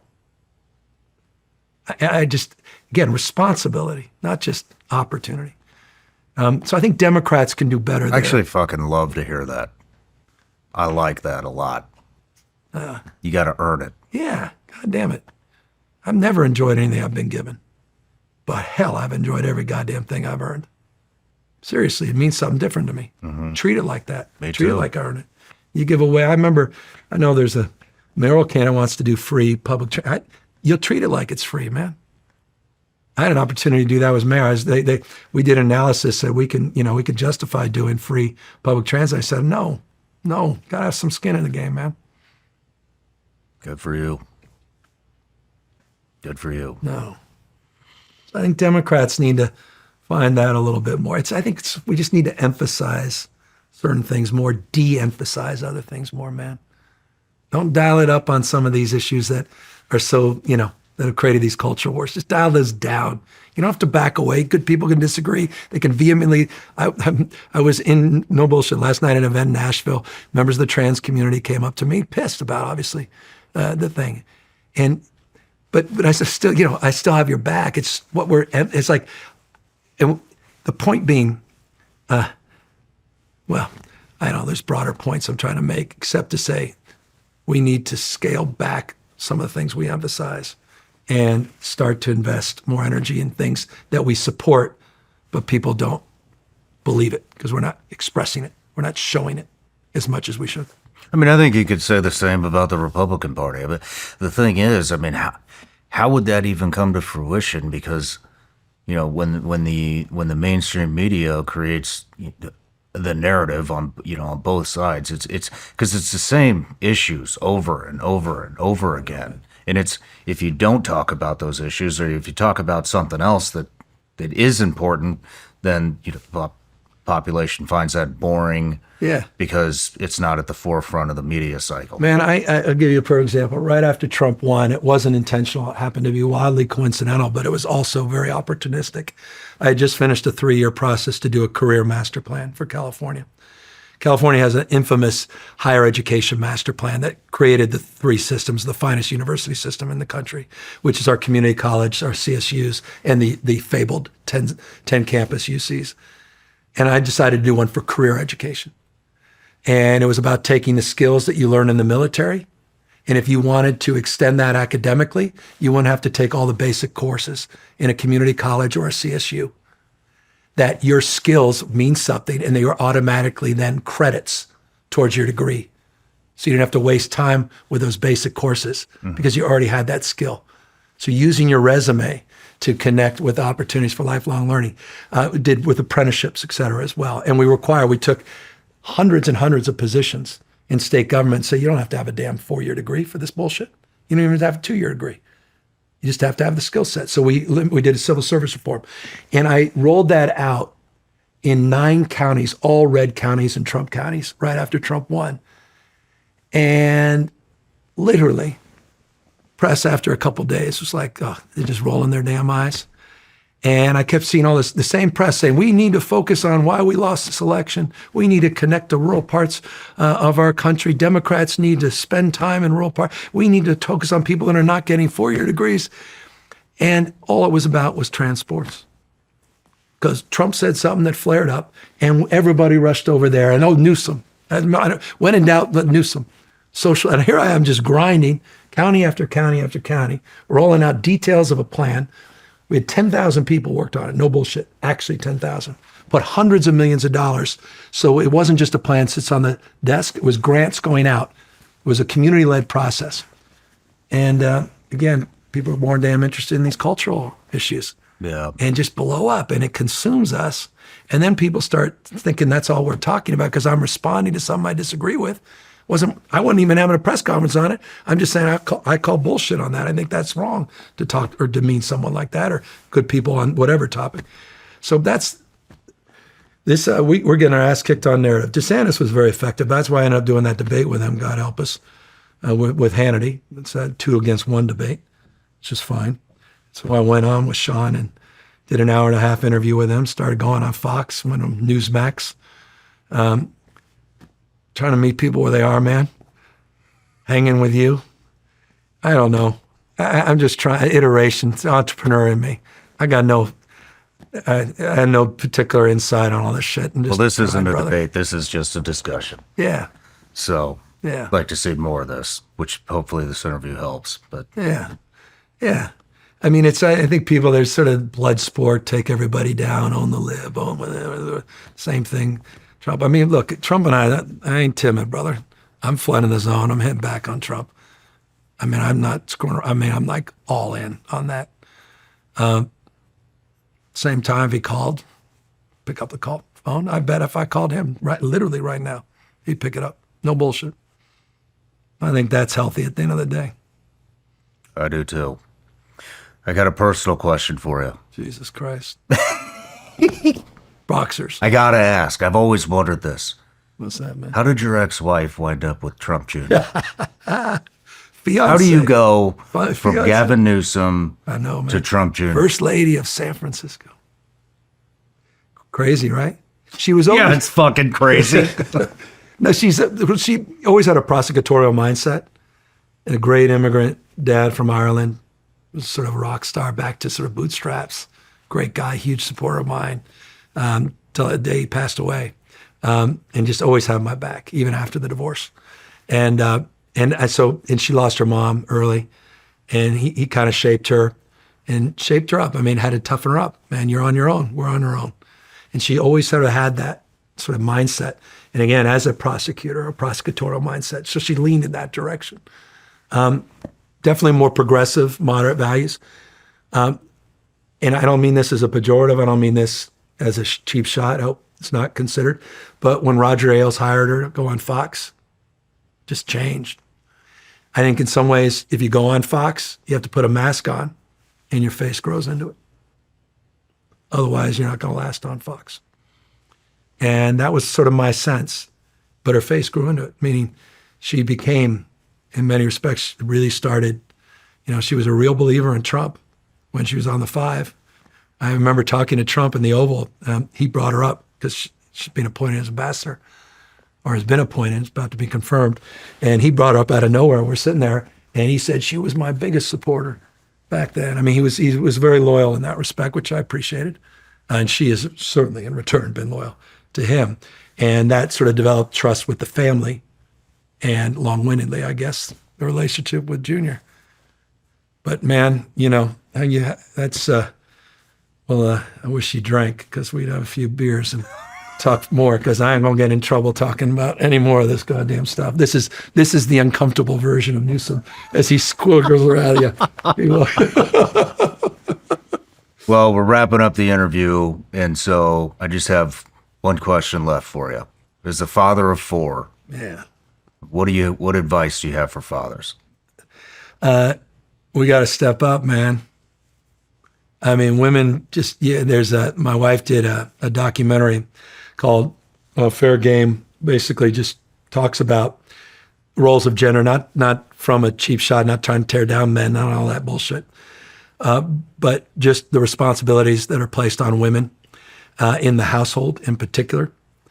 And there's actually a card game they have, and it says who does the dishes, who walks the dog, who's doing the birthday presents, who's scheduling the kids for play dates, and you do the cards and you finish, and the stack is here with my wife, and I had like 3 or 4 cards, man. And I swear to God, the game starts with you estimating quietly what percentage of the household working. And I'm like, okay, I know it's not 50, but man, it's like 45. Fucking at the end, it's down to like 3%, 97 to 3. So for all the 3%ers out there as dads, we got to step our shit up. I'm serious, man. We all bitch and complain about the stuff we have to deal with. Imagine being a hardworking goddamn mom, dealing with our shit. We come home acting like we're all like emotionally stressed and we need to be listened to and hugged and heard. So I got a rock star wife, man. I'm so blessed. And 4 of the most, I know everyone says this about their kids, but man, still my little Dutchie, 9 years old. When I was on this, man, the coolest thing, I swear to God, if there's a photo, I asked you when I came in here, man, what would you take if there was a fire? I'd probably take this, and I hope they put it in, when I pass, they put that photo. When I got sworn in as governor, and I'm in the middle of my damn speech, and my little boy he's 3 years old or something, and he's got a little passy in his thing. He's on my wife's lap, and he just jumps off her as I'm speaking, runs to the podium as I'm giving my inaugural speech. And he's literally, people are laughing. He's standing there. I am reading I'm terrified, right? I can't read the teleprompter.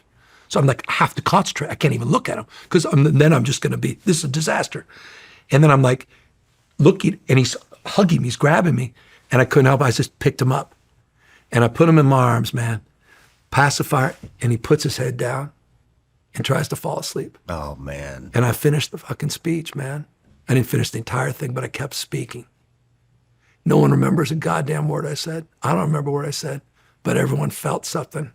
And it was just love, man. Kids. Fuck. Life. And I swear again, I'm the future goddamn ex-governor, and there'll be someone else to beat the shit out of. Tear someone else down and bitch and complain. But that's all that matters, man. It's all that matters. That's beautiful. I love that. I love that.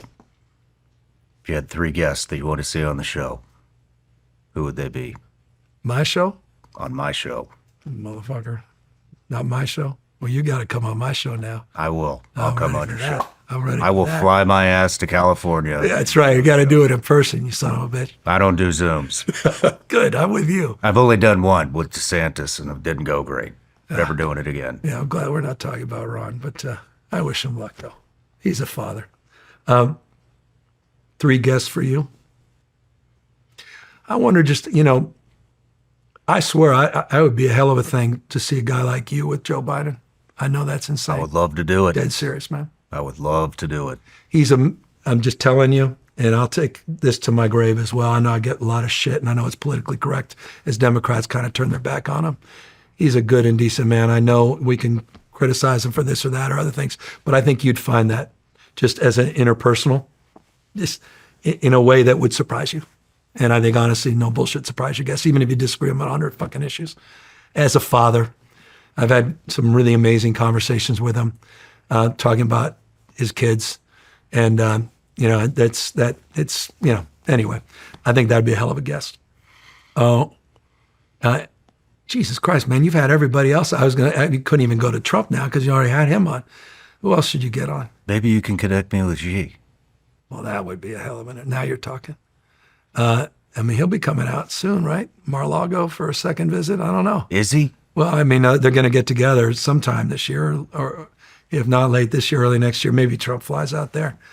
But he'll eventually get back out here. That would be a hell of an interview. Kim Jong-un is that's your guest, brother. All right. He's got a new resort out there in North Korea. You may want to visit it. Right on. Well, Gavin, good to see you. Like I said, I really appreciate you coming and Just being totally honest, a lot of my opinions about you have changed, and thank you for coming. I'm grateful to you, man. Thank you so much. I appreciate it.